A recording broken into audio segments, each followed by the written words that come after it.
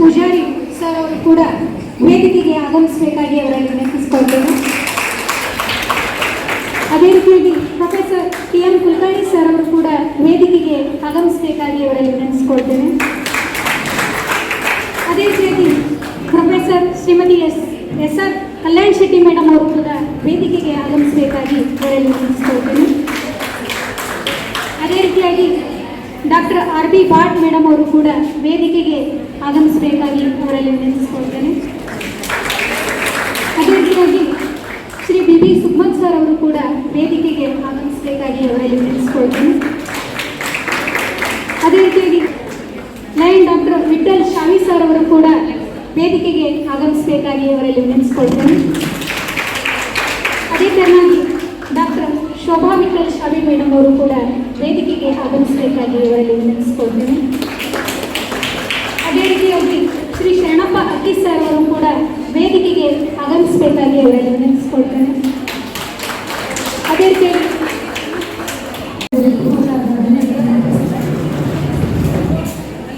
ಜ್ಞಾನದ ಬಲದಿಂದ ಅಜ್ಞಾನದ ಕೇಡು ನೋಡಯ್ಯ, ಜ್ಯೋತಿಯ ಬಲದಿಂದ ತಮಂಗದ ಕೇಡು ನೋಡಯ್ಯ, ಸತ್ಯದ ಬಲದಿಂದ ಅಸತ್ಯದ ಕೇಡು ನೋಡಯ್ಯ, ಪರುಷದ ಬಲದಿಂದ ಅವಲೋಕದ ಕೇಡು ನೋಡಯ್ಯ, ಕೂಡಲ ಸಂಗಮ ದೇವನ ಶರಣರ ಅನುಭಾವದಿಂದ ಎನ್ನ ಭವದ ಕೇಡು ನೋಡಯ್ಯ ಎನ್ನುತ್ತಾ ಮೊದಲಿಗೆ ವಿಶ್ವಗುರು ಬಸವಣ್ಣನವರನ್ನ ವಚನಗಳೊಂದಿಗೆ ನನ್ನ ಮಾತುಗಳನ್ನು ಪ್ರಾರಂಭಿಸುತ್ತಾ ಡಾಕ್ಟರ್ ಶ್ರೀ ಚಿತ್ರಗಿ ಶ್ರೀ ವಿಜಯಮಹಾಂತ ಶಿವಯೋಗಿಗಳನ್ನ ಎನ್ನ ಋಣಮಂದಿರದಲ್ಲಿ ಸ್ಮರಿಸಿಕೊಳ್ತಾ ಡಾಕ್ಟರ್ ಮಹಾಂತಪ್ಪಗಳ ಅಡಿದಾವರಿಗಳಲ್ಲಿ ಪಡಮಟ್ಟು ಹಾಗೆಯೇ ಡಾಕ್ಟರ್ ಗುರುಮಹಾಂತಪ್ಪಗಳ ಅಡಿದಾವರಿಗಳಲ್ಲಿ ಪಡಮಟ್ಟು ಇವತ್ತಿನ ಈ ಶುಭ ಸಂದರ್ಭದಲ್ಲಿ ಶುಭ ಮಧ್ಯಾಹ್ನದ ಶುಭಾಶಯಗಳನ್ನು ತಮಗೆಲ್ಲರಿಗೂ ಕೊಡುತ್ತಾ ನಿಮ್ಮ ಹೂವಿನಂತಹ ಮನಸ್ಸು ಸದಾ ನಗ್ಮಿನಿಂದ ತುಂಬಿರಲಿ ಎಂದು ಆಶಿಸುತ್ತಾ ಈಗಂತೂ ಇವತ್ತಿನ ದಿನ ಲಯನ್ಸ್ ಕ್ಲಬ್ ಇಲ್ಕಲ್, ಶ್ರೀ ವಿಜಯ ಮಹಾಂತೇಶ್ ಕಲೆ ಹಾಗೂ ವಾಣಿಜ್ಯ ಮಹಿಳಾ ಮಹಾವಿದ್ಯಾಲಯ ಇಲ್ಕಲ್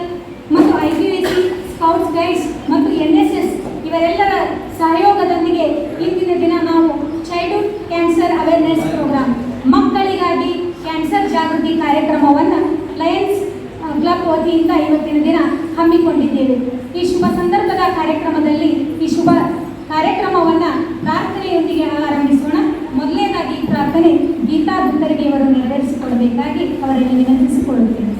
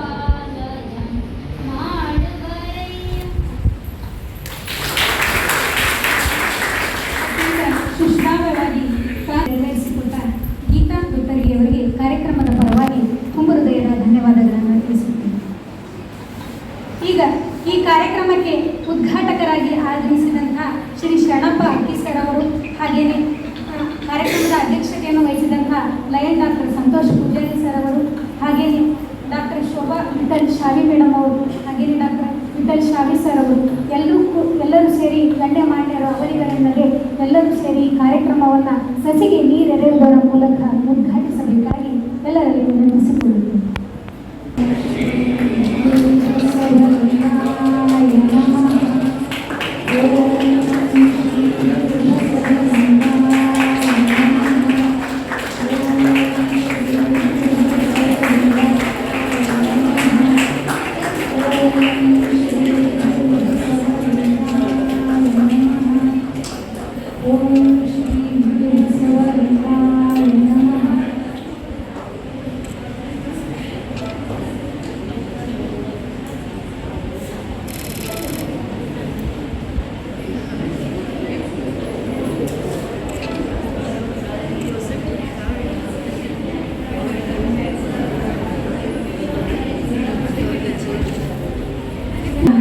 ನೆರವೇರಿಸಿದಂತಹ ವೇದಿಕೆಯ ಗಣ್ಯಮಾನ್ಯರಿಗೆ ಕಾರ್ಯಕ್ರಮದ ಪರವಾಗಿ ಮತ್ತೊಮ್ಮೆ ಮಗನೊಮ್ಮೆ ಧನ್ಯವಾದಗಳನ್ನು ತಿಳಿಸುತ್ತೇನೆ. ಈಗ ಕಾರ್ಯಕ್ರಮಕ್ಕೆ ಆಗಮಿಸಿದಂತಹ ಎಲ್ಲ ಸರ್ವ ಗಣ್ಯರು ಹಾಗೂ ವಿದ್ಯಾರ್ಥಿಗಳನ್ನು ಸ್ವಾಗತಿಸುವಂತಹ ಸಮಯ. ಸ್ವಾಗತ ಪುಷ್ಪಾರ್ಪಣೆ ಕಾರ್ಯಕ್ರಮವನ್ನು ಲಯನ್ಸ್ ಕ್ಲಬ್ ಇಲ್ಕಲ್ದ ಪ್ರೆಸಿಡೆಂಟ್ ಆದಂಥ lion doctor Santosh Pujari sir ಅವರು ನೆರವೇರಿಸಿಕೊಳ್ಳಬೇಕಾಗಿ ಅವರಲ್ಲಿ ವಿನಂತಿಸಿಕೊಳ್ಳುತ್ತೇವೆ. ಓಂ ಶ್ರೀ ಗುರು ಬಸವಲಿಂಗಾಯ ನಮಃ. ಸರ್ವೇ ಜನಃ ಸುಖಿನೋ ಭವಂತು. ಇಂದಿನ ದಿನ Lions international Lions club Ilkal ಇವರ ವತಿಯಿಂದ ಹಾಗೂ ಈ ಒಂದು ಕಾರ್ಯಕ್ರಮ ಇಷ್ಟೊಂದು ಅಚ್ಚುಕಟ್ಟಾಗಿ ನಡೆಯಬೇಕಂದ್ರೆ ಶ್ರೀ ವಿಜಯ ಮಾಂತೇಶ್ ಕಲೆ ಹಾಗೂ ವಾಣಿಜ್ಯ ಮಹಿಳಾ ವಿದ್ಯಾಲಯ ಮಹಾವಿದ್ಯಾಲಯ ಇಲ್ಕಲ್ ಹಾಗೂ IQAC and scout and guides ಮತ್ತು NSS ಇವರ ಸಹಯೋಗದಲ್ಲಿ ಈ ಒಂದು ಕಾರ್ಯಕ್ರಮ ಬರುತ್ತಿದೆ. ಮಕ್ಕಳಿಗಾಗಿ ಕ್ಯಾನ್ಸರ್ ಜಾಗೃತಿ ಅಭಿಯಾನ ಕಾರ್ಯಕ್ರಮ. ಈ ಒಂದು ಕಾರ್ಯಕ್ರಮಕ್ಕೆ ಆಗಮಿಸಿದಂಥ ಎಲ್ಲ ಗಣ್ಯಮಾನ್ಯರಿಗೆ, ವೇದಿಕೆ ಮೇಲೆ ಇದ್ದಂಥ ಮೊದಲು ಇಂದಿನ ಕಾರ್ಯಕ್ರಮವನ್ನು ಉದ್ಘಾಟನೆ ಮಾಡುವ ಮೂಲಕ ಕಾರ್ಯ ನೀಡಿಕೊಟ್ಟಂಥ ನಮ್ಮೆಲ್ಲರ ಗುರುಗಳು ಹಾಗೂ ಈ ಮಹಿಳಾ ಮಹಾವಿದ್ಯಾಲಯದ ಚೇರ್ಮನ್ನರು ಆದಂಥ ಶ್ರೀ ಶರಣಪ್ಪ ಅಕ್ಕಿ ಸರ್ ಅವರಿಗೆ ನಮ್ಮ ಸಂಸ್ಥೆಯ ಹಿರಿಯ ಸದಸ್ಯರಾದಂಥ ಲಯನ್ ಕಾಸಿಂ ಕಂದಲ್ ಸರ್ ಅವರು ಪುಷ್ಪ ನೀಡುವ ಮೂಲಕ ಈ ಕಾರ್ಯಕ್ರಮಕ್ಕೆ ಅವರಲ್ಲಿ ಕಳಕಳಿ ವಿನಂತಿ.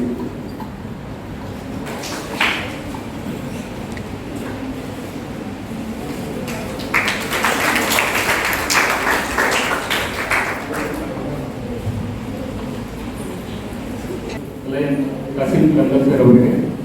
ಹಾಗೆ ಇವತ್ತಿನ ಕಾರ್ಯಕ್ರಮದ ಕೇಂದ್ರ ಬಿಂದುಗಳು ಆದಂಥ ಮತ್ತು ಇವತ್ತಿನ ಮುಖ್ಯ ಉಪನ್ಯಾಸಕರಾಗಿ ಆಗಮಿಸಿದಂಥ ನಮ್ಮ ಇಲ್ಕಲ್ ನಗರದ ಹೆಮ್ಮೆಯ ವೈದ್ಯ ದಂಪತಿಗಳು ಅವರೇ ಡಾಕ್ಟರ್ ಶೋಭಾ ವಿಠಲ್ ಶಾವಿ ಮೇಡಮ್ ಹಾಗೂ ಲಯನ್ ಡಾಕ್ಟರ್ ವಿಠಲ್ ಶಾವಿ ಸರ್ ಅವರಿಗೆ ನಮ್ಮ ಸಂಸ್ಥೆಯ ಹಿರಿಯ ಸದಸ್ಯರಾದಂಥ ಲಯನ್ ರವಿ ಬಸವ ಸರ್ ಅವರು ಹಾಗೂ ಈ ಮಹಿಳಾ ಮಹಾವಿದ್ಯಾಲಯದ ಮೇಡಮ್ ಆದಂಥ ಶ್ರೀಮತಿ AB ಮೇಡಮ್ ಅವರು ವೇದಿಕೆಗೆ ಆಗಮಿಸಿ ಪುಷ್ಪ ನೀಡುವ ಮೂಲಕ ಅವರನ್ನು ಈ ಕಾರ್ಯಕ್ರಮಕ್ಕೆ ಸ್ವಾಗತಿಸಿಕೊಳ್ಬೇಕಾಗಿ ಅವರಲ್ಲಿ ಕಳಕಳಿ.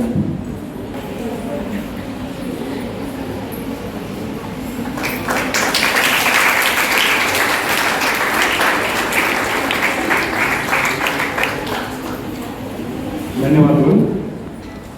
ಹಾಗೆ ಈ ಕಾಲೇಜಿನ ಪ್ರಾಂಶುಪಾಲರು ಆದಂಥ ಶ್ರೀ PB ಸುಕ್ಮತ್ ಸರ್ ಅವರಿಗೆ ನಮ್ಮ ಸಂಸ್ಥೆಯ ಸದಸ್ಯರಾದಂಥ ಲಯನ್ ಶರಣ್ ಕುಮಾರ್ ಸಂತರ್ ಅವರು ಆಗಮಿಸಿ ಅವರಿಗೆ ಪುಷ್ಪ ನೀಡುವ ಮೂಲಕ ಈ ಕಾರ್ಯಕ್ರಮಕ್ಕೆ ಸ್ವಾಗತಿಸಿಕೊಳ್ಬೇಕಾಗಿ ವಿನಂತಿ.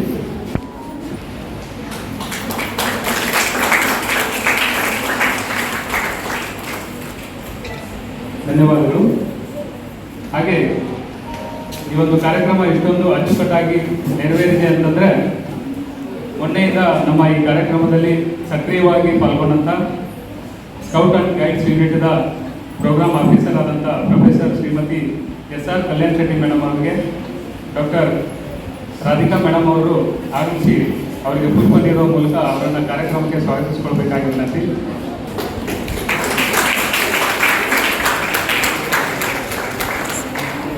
ಹಾಗೆ ಮತ್ತೋರ್ವ ಈ ಕಾರ್ಯಕ್ರಮ ಇಷ್ಟೊಂದು ಅಚ್ಚುಕಟ್ಟಾಗಿ ಹೇಳಬೇಕಂದ್ರೆ ಮತ್ತೊಂದು NSS ಯೂನಿಟ್ 1 ಅವರ ಸಹಾಯ ಕೂಡ ತುಂಬಾ ಇದೆ.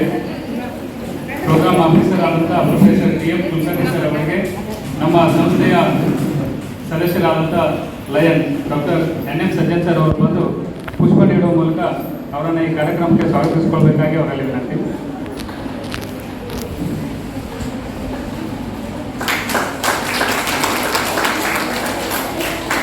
ಹಾಗೆ ನಮ್ಮ ಈ ಕಾರ್ಯಕ್ರಮದ ಮತ್ತೋರ್ವ ಸಹಭಾಗಿತ್ವವನ್ನು ಹಂಚಿಕೊಂಡಂಥ IQAC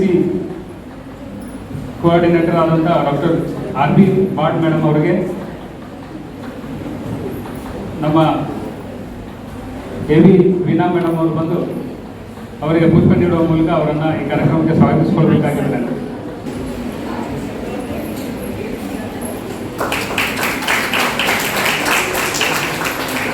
ಧನ್ಯವಾದಗಳು. ಹಾಗೆ ನಮ್ಮ ಸಂಸ್ಥೆಯ ಕಾರ್ಯದರ್ಶಿಗಳಾದಂಥ ಲಯನ್ ಲಾಲ್ ಬಷಾರ್ ಶಿವಮೂರ್ತಿ ಇವರಿಗೆ ನಮ್ಮ ಮಹಾವಿದ್ಯಾಲಯದ ಶಿಕ್ಷಕರಾದಂಥ MN ಗೌಡರ್ ಸರ್ ಅವರು ಬಂದು ಪುಷ್ಪ ನೀಡುವ ಮೂಲಕ ಗಣ್ಯರ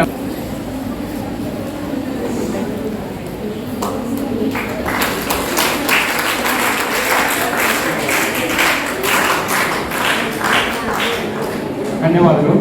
ಹಾಗೆ ನಮ್ಮ ಸಂಸ್ಥೆಯ ಖಜಾಂಚಿಗಳಾದಂಥ ಲಯನ್ ರವಿಕುಮಾರ್ ಅಂಗಡಿ ಸರ್ ಅವರಿಗೆ, ನಮ್ಮ ಸಂಸ್ಥೆಯ ಸದಸ್ಯರಾದಂಥ ಶ್ರೀ ಲಯನ್ ಅಪ್ಪು ಸರ್ ಅವರು ಒಂದು ಪುಷ್ಪ ನೀಡುವ ಮೂಲಕ ಅವರನ್ನು ಈ ಕಾರ್ಯಕ್ರಮಕ್ಕೆ ಸ್ವಾಗತಿಸಿಕೊಳ್ಬೇಕಾಗಿ ವಿನಂತಿ.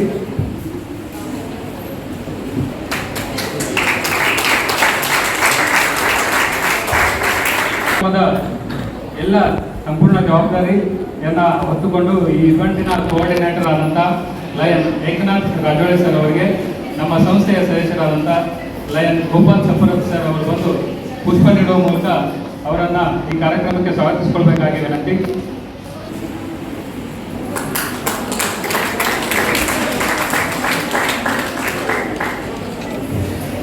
ಧನ್ಯವಾದಗಳು. ಹಾಗೆ ಈ ಕಾರ್ಯಕ್ರಮ ತುಂಬಾ ಅದ್ಧೂರಿಯಾಗಿ ನಡೀಬೇಕು ಅಂತಂದರೆ ತಾವೆಲ್ಲರೂ ಇಷ್ಟೊಂದು ಉತ್ಸಾಹದಿಂದ ಈ ವೇದಿಕೆ ಮೇಲೆ ಆಗಮಿಸಿದ್ದಕ್ಕೆ ತಮ್ಮೆಲ್ಲರಿಗೂ ಹೃದಯಪೂರ್ವಕವಾದ ಸ್ವಾಗತ. ನಮ್ಮ ಇಲ್ಕಲ್ ಲಯನ್ಸ್ ಕ್ಲಬ್ ಹಾಗೂ ಶ್ರೀ ವಿಜಯ ಮಾಂತೇಶ್ ಕಲೆ ಹಾಗೂ ವಾಣಿಜ್ಯ ಮಹಾವಿದ್ಯಾಲಯ ಇಲ್ಕಲ್ ನ ವತಿಯಿಂದ ಎಲ್ಲರಿಗೂ ಹೃದಯಪೂರ್ವಕವಾದ ಧನ್ಯವಾದಗಳು.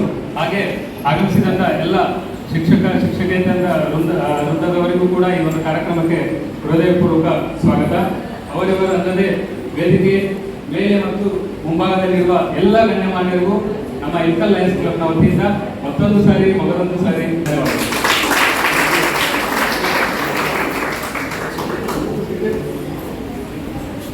Lions club doctor Santosh Pujari sir ಅವರನ್ನು ಕೂಡ ಈ ವೇದಿಕೆಗೆ ತುಂಬ ಹೃದಯದ ಸ್ವಾಗತವನ್ನು ಕೋರುತ್ತೇನೆ. ನಮ್ಮ ಕಾಲೇಜಿನ ಪ್ರಾಚಾರ್ಯರಾದ ಶ್ರೀ PM ಕುಲಕರ್ಣಿ ಸರ್ ಅವರು ಹೂಗುಚ್ಛವನ್ನು ನೀಡುವುದರ ಮೂಲಕ ಅವರನ್ನು ಸ್ವಾಗತಿಸಿಕೊಳ್ಳಬೇಕಾಗಿ ಅವರಲ್ಲಿ ವಿನಂತಿಸುತ್ತೇನೆ. ಡಾಕ್ಟರ್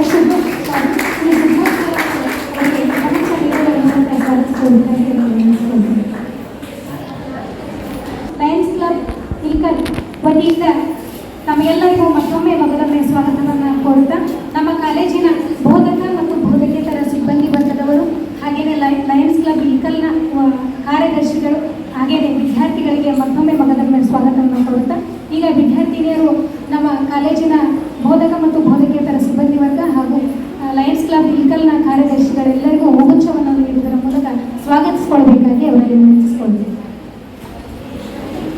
ಅಚ್ಚುಕಟ್ಟಾಗಿ ನೆರವೇರಿಸಿಕೊಟ್ಟಂತಹ ಲಯನ್ ಡಾಕ್ಟರ್ ಸಂತೋಷ್ ಧನ್ಯವಾದಗಳನ್ನು ತಿಳಿಸುತ್ತೇನೆ. ಈಗ ಈ ಕಾರ್ಯಕ್ರಮದ ಮುಖ್ಯ ಅತಿಥಿಗಳಾಗಿ ಆಗಮಿಸಿದಂತಹ ಡಾಕ್ಟರ್ ಶೋಭಾ ವಿಠಲ್ ವಿಚಾರ ಕಾರ್ಯಕ್ರಮವನ್ನು lion doctor Santosh Pujari sir ಅವರು ನೆರವೇರಿಸಿಕೊಡ್ಬೇಕು. ಧನ್ಯವಾದಗಳು. ಈಗ ಈ ಒಂದು ಕಾರ್ಯಕ್ರಮದ ಕೇಂದ್ರ ಬಿಂದುಗಳು ಹಾಗೂ ಇಂದಿನ ವಿಶೇಷ ಉಪನ್ಯಾಸಕರಾಗಿ ಆಗಮಿಸಿದಂಥ ಡಾಕ್ಟರ್ ಶೋಭಾ ವಿಠಲ್ ಚಾವಿ ಮೇಡಮ್ ಅವ್ರ ಬಗ್ಗೆ ಹೇಳೋಕೆ ತುಂಬಾ ಇದೆ. ಮತ್ತೊಂದು ಖುಷಿ ವಿಚಾರ ಏನಂತಂದರೆ, ನಮ್ಮ ಸಂಸ್ಥೆಯ ಹಿರಿಯ ಸದಸ್ಯರು ಲಯನ್ ಡಾಕ್ಟರ್ ವಿಠಲ್ ಚಾವಿ ಸರ್ ಅವರ ಧರ್ಮಪತ್ನಿ ಡಾಕ್ಟರ್ ಶೋಭಾ ವಿಠಲ್ ಚಾವಿ ಮೇಡಮ್ ಅವ್ರಿಗೆ ಕಳೆದ ಒಂದು 4 ದಿನದ ಹಿಂದೆ ಇಂಥದ್ದೊಂದು ಕಾರ್ಯಕ್ರಮ ಮಾಡಬೇಕು ಅಂತ ಹೇಳಿ ಕೇಳಿದಾಗ ತಕ್ಷಣವೇ ಮೇಡಮ್ ಅವರು ಯಾವುದೇ ಒಂದು ವಿಚಾರ ಮಾಡ್ದೇನೆ, ಬೇರೆ ವಿಚಾರ ಮಾಡ್ದೇನೆ ಈ ಒಂದು ಕಾರ್ಯಕ್ರಮ ನಾನು ನಡೆಸಿಕೊಡ್ತೀನಿ. ಮಕ್ಕಳಿಗೆ ಈ ಕ್ಯಾನ್ಸರ್ ಹಾಗೂ ಹೈಜಿನಿಕ್ ಮೇಂಟೈನ್ ಮಾಡೋಂಥ ಕ್ರಮಗಳನ್ನು ಹೇಳಿಕೊಡ್ತೀನಿ ಅಂತೇಳಿ ಮೇಡಮ್ ಅವರು ಸ್ವ ಆಸಕ್ತಿಯಿಂದ ನಮ್ಮ ಸಂಸ್ಥೆಯ ಜೊತೆಗೂಡಿ ಈ ಒಂದು ಕಾರ್ಯಕ್ರಮವನ್ನು ನಡೆಸಿಕೊಡೋದಕ್ಕೆ ಬಂದಿದ್ದಾರೆ. ಅವ್ರ ಬಗ್ಗೆ ಹೇಳಬೇಕು ಅಂತಂದರೆ ಸುಮಾರು 12-13 ವರ್ಷದಿಂದ ನಮ್ಮ ಇಕ್ಕಲಿನಲ್ಲಿ ಸ್ತ್ರೀರೋಗ ಹಾಗೂ ಪ್ರಸೂತಿ ವಿಭಾಗದಲ್ಲಿ ಅವರು ಸೇವೆಯನ್ನು ಸಲ್ಲಿಸ್ತಾ ಬಂದಿದ್ದಾರೆ. ನಮಗೆಲ್ಲರಿಗೂ ಗೊತ್ತು, ಈ ವೈದ್ಯ ದಂಪತಿಗಳು ಅತ್ಯಂತ ಸಮಾಜ ಸೇವೆ ಹಾಗೂ ಬಡವರಿಗೆ ಸಹಾಯ ಮಾಡುವಲ್ಲಿ ಮತ್ತು ಅತಿ ಮುಖ್ಯವಾಗಿ ಕೊರೋನಾ ಎಂಬ ಮಹಾಮಾರಿ ಸಂದರ್ಭದಲ್ಲಿ ಈ ವೈದ್ಯ ದಂಪತಿಗಳು ಮುಂಚೂಣಿಯಲ್ಲಿ ನಿಲ್ತಾರೆ. ರೋಗಿಗಳನ್ನು ಅತಿ ಪ್ರೀತಿಯಿಂದ ಉತ್ಸಾಹದಿಂದ ಅವರ ರೋಗವನ್ನು ನಿವಾರಣೆ ಮಾಡುವಲ್ಲಿ ಈ ವೈದ್ಯ ದಂಪತಿಗಳು ಮುಂಚೂಣಿಯಲ್ಲಿ ಇರ್ತಾರೆ ಅಂತೇಳಿ ಅತ್ಯಂತ ಖುಷಿಯಿಂದ ಹೇಳೋದಕ್ಕೆ ಇಷ್ಟಪಡ್ತೀವಿ. ಹಾಗೆ ಪ್ರಸಕ್ತ ಸಾಲಿನಲ್ಲಿ ಮೇಡಮ್ ಅವರು ಫಾಕ್ಸಿ ಡಿಸ್ಟ್ರಿಕ್ಟ್ ಸೆಕ್ರೆಟರಿ ಆಗಿ ಕಾರ್ಯವನ್ನು ನಿರ್ವಹಿಸ್ತಿದ್ದಾರೆ. ಅವರು ನಮ್ಮ ಸಂಸ್ಥೆಯ ಕರೆಗೆ ಒಗ್ಗಟ್ಟು ಇಂದಿನ ಕಾರ್ಯಕ್ರಮವನ್ನು ನಡೆಸಿಕೊಡೋದಕ್ಕೆ ಬಂದಿದ್ದಾರೆ. ಅವರಿಗೆ ಮತ್ತೊಂದು ಸಾರಿ ನಮ್ಮೆಲ್ಲರ ಪರವಾಗಿ ಹೃದಯಪೂರ್ವಕ ಧನ್ಯವಾದ ಹೇಳಿ ಅವರ ಒಂದು ಕಿರು ಪರಿಚಯವನ್ನು ಮುಕ್ತಾಯವನ್ನು ಮಾಡಿಕೊಡ್ತೇನೆ. ಧನ್ಯವಾದ. ಮುಖ್ಯ ಅತಿಥಿ ಪರಿಚಯವನ್ನು ನಿರ್ವಹಿಸಿಕೊಟ್ಟ ಡಾಕ್ಟರ್ ಸಂತೋಷ್ ಪೂಜಾರ್ ಸರ್ ಅವರಿಗೆ ತುಂಬ ಹೃದಯದ ಧನ್ಯವಾದಗಳನ್ನು ತಿಳಿಸುತ್ತೇನೆ. ಇವಾಗ ಈ ಕಾರ್ಯಕ್ರಮದ ಮುಖ್ಯ ಉದ್ಘಾಟಕರಾಗಿ ಆರಂಭಿಸಿದಂತಹ ನಮ್ಮ ಕಾಲೇಜಿನ ಚೇರ್ಮನ್ ಆದಂತಹ ಶ್ರೀ ಶರಣಪ್ಪ ಅಕ್ಕಿ ಸರ್ ಅವರು ಕಾರ್ಯಕ್ರಮವನ್ನು ಉದ್ದೇಶಿಸಿ ನಮ್ಮೆಲ್ಲರನ್ನು ಉದ್ದೇಶಿಸಿ ಒಂದೆರಡು ಮಾತುಗಳನ್ನು ನಮ್ಮೊಂದಿಗೆ ಹಂಚಿಕೊಳ್ಳಬೇಕಾಗಿ ಅವರಲ್ಲಿ ವಿನಂತಿಸಿಕೊಳ್ಳುತ್ತೇವೆ.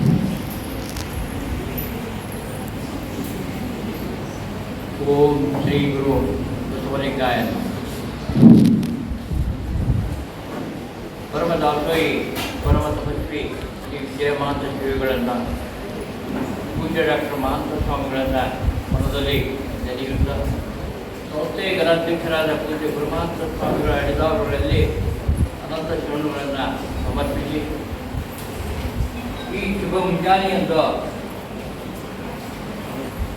ಸೇವಾ ಸಂಸ್ಥೆಯಾದ ಅಂತಾರಾಷ್ಟ್ರೀಯ ಮಟ್ಟದ ಸೇವಾ ಸಂಸ್ಥೆಯಾದ ಲಯನ್ಸ್ ಕ್ಲಬ್ ಶ್ರೀ ವಿಜಯಮಾತೇಶ್ ಕಲೆ ಹಾಗೂ ವಾಣಿಜ್ಯ ಮಹಿಳಾ ಮಹಾವಿದ್ಯಾಲಯ ಮತ್ತು ITUC ಸ್ಕೌಟ್ ಮತ್ತು ಗೈಡ್ NSS ಇವರ ಸಹಯೋಗದಲ್ಲಿ ನಡೆದಿರುವಂತಹ ಮಕ್ಕಳಿಗಾಗಿ ಕ್ಯಾನ್ಸರ್ ಜಾಗೃತಿ ಕಾರ್ಯಕ್ರಮದ ಮುಖ್ಯ ಅತಿಥಿಗಳಾಗಿ ಆಗಮಿಸಿದಂತಹ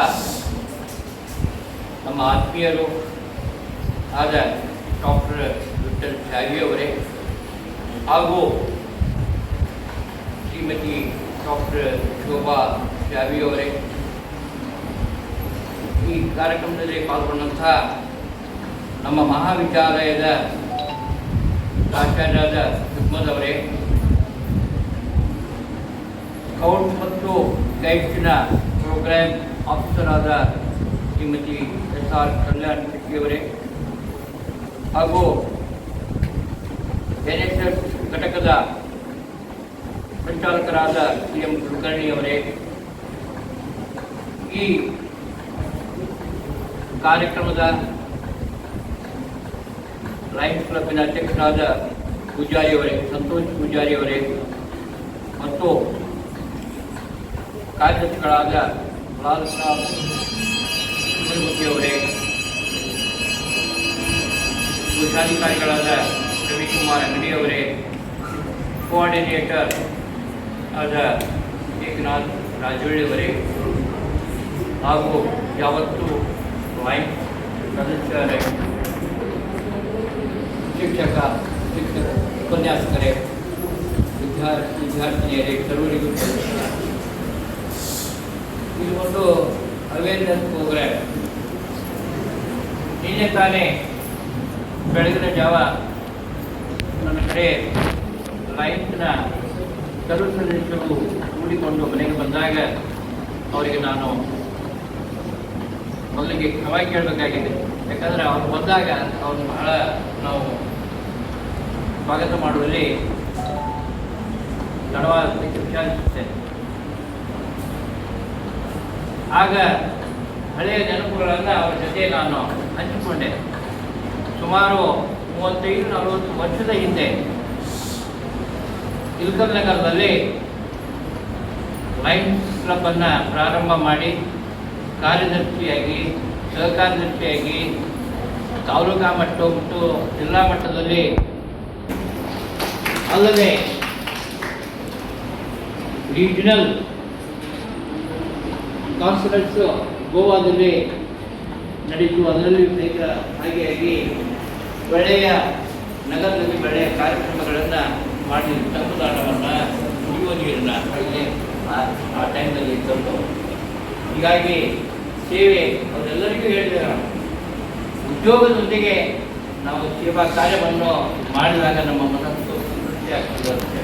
ಆ ಕಾರಣವಾಗಿ ಉದ್ಯೋಗಕ್ಕೆ ಮೊದಲು ಮಹತ್ವ ಕೊಡ್ರಿ, ಸೇವಾ ಮನೋಭಾವವನ್ನು ತಮ್ಮಲ್ಲಿ ಬೆಳೆಸುವರಿಯುತ್ತೆ. ಆ ರೀತಿಯಾಗಿ ಅವರೊಂದಿಗೆ ನಾನು ಮಾತನಾಡಿ ನಾನು ಅವರ ಆಮಂತ್ರಣದಂತೆ ಇವತ್ತು ಈ ಕಾರ್ಯಕ್ರಮಕ್ಕೆ ಗಮನಿಸಿದ್ದೇನೆ. ಈಗ ಅವ್ರು ಮಾಡ್ತಕ್ಕಂಥ ಈ ಅವೇರ್ನೆಸ್ ಪ್ರೋಗ್ರಾಮ್ ಬಹಳ ಮಹತ್ವದ್ದಾಗಿದೆ. ಅವರು ಡಾಕ್ಟರ್ಸ್ ಆದ ಕಾರಣ ಕೆಲವು ಕ್ಲಿಪ್ಸ್ಗಳ ಮುಖಾಂತರ ಆ ಮಾಹಿತಿಯನ್ನು ಕೊಡ್ತಾರೆ. ಅದನ್ನು ನಾವು ನಮ್ಮ ಕುಟುಂಬದಲ್ಲಿ ಇರ್ತಕ್ಕಂಥ ಜನರಿಗೆ, ಸದಸ್ಯರಿಗೆ ನಾವು ಆ ಅವೇರ್ನೆಸ್ಸನ್ನು ತರುವಂಥ ಪ್ರಯತ್ನ ಮಾಡಬೇಕು. ಈಗಿನ ದಿನಮಾನದಲ್ಲಿ ಗುಟ್ಕಾ ಅನೇಕ ದುಶ್ಚಟಗಳಿಂದ ಮಕ್ಕಳು ಬಲಿಯಾಗ್ತಾ ಇದ್ದಾರೆ, ಅನೇಕ ರೋಗಗಳಿಗೆ ತುತ್ತಾಗ್ತಾ ಇದ್ದಾರೆ. ಅವೆಲ್ಲ ಹೋಗಬೇಕು ಅಂತಂದ್ರೆ ಮುಂಜಾಗ್ರತೆಯಾಗಿ ನಾವು ಏನು ಡಾಕ್ಟರ್ಸ್ ಸಲಹೆ ಸೂಚನೆಗಳನ್ನು ಕೊಡ್ತಾರೆ ಅದನ್ನು ಪರಿಣಾಮಕಾರಿಯಾಗಿ ನಾವು ಮಕ್ಕಳ ಬೆಳವಣಿಗೆಗೆ, ಆರೋಗ್ಯದ ಕಡೆ ಬಹಳ ಲಕ್ಷ್ಯ ಕೊಡಬೇಕಾಗಿದೆ. ಇದರ ನಿರ್ಮಾಣ ಬಹಳ ಮಕ್ಕಳಲ್ಲಿ ಬೆಳವಣಿಗೆ ಕಡಿಮೆ ಆಗಿದೆ. ಆ ಕಾರಣವಾಗಿ ಆರೋಗ್ಯ ದೃಷ್ಟಿಯಿಂದ ಅವರು ಕೊಡ್ತಕ್ಕಂಥ ಸಲಹೆ ಸೂಚನೆಗಳನ್ನು ಈಗ ಫಿಸಿಕಲಿ ಅವರ ಬಾಡಿ ಚೇಂಜ್ ಆಗಿಬಿಡ್ತಾವೆ. ಮಕ್ಕಳು ಮಾಡ್ತಕ್ಕಂಥ ದುಶ್ಚಟಗಳಿಗೆ ಅವರ ಬಾಯಿ, ಅವರ ಹಲ್ಲು ಅವೆಲ್ಲ ನೋಡ್ತೀರಿ. ಆ ಕಾರಣವಾಗಿ ಅವರು ಕ್ಯಾನ್ಸರ್ ಈ ರೋಗಕ್ಕೆ ಏನು ನಾವು ಮುಂಜಾಗ್ರತೆಯನ್ನು ಕೈಗೊಳ್ಳಬೇಕು ಅನ್ನುವಂಥ ಮಾಹಿತಿಯನ್ನು ನೀಡ್ತಾ ಇದ್ದಾರೆ. ಆ ಸೌಲಭ್ಯವನ್ನು ತಾವೆಲ್ಲ ಪಡಿಬೇಕು. ಈಗ ಆ ಕಾರಣವಾಗಿ ತಮ್ಮೆಲ್ಲರಿಗೂ ಈ ಮಾತುಗಳನ್ನು ಹೇಳಿ ಈ ಮುಕ್ತ ಕ್ಯಾನ್ಸರ್ ಆಗುವಂಥ ನಿಟ್ಟಿನಲ್ಲಿ ನಾವೆಲ್ಲ ಹೋಗೋಣ ಅಂತ ಹೇಳಿ ನಾನು ಎರಡು ಮಾತುಗಳನ್ನು.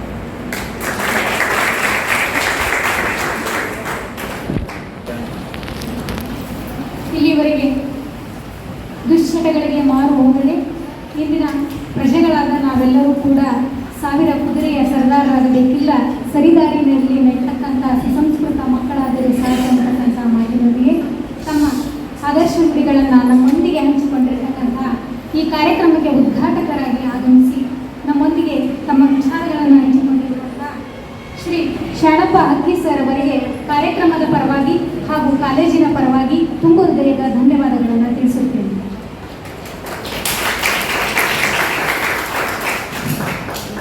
ಇವಾಗ ಈ ಕಾರ್ಯಕ್ರಮದ ಮುಖ್ಯ ಅತಿಥಿಗಳಾಗಿ ಆಗಮಿಸಿದಂತಹ ಡಾಕ್ಟರ್ ಶೋಭಾ ವಿಠಲ್ ಶಾವಿಕ್ ಮೇಡಮ್ ಅವರಿಗೆ ಲಯನ್ಸ್ ಕ್ಲಬ್ ಇಲ್ಕಲ್ ಅವರ ವತಿಯಿಂದ ಶೋಭಾ ವಿಠಲ್ ಶಾವಿಕ್ ಮೇಡಮ್ ಅವರಿಗೆ ಲಯನ್ಸ್ ಕ್ಲಬ್ ಇಲ್ಕಲ್ ವತಿಯಿಂದ ಸತ್ಕಾರ ಸಮಾರಂಭ. ಈ ಸತ್ಕಾರ ಸಮಾರಂಭವನ್ನು ಲಯನ್ಸ್ ಕ್ಲಬ್ ಇಲ್ಕಲ್ನ ಎಲ್ಲ ಪದಾಧಿಕಾರಿಗಳು ನೆರವೇರಿಸಿಕೊಡಬೇಕಾಗಿ ಅವರಲ್ಲಿ ವಿನಂತಿಸಿಕೊಳ್ಳುತ್ತೇವೆ. ಸದಸ್ಯರಾದಂಥ ಲಯನ್ ಡಾಕ್ಟರ್ ವಿಠಲ್ ಶಾವಿ ಸರ್ ಕೂಡ ಈ ಒಂದು ಸನ್ಮಾನ ಕಾರ್ಯಕ್ರಮದಲ್ಲಿ ಪಾಲ್ಗೊಳ್ಳಬೇಕು. ವೈದ್ಯ ದಂಪತಿಗಳಿಗೆ ಈ ಒಂದು ಸನ್ಮಾನ ಮಾಡುವುದು ನಮಗೆ ಹೆಮ್ಮೆಯ ವಿಷಯ. ಡಾಕ್ಟರ್ ಶೋಭಾ ಮೇಡಮ್ ಹಾಗೂ ಡಾಕ್ಟರ್ ವಿಠಲ್ ಸರ್ ಅವರು ಈ ಒಂದು ಸನ್ಮಾನವನ್ನು ಸ್ವೀಕರಿಸಬೇಕು. ಹಾಗೆ ವೇದಿಕೆ ಮೇಲೆ ಇದ್ದಂಥ ಗಣ್ಯರ ಜೊತೆ ಲಯನ್ಸ್ ಕ್ಲಬ್ನ ಎಲ್ಲ ಹಿರಿಯರು ಕೂಡ ಈ ಒಂದು ಸನ್ಮಾನ ಕಾರ್ಯಕ್ರಮದಲ್ಲಿ ಭಾಗಿಯಾಗಬೇಕು. ಅಪ್ಪು ಸರ್.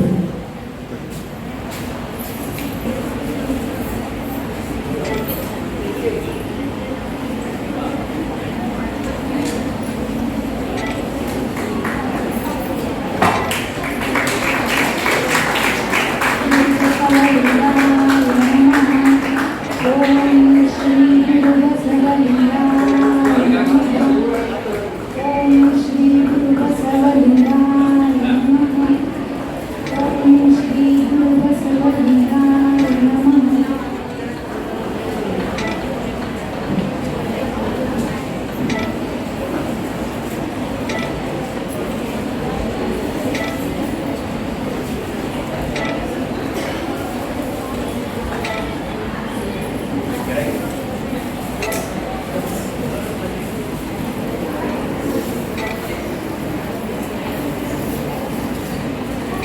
ಸನ್ಮಾನವನ್ನು ಸ್ವೀಕರಿಸಿದಂತಹ ಡಾಕ್ಟರ್ ವಿಠಲ್ ಶಾಲಿ ಸರ್ ಹಾಗೆಯೇ ಡಾಕ್ಟರ್ ಶೋಭಾ ವಿಠಲ್ ಶಾಲಿ ಅವರಿಗೆ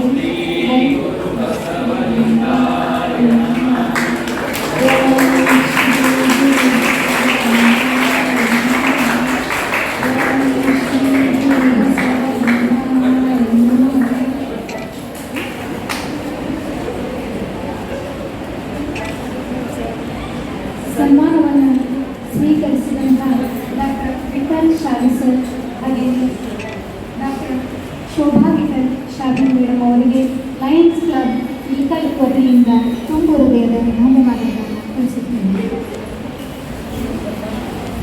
ಅತಿಥಿಗಳಾಗಿ ಆಗಮಿಸಿದಂತಹ ಡಾಕ್ಟರ್ ವಿಠಲ್ ಶಾಲಿ ಸರ್ ಅವರು ಕಾರ್ಯಕ್ರಮವನ್ನು ಉದ್ದೇಶಿಸಿ ಸನ್ಮಾನ ಪರ ಒಂದೆರಡು ಮಾತುಗಳನ್ನು ಆಡಬೇಕಾಗಿ ಅವರಲ್ಲಿ ವಿನಂತಿಸಿಕೊಳ್ಳುತ್ತೇನೆ.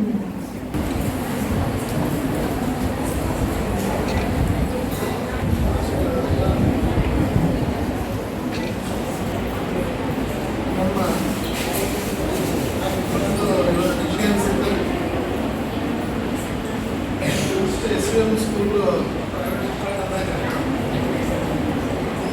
ನಮ್ಮನ್ನು ಗೌರ್ಮೆಂಟ್ ಕಾಲೇಜಿಂದ ಅವರಾಗಿ ಸರ್ಟಿಫಿಕೇಟ್ ಕಿತ್ಕೊಂಡು ರಚಿಸಿದ್ರು. ಫಸ್ಟ್ ಸ್ಟಾರ್ಟ್ ಆದಾಗ ಕನ್ನಡ ಮೀಡಿಯಮ್ ಫಸ್ಟ್ ಸ್ಟೂಡೆಂಟ್ ನಾನು ಪ್ರೈವೇಟ್ ಕಾಲೇಜಿಂದ. ಅವಾಗೆಲ್ಲ ಗೌರ್ಮೆಂಟ್ ಕಾಲೇಜ್ ಸೆಕೆಂಡ್ ಸ್ಟ್ಯಾಂಡರ್ಡಿಗೆ ನಮ್ಮನ್ನು ಅವಾಗಲೇ ಫೋರ್ಸಿಬಲ್ ಈಗೆಲ್ಲ ಫೀಸು ಡೊನೇಷನ್ ನೀವು ಏನೋ ಮಾಡ್ರಿ ಬಜೆಟ್ ಆ ಸ್ಕೂಲಿಗೆ ಬರೋಂಥ ಆ ಥರ ಅವೆಲ್ಲ ಬಂದು ನಮ್ಮ ತಂದೆಗೆ ಅವಾಜ್ ಮಾಡಿದಾಗ ಸೊ ನಾನು Kannada medium first batch student SVM student. ಅದಕ್ಕೋಸ್ಕರ ಈ ಒಂದು ಸಂಸ್ಥೆ ನಾನು ಒಂದು ಸ್ಟೂಡೆಂಟ್ ಇವತ್ತು ನಮ್ಮ ಒಂದು ಇಲ್ಕಲಿಂದ ಹಿರಿಯರಾದಂಥ ಶರಣಪ್ಪ ಅಕ್ಕಿಯ ಜೊತೆ ನಾನು ವೇದಿಕೆ ತುಂಬ ಖುಷಿ ಪಡ್ತೀನಿ. ಇದೆಲ್ಲದೂ ಮಹತ್ವ ನಾನು ಏನೇನು ಬಯಸ್ತಂದ್ರೆ ಮೀಡಿಯಮ್ಮು ಕನ್ನಡ ಜಾತಿ ಆಮೇಲೆ ಯಾವ್ದು ಶ್ರೀಮಂತಿದೆ ಯಾವುದು ಏನು ಇದಾಗಲ್ಲ. ಶಿಕ್ಷಣ ಒಂದು ಸ್ಟಾರ್ಟ್ ಮಾಡಿದ್ವಿ ಇದನ್ನು ಗುರುಮಾಂತೆಗಳ ಮುಂಚೆ ನಾವು ಅಂತಿದ್ವಿ ಏನೇನು ಮಠಗಳು ಯಾರು ಸ್ವಾಮಿಗಳು ಏನು ಎಲ್ಲವೂ ಹೆಂಗೆ ಜನನ ಮೇಲ್ ತರ್ತಾ ಇದ್ರಂದ್ರೆ ಇಷ್ಟೊಂದು ಶಿಕ್ಷಣ ಸಂಸ್ಥೆಗಳನ್ನು ಸ್ಟಾರ್ಟ್ ಮಾಡ್ತಿದ್ವಿ. ಈ ಥರ ಒಂದು ಹೊಸ ಹೊಸ ಶಿಕ್ಷಣ ಸಲಿಂದ ಎಲ್ಲೆಲ್ಲಿಂದನೂ ಈ ಥರ ಅವರನ್ನು ಎಜುಕೇಷನ್ ಶಿಕ್ಷಕರು ತಯಾರು ಮಾಡಿ ಅಲ್ಲೆಲ್ಲಿಂದ ಹೊಸ ಹೊಸ ಥರದ ಶಿಕ್ಷಣ ಮಾಡಿ ವೈದ್ಯಕೀಯ ಇಂಜಿನಿಯರಿಂಗು ಮತ್ತು ಬೇರೆ ಎಲ್ಲ ಥರದೂ ಶಿಕ್ಷಣಗಳಿಂದ ಈ ಸಂಸ್ಥೆಗಳಲ್ಲಿ ಇದರ ಒಂದು ಮಹತ್ತರ ಔಷಧ ಅಂತ ನಾನು ಹೇಳಲಿಕ್ಕೆ ಬಯಸ್ತೀನಿ. ಮತ್ತು ಲಯನ್ಸ್ ಕ್ಲಬ್ ಇಲ್ಕಲ್ ಅನ್ನೋ ಒಂದು ಮೆಂಬರು. ಸೊ ಈ ಥರ ಒಂದು ಸಂತೋಷ್ ಪೂಜಾರನ್ನು ವೇದಿಕೆ ಇಟ್ಟಾಗ ಇಲ್ಲ ತುಂಬ ಒಳ್ಳೆಯದು ಈ ಥರ ಮಾಡೋದು ಅವಶ್ಯಕತೆ ಇದೆ ಅಂತ ಹೇಳ್ಬಿಟ್ಟು ನಾನು ನಮ್ಮ ಮಿಸಸ್ಗೆ ಹೇಳಿದೆ ಅದ್ರ ಬಗ್ಗೆ ಒಂದು ಅವೇರ್ನೆಸ್ ಪ್ರೋಗ್ರಾಮ್ ಕ್ರಿಯೇಟ್ ಮಾಡಬೇಕು ಅಂತ ಹೇಳಿ ಅವರು ಒಪ್ಪಿದ್ರು. ಇನ್ನೊಂದು ಮತ್ತೇನಂದರೆ ವೇದಿಕೆ ಮೇಲೆ ಆದರ್ಶ ಅಂತ ನಾನು ಯಾರು ಆ್ಯಕ್ಚುಲಿ ಈ ಕಾಲೇಜ್ ಓದಿಲ್ಲ ಆದರೂ ಎಲ್ಲರೂ ಈ ಕಾಲೇಜಲ್ಲಿ ಓದಿಲ್ಲ ಬೇರೆ ಕಾಲೇಜ್ ವೇದಿಕೆ ಮೇಲೆ ಅಂತ ಎಲ್ಲ ಗುರು ಹಿರಿಯರಿಗೂ ನಾನು ಹೃತ್ಪೂರ್ವಕ ವಂದನೆಗಳನ್ನು ತಿಳಿಸ್ಲಿಕ್ಕೆ ಬಯಸ್ತೀನಿ. ಎದಕ್ಕಂದರೆ ಈ ಸಂಸ್ಥೆ ನಾನು ಒಂದು ವಿದ್ಯಾರ್ಥಿ ಅದಕ್ಕೋಸ್ಕರ ನಾನು ಈ ಒಂದು ವಿದ್ಯಾರ್ಥಿ ಇದೇ ವೇದಿಕೆ ಮೇಲೆ ಹಂಚ್ಕೊಳ್ಳಿಕ್ಕೆ ಒಂಥರ ಖುಷಿ ಅನಿಸುತ್ತೆ. ಅದಾದಮೇಲೆ ಇಲ್ಕಲ್ನಲ್ಲಿ ಇವಾಗ ವೈದ್ಯಕೀಯ ಸೇವೆ ತುಂಬ ಚೆನ್ನಾಗಿ ಮುಂದುವರಿತಾ ಇದೆ. ನಾನು ವಿಚಾರ ಮಾಡಲಿಲ್ಲ ಫಸ್ಟ್ ಒಂದು ಬರೀ ಒಂದು MBBS ಸಾಕಂತ ಅನಿಸಿತ್ತು. ನಾನು MBBS ಆದಮೇಲೆ ಮತ್ತು MS ಸರ್ಜರಿ ಮಾಡಿದೆ. ಅದಾದಮೇಲೆ MCH ಬಾಂಬೆ ಹಾರ್ಟ್ ಮತ್ತು cardiothoracic and vascular surgery heart ಆಪ್ರೇಷನನ್ನು ನಾನು ಪಂಡಿತಿ ಆಗಿಬಿಟ್ಟು 10 ವರ್ಷ KLL ನಾನು ವರ್ಕ್ ಮಾಡಿದ್ದೀನಿ. ಇವಾಗ ನಾನು ಹುಬ್ಬಳ್ಳಿ ಸುಚರಾಯ KLE ಸುಚರಾಯ ಹಾಸ್ಪಿಟ್ಲಲ್ಲಿ ವಿಸಿಟಿಂಗ್ ಕನ್ಸಲ್ಟೆಂಟ್ ಆಗಿ ಇಲ್ಕಲಲ್ಲಿ ನಮ್ಮ ತಂದೆ ಒಂದು ಆಸೆ ಇತ್ತು. ಆ್ಯಕ್ಚುಲಿ ನಾನು ಇಷ್ಟು ಓದಿ ಇಲ್ಕಲ್ಲಿ ಯಾಕೆ ಬಂದಿದ್ದೀನಿ ಅಂತಂದರೆ ಇಲ್ಲಿ ಜನಕ್ಕೆ ಯಾವಾಗಲೂ ನಮ್ಮ ತಂದೆ ಬಯಸಿದ್ರು ಇಲ್ಲಿ ಜನಕ್ಕೆ ಸೇವೆ ಕೊಡಬೇಕು. ಅದು ಈ ಸಂಸ್ಥೆಯಿಂದ ಬಂದಮೇಲೆ ಈ ಊರಿಗೆ ನೀವು ಸೇವೆ ಕೊಡಬೇಕು ಅನ್ನೋದು ಅದು ಇರುತ್ತೆ. ಅದಕ್ಕೋಸ್ಕರ ನಾನು ಅಷ್ಟು MCH ಓದ್ಬಿಟ್ಟು ಇಲ್ಕಲ್ಲೇ ನಾನು ನನ್ನ ಸೇವೆಯನ್ನು ಕಂಟಿನ್ಯೂ ಮಾಡ್ತಾಯಿದ್ದೆ. ಅದೇ ಥರ ನಮ್ಮ ಮಿಸ್ಸಸ್ ಆದರೂ ಅವರು ಅದೇ ಥರ ಅವರಾದರೂ DNB ಮಾಡಿ MS ಮಾಡಿ ಮಾಡಿದಾಗ ಅವರು ವಿಚಾರ ಮಾಡಿದ್ರು ದೊಡ್ಡವ್ರಿಗೆ ನಾವು ಸೆಟ್ಲ್ ಆಗೋದಿಲ್ಲ ಅಂತೇಳಿ. ಆದರೆ ಈ ಊರಲ್ಲಿ ಅವಶ್ಯಕತೆ ಇದೆ, ಅದಕ್ಕೆ ಈ ಊರಿಗೆ ಸೇವೆ ಸಲ್ಬೇಕಂತೇಳಿ ನಾನು ಹೇಳಿದಾಗ ಅವರು ಮುಂಚೆ ಇಲ್ಲಿ ಸ್ಟಾರ್ಟ್ ಮಾಡಿ ಎಲ್ಲ ಸೆಟಪ್ ಆದಮೇಲೆ ನಾನು 8 ವರ್ಷ ಮಾಡಿದ್ದೀನಿ. ಕ್ಯಾನ್ಸರ್ ಅವೇರ್ನೆಸ್ ಬಗ್ಗೆ ಅದೆಲ್ಲ ಮಾಹಿತಿ ಕೊಡ್ತಾರೆ. ಏನೇನು ಹೇಳ್ಬೇಕಂದ್ರೆ ಎಲ್ಲರೂ ವಿದ್ಯಾರ್ಥಿಗಳು ಅಂತಾರೆ ಶಿಕ್ಷಣ ತುಂಬ ಇಂಪಾರ್ಟೆಂಟ್. ಶಿಕ್ಷಣ ಯಾವ ನಾನು ಒಂದು ಏಕಾರಿಕೆ ಮನೆಯಿಂದ ಬಂದವನು. ಶಿಕ್ಷಣದಿಂದ ಏನೆಲ್ಲ ಸಾಧಿಸ್ಬೋದು ಅನ್ನೋದಕ್ಕೆ ನಾನು ಒಂದು ಇದಕ್ಕೆ ಹೇಳಿ ಬಯಸ್ತೇನೆ. ಅದಕ್ಕೋಸ್ಕರ ಈ ಟೈಮಲ್ಲಿ ಎಷ್ಟು ಸಾಧ್ಯವಾಗುತ್ತೋ ಅದನ್ನು ಇವತ್ತು ಸೋಷಿಯಲ್ ಮೀಡಿಯಾ ಎಲ್ಲ ಥರದಿಂದ ನಮಗೆ ಸಾಕಷ್ಟು ಜ್ಞಾನ ಬರ್ತಾ ಇದೆ. ಅದನ್ನು ಒಳ್ಳೆಯ ಜ್ಞಾನವನ್ನು ಮಾತ್ರ ಸಹಿಸ್ಕೊಡ್ರಿ. ಬೇರೆದ್ರಿಂದೆಲ್ಲ ಅಡಿಕ್ಷನ್ ಆಗಬೇಡಿ. ಅದನ್ನು ಬೇರೆದ್ರಿಂದೆಲ್ಲ ದುಶ್ಚಟಗಳನ್ನ ಇದು ಮಾಡಿದೆ. ಕ್ಯಾನ್ಸರ್ ಡಿಟೆಕ್ಟ್ ಅಂದರೆ ಇನಿಷಿಯಲಿನೇ ಡಿಟೆಕ್ಟ್ ಆದರೆ ಅದು ಟ್ರೀಟೇಬಲ್ ಅಂತೀವಿ. ಎಷ್ಟೊಂದು ಕ್ಯಾನ್ಸರ್ಗಳು ನಾವೇನಂತೀವಿ ಅಂದರೆ ಟ್ರೀಟ್ ಮಾಡೋಕ್ಕಾಗಲ್ಲ, ಬಟ್ ಅವುಗಳ ಪ್ಯಾಲಿಯೇಟಿವ್ ಇದೆ. ಅವ್ರದ್ದು ಆಯುಷ್ಯನ ಜಾಸ್ತಿ ಮಾಡ್ಬೋದು ಆ ಥರ. ಅದಕ್ಕೋಸ್ಕರ ಎದಕ್ಕೆ ನಾವು ಕ್ಯಾನ್ಸರ್ ಮುಂಚೆನೇ ಡಿಟೆಕ್ಟ್ ಮಾಡಬೇಕಂದ್ರೆ ಇನಿಷಿಯಲ್ ಸ್ಟೇಜಲ್ಲಿ ನಾವು ಸ್ಟೇಜ್ 1 ಅಥವಾ 2 ಮ್ಯಾಕ್ಸಿಮಮ್ 3A ಅಂತ ಆ ಸ್ಟೇಜಲ್ಲಿ ನಾವು ಕ್ಯೂರ್ ಮಾಡೋ ಚಾನ್ಸಸ್ ಇರುತ್ತೆ. ಅದಕ್ಕೋಸ್ಕರ ಬೇಗ ನಾವು ಕ್ಯಾನ್ಸರ್ ಡಿಟೆಕ್ಟ್ ಮಾಡಿದರೆ ಅದಕ್ಕೆ ಪರಿಹಾರ ಇರುತ್ತೆ. ಮತ್ತು ಮೇಡಮ್ ಅದ್ರ ಜೊತೆಲಿ ಮೆನ್ಸ್ಟ್ರಲ್ ಹೈಜೀನ್ ಬಗ್ಗೆ ಅವೇರ್ನೆಸ್ ಕೊಡ್ತಾ ಇದ್ದಾರೆ ಎಲ್ಲ ಹೇಳ್ಬಿಟ್ಟು. ಮತ್ತೇನೆಂದರೆ ಈ ಒಂದು ವೇದಿಕೆಗೆ ನಾನು ಕರೆದಕ್ಕಾಗಿ ನಮ್ಮ ಲಯನ್ಸ್ ಕ್ಲಬ್ ವಿಜಯ ಮಹಾಂತೇಶ ಸಂಸ್ಥೆಯ ಎಲ್ಲ ಪದಾಧಿಕಾರಿಗಳು ಹಾಗೂ ಎಲ್ಲ ವಿದ್ಯಾರ್ಥಿಗಳಿಗೆ ನಾನು ತುಂಬ ಹೇಳಿ ನಾನು ಮಾತನಾಡ್ತೀನಿ.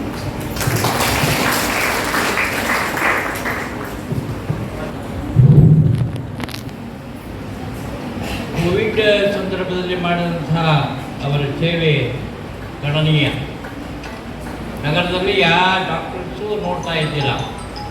ಆ ಸಂದರ್ಭದಲ್ಲಿ ಅವರಿಬ್ಬರು ಬಹಳ ದೊಡ್ಡ ಕಾರ್ಯವನ್ನು ಮಾಡಿದ್ದಾರೆ. ಅವರಿಗೆ ಲಯನ್ಸ್ ಕ್ಲಬ್ ಪರವಾಗಿ ಹಾಗೂ ನಮ್ಮ ಸಂಸ್ಥೆ ಪರವಾಗಿ ಧನ್ಯವಾದಗಳನ್ನು ಇದೇ ರೀತಿ ತಾವು ಸಹಿತ ಸೇವಾ ಮನೋಭಾವನೆಯನ್ನು ಇಟ್ಟುಕೊಂಡು ಮಾತನ್ನು ಹೇಳಿ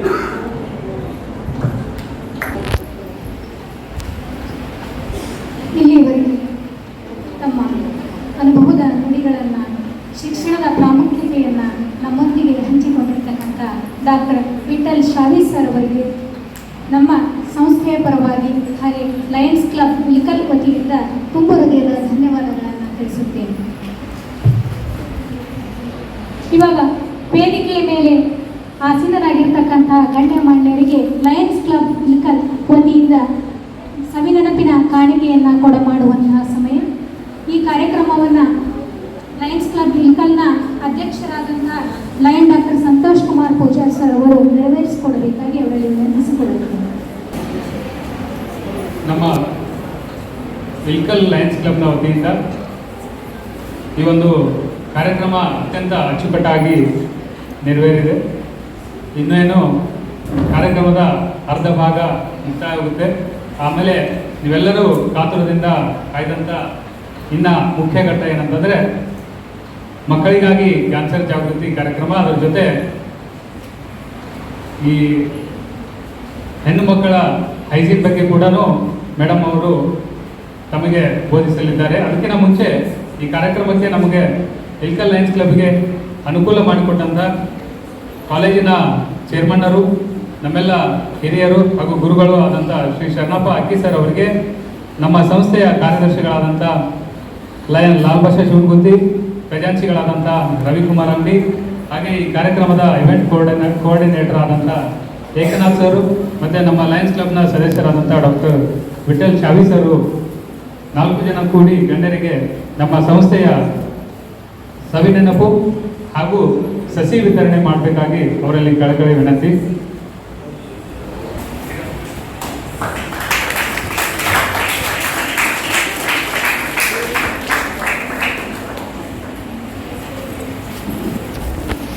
ಧನ್ಯವಾದಗಳು.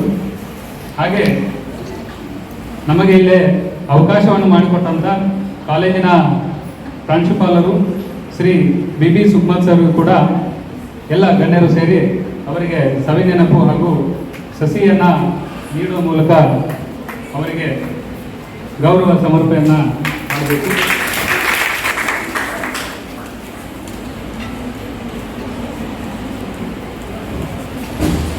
ಸ್ಕೌಟ್ ಆ್ಯಂಡ್ ಗೈಡ್ನ ಪ್ರೋಗ್ರಾಮ್ ಆಫೀಸರ್ ಆದಂಥ professor Shrimati SR Kalyan Shetty madam ಅವರಿಗೆ ನಮ್ಮ ಸಂಸ್ಥೆಯ ಸವಿ ನೆನಪಿನ ಕಾಣಿಕೆ ಹಾಗೂ ಸಸಿಯನ್ನು ನೀಡುವ ಮೂಲಕ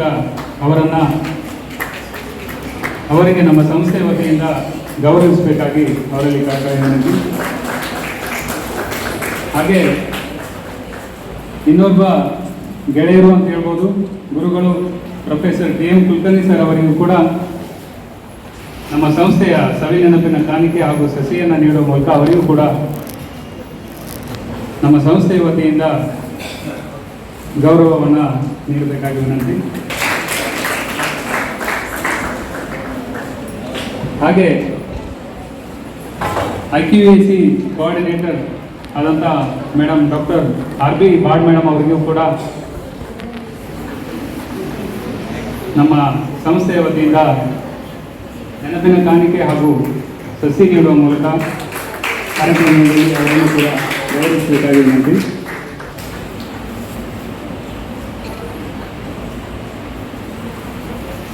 ಹಾಗೆ ನಮ್ಮ ಇಲ್ಕಲ್ ಲಯನ್ಸ್ ಕ್ಲಬ್ನ ವತಿಯಿಂದ ನಿಮ್ಮ ಕಾಲೇಜಿಗೆ ಹೀಗೆ ಡಾಕ್ಟರ್ ವಿಠಲ್ ಶಾವಿ ಸರ್ ಹೇಳಿದರು, ನಾವು ಕೂಡ ಇಲ್ಲ ವಿದ್ಯಾರ್ಥಿ ಅಂತೇಳಿ, ನಾನು ಕೂಡ ಈ ಒಂದು ಕಾಲೇಜಿನ ವಿದ್ಯಾರ್ಥಿ.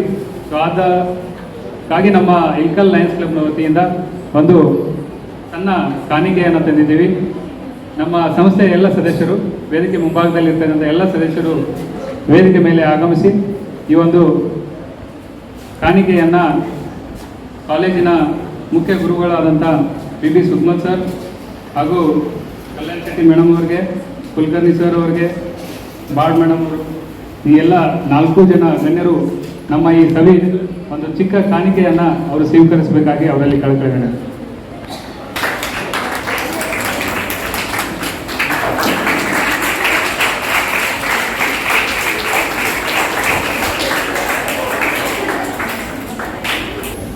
ಎಲ್ಲರಿಗೂ ಧನ್ಯವಾದಗಳು. ಸವಿ ನೆನಪಿನ ಕಾಣಿಕೆಯನ್ನು ಕೊಡಮಾಡಿದಂತಹ ಲಯನ್ಸ್ ಕ್ಲಬ್ ಇಲ್ಕಲ್ ಹಾಗೂ ಸ್ವೀಕರಿಸಿದಂತಹ ವೇದಿಕೆಯ ಎಲ್ಲ ಗಣ್ಯರಿಗೂ ಮತ್ತೊಮ್ಮೆ ಮಗದೊಮ್ಮೆ ಕಾರ್ಯಕ್ರಮದ ಪರವಾಗಿ ತುಂಬ ಹೃದಯದ ಧನ್ಯವಾದಗಳನ್ನು ತಿಳಿಸುತ್ತೇನೆ. ಈಗ ಈ ಕಾರ್ಯಕ್ರಮದ ಮುಖ್ಯ ಘಟ್ಟ ಮಕ್ಕಳಿಗಾಗಿ ಕ್ಯಾನ್ಸರ್ ಜಾಗೃತಿ ಕಾರ್ಯಕ್ರಮ. ಈ ಕಾರ್ಯಕ್ರಮವನ್ನು ಮುಖ್ಯ ಅತಿಥಿಗಳಾಗಿ ಆಗಮಿಸಿದಂತಹ ಡಾಕ್ಟರ್ ಶೋಭಾ ವಿಠಲ್ ಶಾವಿ ಮೇಡಮ್ ಅವರು ನೆರವೇರಿಸಿಕೊಡಬೇಕಾಗಿ ಅವರಲ್ಲಿ ವಿನಂತಿಸಿಕೊಳ್ಳುತ್ತೇನೆ. ಗಣ್ಯರು ವೇದಿಕೆ ಮುಂಭಾಗದಲ್ಲಿ ಇರುವ ಆಸನದಲ್ಲಿ ಕೂರಬೇಕಾಗಿ ಅವರಲ್ಲಿ ಕಳಕಳಿ ವಿನಂತಿ. ತವಲಿಂಗಾಯ ನಮಃ. ಓಂ ಅಸತೋಮ ಸದ್ಗಮಯ ತಮಸೋಮ ಜ್ಯೋತಿರ್ಗಮಯ ಮೃತ್ಯೋರ್ಮ ಅಮೃತಂ ಗಮಯ. ಅಂದರೆ ಅರ್ಥ, ನಮ್ಮ ಜೀವನ ಕತ್ತಲೆಯಿಂದ ಬೆಳಕಿನೆಡೆಗೆ, ಸುಳ್ಳಿನಿಂದ ಸತ್ಯದೆಡೆಗೆ, ಮೃತ್ಯುವಿನಿಂದ ಅಮೃತತ್ವದ ಕಡೆಗೆ ಒಂದು ನಡೆಯುವ ಒಂದು ಹೋರಾಟ. ಈ ದಿನ ಈ ಸಮಾರಂಭಕ್ಕೆ ನನ್ನನ್ನು ಕರೆದು ಸತ್ಕಾರ ನೀಡಿದ ನಿಮ್ಮೆಲ್ಲರಿಗೂ ನನ್ನ ಹೃತ್ಪೂರ್ವಕ ವಂದನೆಗಳು. ಮೊದಲನೇದಾಗಿ ಈ ಒಂದು ಸಂಸ್ಥೆಯನ್ನು ಕಟ್ಟಿದ ನಮ್ಮ ಇಲ್ಕಲಿನ ಋಷಿಗಳಾದ ಗುರುಗಳಾದ ಮಹಾಂತಪ್ಪನವ್ರನ್ನ ನೆನಪಿಸ್ಕೊಳ್ತಾ, ಹಾಗೆ ಈ ಸಂಸ್ಥೆಯನ್ನು ಕಟ್ಟಿ ಈ ಮಹಾವಿದ್ಯಾಲಯವನ್ನು ಇಷ್ಟು ದೊಡ್ಡದಾಗಿ ಬೆಳೆಸಿರುವಂಥ ಚೇರ್ಮನರಾದ ಶರಣಪ್ಪಕ್ಕಿಯವರಿಗೆ ನನ್ನ ನಮಸ್ತೆಯನ್ನು ತಿಳಿಸುತ್ತಾ, ಪ್ರಾಧ್ಯಾಪಕರಾದ ಈ ಕಾಲೇಜಿನ ಪ್ರಿನ್ಸಿಪಲ್ ಆದ ಸುಗಮತ್ ಸರ್ ಅವರಿಗೆ ನನ್ನ ನಮಸ್ಕಾರಗಳನ್ನು ತಿಳಿಸುತ್ತಾ, ಹಾಗೆ SR ಕಲ್ಯಾಣ್ ಶೆಟ್ಟಿ ಮೇಡಮ್ ಹಾಗೂ ಕುಲಕರ್ಣಿ ಸರ್ ಸ್ಕೌಟ್ಸ್ ಮತ್ತು ಗೈಡ್ಸ್ನ ಅಧಿಕಾರಿಗಳು ಹಾಗೂ NSS ಘಟಕದ ಅಧಿಕಾರಿಗಳು ಇಬ್ಬರಿಗೂ ನನ್ನ ವಂದನೆಗಳನ್ನು ತಿಳಿಸುತ್ತೇನೆ.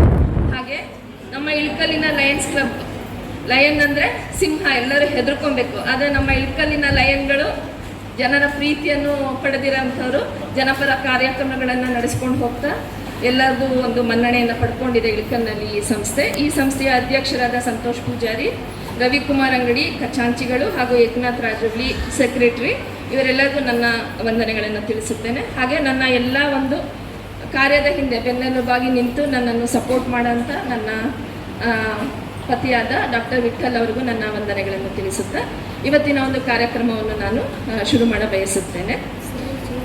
ಈ ಕಾರ್ಯಕ್ರಮದಲ್ಲಿ ನಾನು ಒಬ್ಬಳೇ ಮಾತಾಡಲ್ಲ, ನಮ್ಮ ವಿದ್ಯಾರ್ಥಿಗಳು ಮಾತಾಡಬೇಕು, ವಿದ್ಯಾರ್ಥಿನಿಗಳು ಮಾತಾಡಬೇಕು ಅನ್ನೋದು ನನ್ನ ಇಷ್ಟ.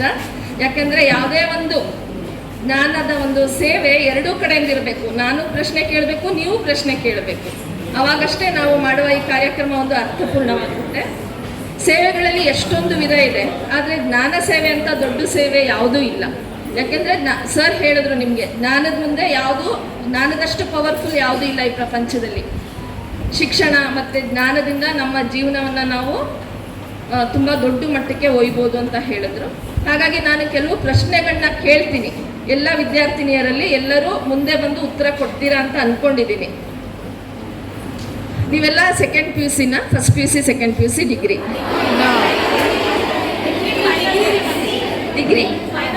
ಫೈನಲ್ ಇಯರ್ ಡಿಗ್ರಿ ಅಂದರೆ ಎಲ್ಲರೂ ಚೆನ್ನಾಗೇ ಉತ್ತರ ಕೊಡ್ತೀರಾ ಅಂತ ನನಗೆ ಅನಿಸುತ್ತೆ. ಈಗ ಒಂದು ಪ್ರಶ್ನೆ ನಾನು ನಿಮ್ಮಲ್ಲೆಲ್ಲ ಕೇಳೋಕ್ಕೆ ಇಷ್ಟಪಡ್ತೀನಿ. ನಿಮ್ಮ ಪ್ರಕಾರ ಇಡೀ ಪ್ರಪಂಚದಲ್ಲಿ ಸಾವನ್ನ ಉಂಟು ಮಾಡೋ ಅಂಥ ವಿಷಯಗಳು ಏನೇನು? ಉತ್ತರ ಕೊಟ್ಟವ್ರಿಗೆ ಪ್ರೈಸ್ ಸಹ ಕೊಡ್ತೀವಿ ಲಾಸ್ಟಿಗೆ. ಪಟ ಉತ್ತರ ಕೊಡಬೇಕು. ಭಯ, very good. Next negative mind set. ಮತ್ತೆ ಏನು ರೋಗಗಳು ಬರುತ್ತೆ ನಿಮಗೆ? ಭಯದಿಂದ, ನೆಗೆಟಿವ್ ಮೈಂಡ್ ಸೆಟ್ಟಿಂದ ಏನು ರೋಗಗಳು ಬರ್ಬೋದು? ಒಬ್ರೊಬ್ರಾಗಿ ನಿಂತು ಉತ್ತರ ಕೊಡಿ ಅಂದರೆ ಕೇಳಿಸುತ್ತೆ.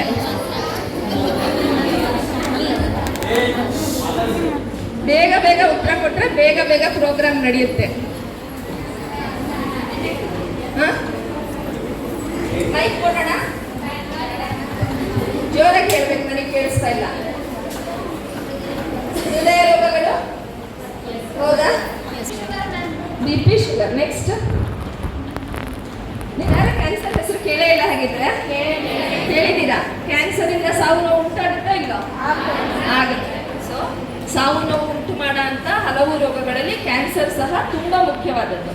ಕ್ಯಾನ್ಸರ್ ಅಂದರೆ ನಿಮ್ಗೆ ಏನು ಗೊತ್ತು, ಏನು ಅನಿಸುತ್ತೆ ಕ್ಯಾನ್ಸರ್ ಅನ್ನೋ ಪದ ಕೇಳಿಸಿದ ತಕ್ಷಣ? ಅಂತ ಯಾವುದೇ ಒಂದು ನಮ್ಮ ಮಿತಿ ಮೀರಿ ಹೋದಾಗ ಅದು ಕ್ಯಾನ್ಸರ್ ಆಗುತ್ತೆ. ನಮ್ಮ ಕಂಟ್ರೋಲಲ್ಲಿದ್ದಾಗ ಅದು ಆರೋಗ್ಯ, ನಮ್ಮ ಕಂಟ್ರೋಲ್ ಮೀರಿದಾಗ ಅದು ಕ್ಯಾನ್ಸರ್. ಈಗ ಕ್ಯಾನ್ಸರ್ ತುಂಬ ಕಾಮನ್ನು, ಅನ್ಕಾಮನ್ನು? ಮುಂಚೆ ಹೋಲಿಸಿದ್ರೆ ಈಗ ಹೆಚ್ಚಾಗ್ತಿದೆಯಾ ಕಮ್ಮಿ ಆಗ್ತಿದೆಯಾ? ಹೆಚ್ಚಾಗ್ತಾ ಇದೆ. ನಿಮ್ಮ ಪ್ರಕಾರ ಹೆಚ್ಚಾಗಿದೆಯಾ? ಏನು ಕಾರಣಗಳು? ಎನ್ವಿರಾನ್ಮೆಂಟ್ ಹಾಳಾಗ್ತಾ ಇರೋದು, ಮತ್ತೆ ನಮ್ಮ ಲೈಫ್ ಸ್ಟೈಲ್ ಅಲ್ವಾ? ಸರಿ, ಕ್ಯಾನ್ಸರ್ ಯಾರ್ಯಾರನ್ನ ಅಫೆಕ್ಟ್ ಮಾಡ್ಬೋದು ನಿಮ್ಮ ಪ್ರಕಾರ? ವಯಸ್ಸಾದವ್ರಿಗಷ್ಟೇ ಕ್ಯಾನ್ಸರ್ ಆಗುತ್ತಾ? ಇಲ್ಲ. ಯಾರ್ಯಾರಿಗೆ ಕ್ಯಾನ್ಸರ್ ಆಗ್ಬೋದು? ಸಣ್ಣ ಮಕ್ಕಳಿಗೆ ಆಗ್ಬೋದಾ? ಹುಡುಗರಿಗೆ, ಮಕ್ಕಳಿಗೆ, ಸ್ವಲ್ಪ ದೊಡ್ಡ ಮಕ್ಕಳಿಗೆ ಆಗ್ಬೋದಾ? ವಯಸ್ಸಾದವ್ರಿಗೆ ಆಗ್ಬೋದಾ? ಮಧ್ಯ ವಯಸ್ಕರಿಗೆ ಆಗ್ಬೋದಾ? ಸೊ ಕ್ಯಾನ್ಸರ್ ಅನ್ನೋದು ಎಲ್ಲ ವಯಸ್ಸಿನಲ್ಲೂ ಕಾಡುವಂಥ ಒಂದು ದೊಡ್ಡ ತೊಂದರೆ. ಕ್ಯಾನ್ಸರಿಂದ ಸಾವಷ್ಟೇ ಅಲ್ಲ, ನೋವು ಸಾಕಷ್ಟು ಉಂಟಾಗುತ್ತೆ. ಅಂದರೆ ಕ್ಯಾನ್ಸರ್ ಜೊತೆ ಜೀವನ ಮಾಡೋ ವ್ಯಕ್ತಿದು ಕ್ವಾಲಿಟಿ ಆಫ್ ಲೈಫ್ ಅಂತೀವಿ. ಈಗ ಆರೋಗ್ಯವಂತ ವ್ಯಕ್ತಿ ಎಷ್ಟು ಚೆನ್ನಾಗಿ ಜೀವನ ಮಾಡಬಹುದು, ಅಷ್ಟು ಚೆನ್ನಾಗಿ ಕ್ಯಾನ್ಸರ್ ಪೀಡಿತ ವ್ಯಕ್ತಿ ಜೀವನ ಮಾಡ್ಲಿಕ್ಕೆ ಸಾಧ್ಯ ಇಲ್ಲ. ಕ್ಯಾನ್ಸರ್ ಅನ್ನೋದು ಬರೀ ಕ್ಯಾನ್ಸರ್ ಆದವ್ರಿಗಷ್ಟೇ ಅಲ್ಲ, ಅವ್ರ ಮನೆಯವ್ರಿಗೆಲ್ಲರಿಗೂ ಅಫೆಕ್ಟ್ ಮಾಡುತ್ತೆ. ಹಾಗಾಗಿ ನಮ್ಮ ಉದ್ದೇಶ ಏನು? ಕ್ಯಾನ್ಸರ್ ಬದಲಾರ್ದಂಗೆ ನೋಡ್ಕೊಳ್ಳೋದು ಮೊದಲನೇದು. ಇನ್ನೊಂದು, ಬಂದರೆ ಬೇಗ ಕಂಡುಹಿಡಿಬೇಕು. ನಿಮಗೆಲ್ಲ ಗೊತ್ತಿರೋ ಹಾಗೆ ಕ್ಯಾನ್ಸರಲ್ಲಿ ಎಷ್ಟು ಸ್ಟೇಜ್ ಇದೆ? 4 ಸ್ಟೇಜಸ್. ಸರ್ ಹೇಳಿದ್ರು ಅವಾಗಲೇ 4 ಸ್ಟೇಜ್ಗಳಿದ್ದಾವೆ. ಸ್ಟೇಜ್ 1, ಸ್ಟೇಜ್ 2 ಅಲ್ಲಿ ಕ್ಯಾನ್ಸರ್ನ ನಾವು ಸುಲಭವಾಗಿ ಗುಣಪಡಿಸಬಹುದು. ವ್ಯಕ್ತಿ ಪೂರ್ತಿ ಕ್ಯಾನ್ಸರ್ ಮುಕ್ತ ಜೀವನ ಮಾಡೋ ಹಾಗೆ ಮಾಡಬಹುದು. ಸ್ಟೇಜ್ 3ನಲ್ಲಿ ಅದು ಸ್ವಲ್ಪ ಕಷ್ಟ. ಸ್ಟೇಜ್ 4ಗೆ ಹೋದಾಗ ಅದು ತುಂಬ ಕಷ್ಟ. ಅವರಿಗೆ ನಾವು ಪೂರ್ತಿ ಮುಕ್ತರ ಮಾಡಲಿಕ್ಕಾಗಲ್ಲ, ಆದರೆ ಇರೋದ್ರಲ್ಲೇ ಸ್ವಲ್ಪ ಆರಾಮಾಗಿ ಜೀವನ ನಡೆಸೋ ಹಾಗೆ ಮಾಡಬಹುದು. ಇನ್ನೂ ಕೆಲವು ಸ್ಟೇಜ್ಗಳಿದೆ, ಪ್ರೀ ಕ್ಯಾನ್ಸರ್ ಸ್ಟೇಜ್ ಅಂತ. ಆ ಪ್ರೀ ಕ್ಯಾನ್ಸರ್ ಸ್ಟೇಜಲ್ಲಿ ಕಂಡುಹಿಡಿದ್ರೆ ತುಂಬ ಸುಲಭವಾಗಿ ಆ ರೋಗಗಳನ್ನ ನಾವು ಹುಷಾರು ಮಾಡಬಹುದು. ಸೊ ಮಕ್ಕಳಲ್ಲಿ ಯಾವ್ಯಾವ ಕ್ಯಾನ್ಸರ್ ಕಂಡು ಬರಬಹುದು ಅಂತ ಈ ಚಿತ್ರ ತೋರಿಸುತ್ತೆ. ಮಕ್ಕಳಲ್ಲಿ ಬ್ರೈನಲ್ಲಿ ಕ್ಯಾನ್ಸರ್ ಆಗ್ಬೋದು, ಕಣ್ಣಲ್ಲಿ ಆಗ್ಬೋದು, ಲಿಂಫೋಮಾ ಅಂದರೆ ಲಿಂಫ್ ನೋಡ್ಸ್ ಅಂತ ಇರುತ್ತೆ ನಮ್ಮ ದೇಹದಲ್ಲಿ, ಅವುಗಳಲ್ಲಿ ಆಗ್ಬೋದು, ಬ್ಲಡ್ ಕ್ಯಾನ್ಸರ್ಸ್ ಆಗ್ಬೋದು, ಮೂಳೆಗಳ ಕ್ಯಾನ್ಸರ್, ಕಿಡ್ನಿ ಮತ್ತು ನ್ಯೂರೋಬ್ಲಾಸ್ಟೋಮಾ ಮತ್ತು ಮಸಲ್ಸ್. ಈ ಎಲ್ಲ ಕ್ಯಾನ್ಸರ್ಗಳು ಮಕ್ಕಳಲ್ಲಿ ತುಂಬ ಕಾಮನ್ ಆಗಿ ಕಂಡು ಬರ್ತವೆ. ಅದರಲ್ಲಿ ಏನು ಮುಂಚೆ ನಾವು ಅಂದರೆ ನೀವು ಯಾರಲ್ಲಿ ಕ್ಯಾನ್ಸರ್ ಇದೆ ಅಂತ ನೀವು ಸಂಶಯ ಮಾಡಬಹುದು ಅಂದರೆ, ನೆಕ್ಸ್ಟ್ ಪದೇ ಜ್ವರ ಬರೋದು, ಮಗು ಸರಿ ಊಟ ಮಾಡಲ್ಲ, ತೂಕ ಕಮ್ಮಿ ಆಗ್ತಾ ಇದೆ ಕಂಟಿನ್ಯೂಸ್, ಆಮೇಲೆ ಪದೇ ಜ್ವರ ಬರುತ್ತೆ, ಎಲ್ಲಾದ್ರೂ ಒಂದು ಗಂಟು ಇರುತ್ತೆ, ಹೊಟ್ಟೆಲಾಗಲಿ ಕಣ್ಣಲ್ಲಾಗಲಿ, ಕಣ್ಣು ಮುಂದೆ ಬಂದಂಗೆ ಕಾಣಿಸ್ತಾ ಇರುತ್ತೆ, ಇಲ್ಲ ಮಸಲ್ಸ್ ಅಲ್ಲಿ ಇರ್ಬೋದು, ಮೂಳೆಗಳಲ್ಲಿ ಇರ್ಬೋದು, ಗಂಟು ಕಣ್ಣು ಬಂದಾಗ ಅಂಥವ್ರನ್ನ ನೀವು ಡಾಕ್ಟರ್ನ ಕರ್ಕೊಂಡು ಹೋಗಿ ಮುಂದಿನ ಪರೀಕ್ಷೆಗಳನ್ನ ಮಾಡಿಸ್ಬೇಕಾಗತ್ತೆ. ನೆಕ್ಸ್ಟ್ ನೀವು ವೈದ್ಯರ ಹತ್ರ ಕರ್ಕೊಂಡು ಹೋದಾಗ ಅವರು ರಕ್ತ ಪರೀಕ್ಷೆ, ಸ್ಕ್ಯಾನ್ಗಳು, ಎಕ್ಸ್ರೇಗಳು ಮಾಡಿ ಅದೇನು ತೊಂದರೆ ಅಂತ ಕಂಡುಹಿಡಿದು ಅದಕ್ಕೆ ಸೂಕ್ತವಾದ ಚಿಕಿತ್ಸೆನ ಕೊಡ್ತಾರೆ. ಈಗ ಇಲ್ಲಿ ತೆರೆದಿರೋರೆಲ್ಲ ಹೆಚ್ಚಿಗೆ ಮಹಿಳೆಯರಿರೋದ್ರಿಂದ ನಾನು ಮಹಿಳೆಯರಲ್ಲಿ ಏನೇನು ಕ್ಯಾನ್ಸರ್ ಕಂಡು ಬರ್ಬೋದು ಅನ್ನೋದ್ರ ಬಗ್ಗೆ ಹೆಚ್ಚಿನ ಮಾಹಿತಿಯನ್ನು ನೀಡಲಿಕ್ಕೆ ಬಯಸ್ತೀನಿ. ಈಗ ಬೇರೆ ಎಲ್ಲ ಕ್ಯಾನ್ಸರ್ಗಳು ಕಾಮನ್ ಆಗಿ ಗಂಡಸರಲ್ಲಿ ಎಲ್ಲ ಕಂಡು ಬರ್ಬೋದು, ಇಲ್ಲಿವರೆಗೆ ನಾನು ಹೇಳಿದವು. ಬಟ್ ಕೆಲವು ಕ್ಯಾನ್ಸರ್ಗಳು ಮಹಿಳೆಯರಲ್ಲಷ್ಟೇ ಕಂಡು ಬರ್ತವೆ. ಅವು ಯಾವ್ಯಾವುದಂದ್ರೆ breast cancer, uterus cancer, ovarian cancer, cervical cancer, vaginal cancer ಮತ್ತೆ ವಲ್ವಾರ್ ಕ್ಯಾನ್ಸರ್ ಅಂತ ಹೇಳ್ತೀವಿ. ಇದರಲ್ಲಿ ತುಂಬಾ ಕಾಮನ್ ಅಂದ್ರೆ ಬ್ರೆಸ್ಟ್ ಕ್ಯಾನ್ಸರ್ ಮತ್ತೆ cancer of the cervix. Next ನಿಮಗೆಲ್ಲ ಗೊತ್ತಾದ್ರೆ ಇದು ನಮ್ಮ ಹೆಂಗಸರ ರಿಪ್ರೊಡಕ್ಟಿವ್ ಸಿಸ್ಟಮ್ ಒಂದು ಚಿತ್ರ. ಇದು ಗರ್ಭಚೀಲ, ಇದು ಅದ್ರದ್ದು ಬಾಯಿ, ಸರ್ವಿಕ್ಸ್ ಅಂತ ಹೇಳ್ತೀವಿ. ಇದು ವೆಜೈನಾ, ಇಲ್ಲಿ ವಲ್ವಾರಿನ ಕ್ಯಾನ್ಸರ್. ಈ ಕ್ಯಾನ್ಸರ್ ಆದಾಗ ಆ ಮಹಿಳೆಯರಲ್ಲಿ ಏನೇನು ಚಿಹ್ನೆಗಳಿರಬಹುದು ಅಂದ್ರೆ ಎಂಥವ್ರನ್ನ ನೀವು ಈ ಕ್ಯಾನ್ಸರ್ ಇದೆ ಅಂತ ಸಸ್ಪೆಕ್ಟ್ ಮಾಡಿ ಡಾಕ್ಟರ್ ಹತ್ರ ಕರ್ಕೊಂಡು ಹೋಗಬಹುದು. ಅಂದ್ರೆ ನಿಮ್ಮ ಮನೆಯಲ್ಲಿ ಅಂದ್ರೆ ನಿಮ್ಮ ತಾಯಿಯರಿರ್ಬೋದು, ಅಜ್ಜಿಗಳಿರ್ಬೋದು, ದೊಡ್ಡಮ್ಮಂದಿರಿರ್ಬೋದು, ಅಕ್ಕಂದಿರಿರ್ಬೋದು, ಇಲ್ಲ ಅಕ್ಕಪಕ್ಕದ ಮನೆಯವರು, ಕೆಲಸದವರು ಯಾರಾದ್ರೂ ಇರ್ಬೋದು. ಅಂಥವ್ರು ನಿಮ್ಮಲ್ಲಿ ಏನಾದ್ರು ಕೆಲವು ತೊಂದರೆಗಳು ಹಂಚ್ಕೊಂಡಾಗ ನೀವು ಅಂಥವ್ರನ್ನ ಹಿಂಗೆ ಡಾಕ್ಟರ್ ಹತ್ರ ಹೋಗಿ ಅಂತ ನೀವು ಸಜೆಷನ್ ಕೊಡಬಹುದು. ಇದ್ರ ಬಗ್ಗೆ ನೀವು ಮಾಹಿತಿ ತಿಳ್ಕೊಂಡ್ರೆ CA ಸರ್ವಿಕ್ಸ್ನಲ್ಲಿ ಯೂಶಲಿ ಏನಾಗುತ್ತೆ ಅಂದರೆ ಕಮ್ಮಿ ಆಗ್ತಾ ಇರುತ್ತೆ ಅಂತ ಮಹಿಳೆಯರಲ್ಲಿ ಈ ತೊಂದರೆ ಜಾಸ್ತಿ ಇರುತ್ತೆ. ಈ CA ಸರ್ವಿಕ್ಸ್ ತುಂಬ ಸುಲಭವಾಗಿ ಕಂಡುಹಿಡಿಯೋಕ್ಕಾಗಲ್ಲ. ಇರೋ ಭಾಗ ಅದನ್ನು ನಾವು ಕಂಡುಹಿಡಿಬೇಕಂದ್ರೆ ವೈದ್ಯರು ಕೆಲವು ಎಕ್ಸ್ಟ್ರಾ ಪರೀಕ್ಷೆಗಳನ್ನ ಮಾಡಿ ನೋಡಬೇಕಾಗತ್ತೆ. ಸ್ಕ್ಯಾನಿಂಗ್ ಅಲ್ಲಿ ನಾವು CA ಸರ್ವಿಕ್ಸ್ನ ಕಂಡುಹಿಡಿಯೋಕ್ಕಾಗಲ್ಲ. ನಾವು ಪರ್ಸ್ಪೆಕ್ಯುಲಮ್ ಎಕ್ಸಾಮಿನೇಷನ್ ಅಂತ ಒಂದು ಪರೀಕ್ಷೆ ಮಾಡ್ತೀವಿ. ಅಂದರೆ ಒಳಗಡೆಯಿಂದ ಪರೀಕ್ಷೆ ಮಾಡಿ ನೋಡಿದಾಗ ನಮಗೆ ಸರ್ವಿಕ್ಸ್ ಹೆಂಗಿದೆ ಅಂತ ಗೊತ್ತಾಗುತ್ತೆ. ಸರ್ವಿಕ್ಸು ನಾರ್ಮಲ್ ಆಗಿ ಆರೋಗ್ಯವಂತ ಹೆಂಗಸರಲ್ಲಿ ಪಿಂಕ್ ಕಲರ್ ಇರುತ್ತೆ, ಹೊಳಿತಾ ಇರುತ್ತೆ. ಅದೇ ಅನಾರೋಗ್ಯ ಇರೋರಲ್ಲಿ ಬಿಳಿಯಾಗಿರುತ್ತೆ, ಬಿಳಿ ಮುಟ್ಟಿರುತ್ತೆ, ಅದರಲ್ಲಿ ಗಾಯಗಳಾಗಿರ್ತವೆ, ಗ್ರೋತ್ಗಳು ಕಾಣಿಸ್ತವೆ. ಹಾಗಾಗಿ ತುಂಬ ಸಲ ಏನಾಗುತ್ತೆ ಅಂದರೆ ಮಹಿಳೆಯರು ನಾವು ಒಳಗಡೆಯಿಂದ ಪರೀಕ್ಷೆ ಮಾಡ್ತೀವಿ ಅಂದಾಗ ಅದು ಒಪ್ಕೊಳ್ಳಲ್ಲ, ನಾಚ್ಕೋತಾರೆ. ಆದರೆ ಅದರಿಂದ ಏನಾಗುತ್ತೆ ಅಂದರೆ ನಾವು ಕ್ಯಾನ್ಸರ್ನ ಬೇಗ ಕಂಡುಹಿಡಿಯೋಕ್ಕೆ ಕಷ್ಟ ಆಗುತ್ತೆ. ಹಾಗಾಗಿ ನೀವು ನಿಮ್ಮ ಸುತ್ತಮುತ್ತ ಯಾರು ಹಿರಿಯರಿದ್ದಾರಲ್ಲ ಅವ್ರಿಗೆಲ್ಲ ಈ ಮಾಹಿತಿನ ನೀಡಬೇಕು. ಎಷ್ಟೊಂದು ಸಲ ನಾವೇ ನೋಡಿದ್ದೀವಿ, ನಾವೆಷ್ಟು ಹೇಳಿದ್ರು ಪೇಷಂಟ್ ಒಪ್ಕೊಳ್ದಲೆ ಅದು ಪ್ರೀ ಕ್ಯಾನ್ಸರ್ ಸ್ಟೇಜಲ್ಲಿ ಇರೋದು ರೋಗ ತುಂಬ ದೊಡ್ಡದಾಗಿ 2ನೇ ಹಂತ 3ನೇ ಹಂತಕ್ಕೆ ಹೋದಾಗ ಅವರು ನಮ್ಮ ಹತ್ರ ಬಂದಿರೋ ಅಂಥ ಸುಮಾರು ಸಿಚುವೇಶನ್ಗಳನ್ನ ನಾವು ನೋಡಿದ್ದೀವಿ. ಅದು ಯಾರು ಹೆಂಗಸರು ಕರೆಕ್ಟಾಗಿ ನಮಗೆ ಬಂದು ತೋರಿಸ್ಕೊಂಡು ನಮ್ಮ ಸಲಹೆನ ಬೇಗ ಒಪ್ಕೊಂಡು ಟ್ರೀಟ್ಮೆಂಟ್ ತಗೊಳ್ತಾರೋ ಅಂಥವ್ರು ಕ್ಯಾನ್ಸರ್ ಪೇಷಂಟ್ಗಳು 10-15 ವರ್ಷ ಆದರೂ ಇನ್ನೂ ಬಂದು ನಮಗೆ ತೋರಿಸ್ಕೊಂಡು ಹೋಗ್ತಾರೆ, ತುಂಬ ಆರೋಗ್ಯವಂತ ಜೀವನನೂ ನಡೆಸ್ತಾ ಇದ್ದಾರೆ. ಹಾಗಾಗಿ ಇವತ್ತು ನಾವೇನು ಮಾಹಿತಿ ಕೊಡ್ತೀವಲ್ಲ ಆ ಮಾಹಿತಿನ ನೀವು ನಿಮ್ಮ ಮನೆಯಲ್ಲಿ ಹಿರಿಯರೊಂದಿಗೆ ಅಥವಾ ಅಗತ್ಯರೊಂದಿಗೆ ಹಂಚಿಕೊಳ್ಳಿ. CA ಸರ್ವಿಕ್ಸ್ ಇದು ಸ್ಟೇಜ್ 1. ಸ್ಟೇಜ್ 1 ಸರ್ವಿಕ್ಸ್ ಅಷ್ಟೇ ಅಫೆಕ್ಟ್ ಆಗಿರುತ್ತೆ.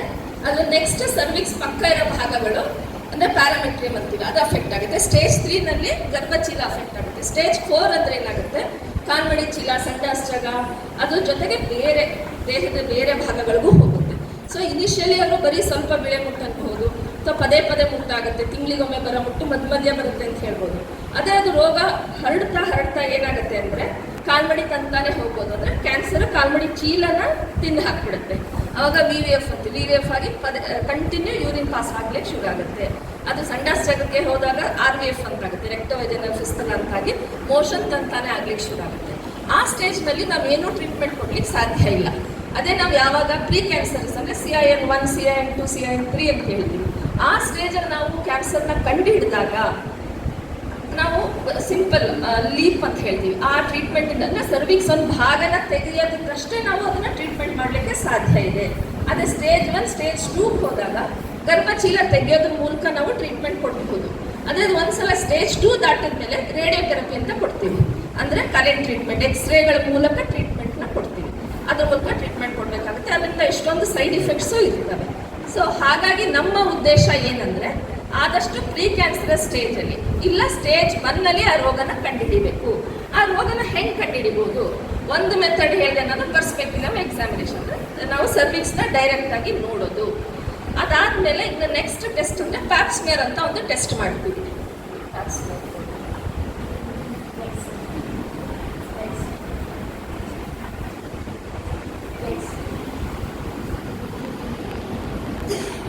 ಸರ್ವೈಕಲ್ ಕ್ಯಾನ್ಸರ್ನ ಕಂಡುಹಿಡಿಯಕ್ಕೆ ಏನೇನು ದಾರಿಗಳಿದಾವೆ ಅಂತ. ಒಂದು ಪ್ಯಾಪ್ಸ್ಮಿಯರ್, HPV ಟೆಸ್ಟಿಂಗ್, ಸ್ವಲ್ಪ ಅದು ಕ್ಯಾನ್ಸರ್ ದೊಡ್ಡದಾದಾಗ ಪಂಚ್ ಬಯಾಪ್ಸಿ ಮತ್ತು ಕೋನ್ ಬಯಾಪ್ಸಿ. ಇದು ಲೀಪ್ ಅನ್ನೋದು ಟ್ರೀಟ್ಮೆಂಟ್. ಅದು ಇಷ್ಟು ನಮಗೆ ಸಣ್ಣ ಪ್ರಮಾಣದಲ್ಲಿದ್ದಾಗ ಕ್ಯಾನ್ಸರ್ ಟ್ರೀಟ್ಮೆಂಟ್ಗಳು ಇದ್ದಾವೆ. ಪ್ಯಾಪ್ಸ್ಮಿಯರ್ ಅನ್ನೋದು ತುಂಬ ಸಿಂಪಲ್ ಆದ ಒಂದು ಟೆಸ್ಟ್. ಅದರಲ್ಲಿ ಏನು ಮಾಡ್ತೀವಿ ಅಂದರೆ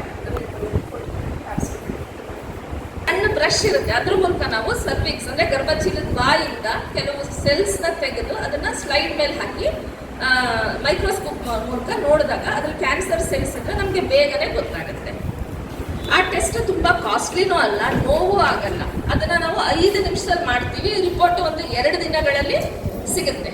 ಹಾಗಾಗಿ ನೀವು ಮನೆಯಲ್ಲಿ ಯಾರು ನಿಮ್ಮ ಹಿರಿಯರಿದ್ದಾರೆ 35 ವರ್ಷ ದಾಟಿದವರಿಗೆ ಈ ಪರೀಕ್ಷೆನ ಮಾಡ್ಕೊಳ್ಳಿ ಅಂತ ನೀವು ಡಾಕ್ಟರ್ಗೆ ಕಳಿಸಬಹುದು. ಅವರಿಗೆ ಒಂದು ಪ್ರೇರೇಪಣೆಯನ್ನು ನೀಡಬಹುದು.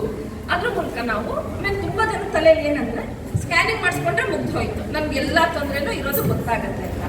ಇದು ಕಾರ್ಸಿನೋಮಾ ಸರ್ವಿಕ್ಸ್ ಸಣ್ಣ ಸ್ಟೇಜಲ್ಲಿ ಇದ್ದಾಗ ಸ್ಕ್ಯಾನಿಂಗಲ್ಲಿ ಗೊತ್ತಾಗೋದಿಲ್ಲ. ಅದಕ್ಕೆ ನಾವು ಒಳಗಡೆಯಿಂದ ಚೆಕ್ ಮಾಡಬೇಕು, ಪ್ಯಾಪ್ಸ್ಮಿಯರ್ ಮಾಡಬೇಕು, ಇಲ್ಲ HPV ಟೆಸ್ಟಿಂಗ್ ಅಂತ ಅದನ್ನಾದರೂ ಮಾಡಬಹುದು. ಹಾಗಾಗಿ ಬರೀ ಸ್ಕ್ಯಾನಿಂಗ್ ಒಂದೇ ಅಲ್ಲ, ಬೇರೆ ಟೆಸ್ಟ್ಗಳಿಗೂ ನೀವು ನಿಮ್ಮ ಇವ್ರನ್ನ ಪ್ರೇರೇಪಣೆ ನೀಡಬಹುದು. ಅದ್ರ ಜೊತೆಗೆ ಇನ್ನೊಂದು ತುಂಬ ಇಂಪಾರ್ಟೆಂಟ್ ವಿಷಯ ಏನಂದರೆ ಈ ಕ್ಯಾನ್ಸರ್ನ ಬದಲಾದಾಗ ನೀವು ತಡೆ ಹಿಡಿಬಹುದು. CSR ನಮಗೆ ನಾವು ತಡೆ ಹಿಡಿಬಹುದು. ಈಗ ನಿಮಗೆಲ್ಲ ಗೊತ್ತಿದೆ, ಮುಂಚೆ ಪೋಲಿಯೋ ದೊಡ್ಡ ರೋಗ ಆಗಿತ್ತು, ಹೌದಲ್ವಾ? ಹೌದಾ ಇಲ್ಲ? ಗೊತ್ತಾ ಇಲ್ಲ ನಿಮಗೆ ಪೋಲಿಯೋದ ಬಗ್ಗೆ?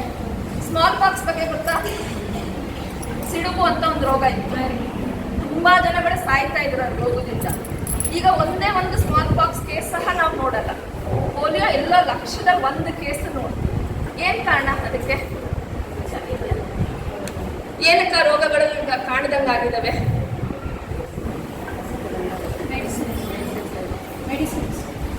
ಮುಂಚೆ ಹೇಳಿದೆ, ಕರೆಕ್ಟ್ ಆನ್ಸರ್ ಹೇಳಿದೆ ಫಸ್ಟ್. ಚಿಕ್ಕ ವಯಸ್ಸಿನಲ್ಲಿನ ಪೋಲಿಯೋ ಹಾಕ್ತಾರಲ್ರಿ ಲಸಿಕೆ, ವ್ಯಾಕ್ಸಿನೇಷನ್. ಹೌದಲ್ಲ, ನೀವೆಲ್ಲರೂ ಪೋಲಿಯೋ ವ್ಯಾಕ್ಸಿನ್ ಹಾಕಿಸ್ಕೊಂಡಿದ್ದೀರಾ. ಹಾಗಾಗಿ ನಿಮ್ಗೆ ಯಾರಿಗೂ ಪೋಲಿಯೋ ಬಂದಿಲ್ಲ.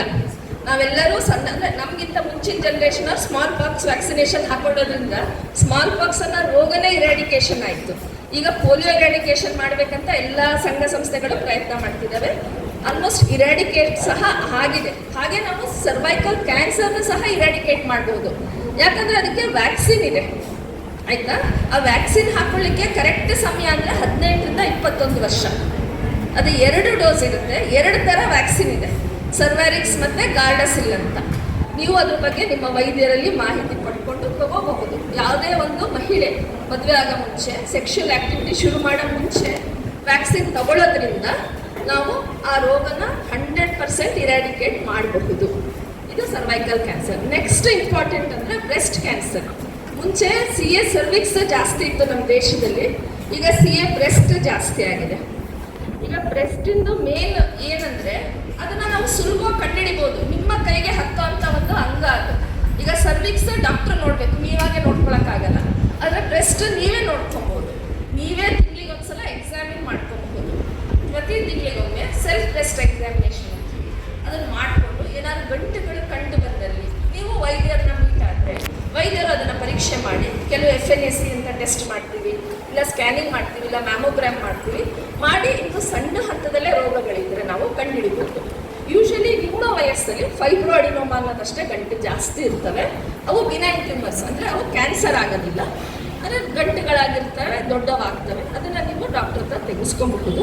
ಬಟ್ ಯಾರು ಯೂಶಲಿ 25-30 ವರ್ಷ ದಾಟಿದ ಮೇಲೆ, ಮುಂಚೆ 40 ವರ್ಷದ ಮೇಲೆ ಜಾಸ್ತಿ ಬರ್ತಿದ್ವಿ, ಈಗ 30 ವರ್ಷದ ಮೇಲೂ ತುಂಬ ಮಹಿಳೆಯರಲ್ಲಿ ಕ್ಯಾನ್ಸರ್ನ ನಾವು ನೋಡ್ತಾ ಇದ್ದೀವಿ. ಬ್ರೆಸ್ಟ್ ಕ್ಯಾನ್ಸರ್, ಅದರಲ್ಲೂ ಹಾಲು ಕುಡಿಸೋ ಮಹಿಳೆಯರಲ್ಲೂ ಬಹಳ ನೋಡ್ತಾ ಇದ್ದೀವಿ. ಹಾಗಾಗಿ ಯಾರೇ ಆಗಲಿ ಆ ಗಂಟು ಕಂಡು ಬಂದಲ್ಲಿ ನೀವು ವೈದ್ಯರನ್ನ ಭೇಟಿ ಆಗಬೇಕು. ಅದ್ರ ಜೊತೆಗೆ ನೀವು ಹೆಂಗೆ ಎಕ್ಸಾಮಿನ್ ಮಾಡ್ಕೊಳ್ಳೋದು ಬ್ರೆಸ್ಟ್?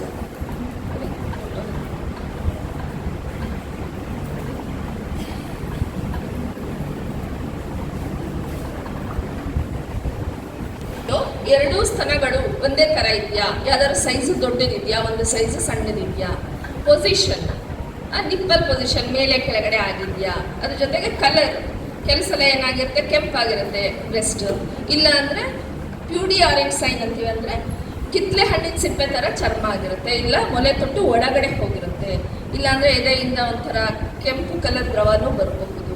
ಅವೆಲ್ಲ ಸೈನ್ಸ್ ಕಂಡಾಗ ನೀವು ವೈದ್ಯರಿಗೆ ತೋರಿಸ್ಬೇಕಾಗತ್ತೆ. ಬರೀ ಎದೆಲಷ್ಟೇ ಅಲ್ಲ, ಆಂಪಿಟ್ ಕಂಕುಳಲ್ಲಿ ಗಂಟುಗಳು ಕಂಡ್ರು ಅದು CA ಬ್ರೆಸ್ಟ್ದು ಒಂದು ಪಾರ್ಟ್ ಆಗಿರ್ಬೋದು. ಹಾಗಾಗಿ ಬೇರೆ ಕಂಡು ಬಂದಲ್ಲಿ ನೀವು ವೈದ್ಯರ ಹತ್ರ ಬಂದು ಮುಂದಿನ ಸಲಹೆನ ಪಡ್ಕೊಬೇಕು. ಈ ಸೆಲ್ಫ್ ಬ್ರೆಸ್ಟ್ ಎಕ್ಸಾಮಿನೇಷನ್ ಮಾಡ್ಕೊಳ್ಳಿಕ್ಕೆ ಬೆಸ್ಟ್ ಟೈಮ್ ಅಂದರೆ ಪೀರಿಯಡ್ಸ್ ಮುಗಿದ ನಂತರದ ದಿನಗಳು.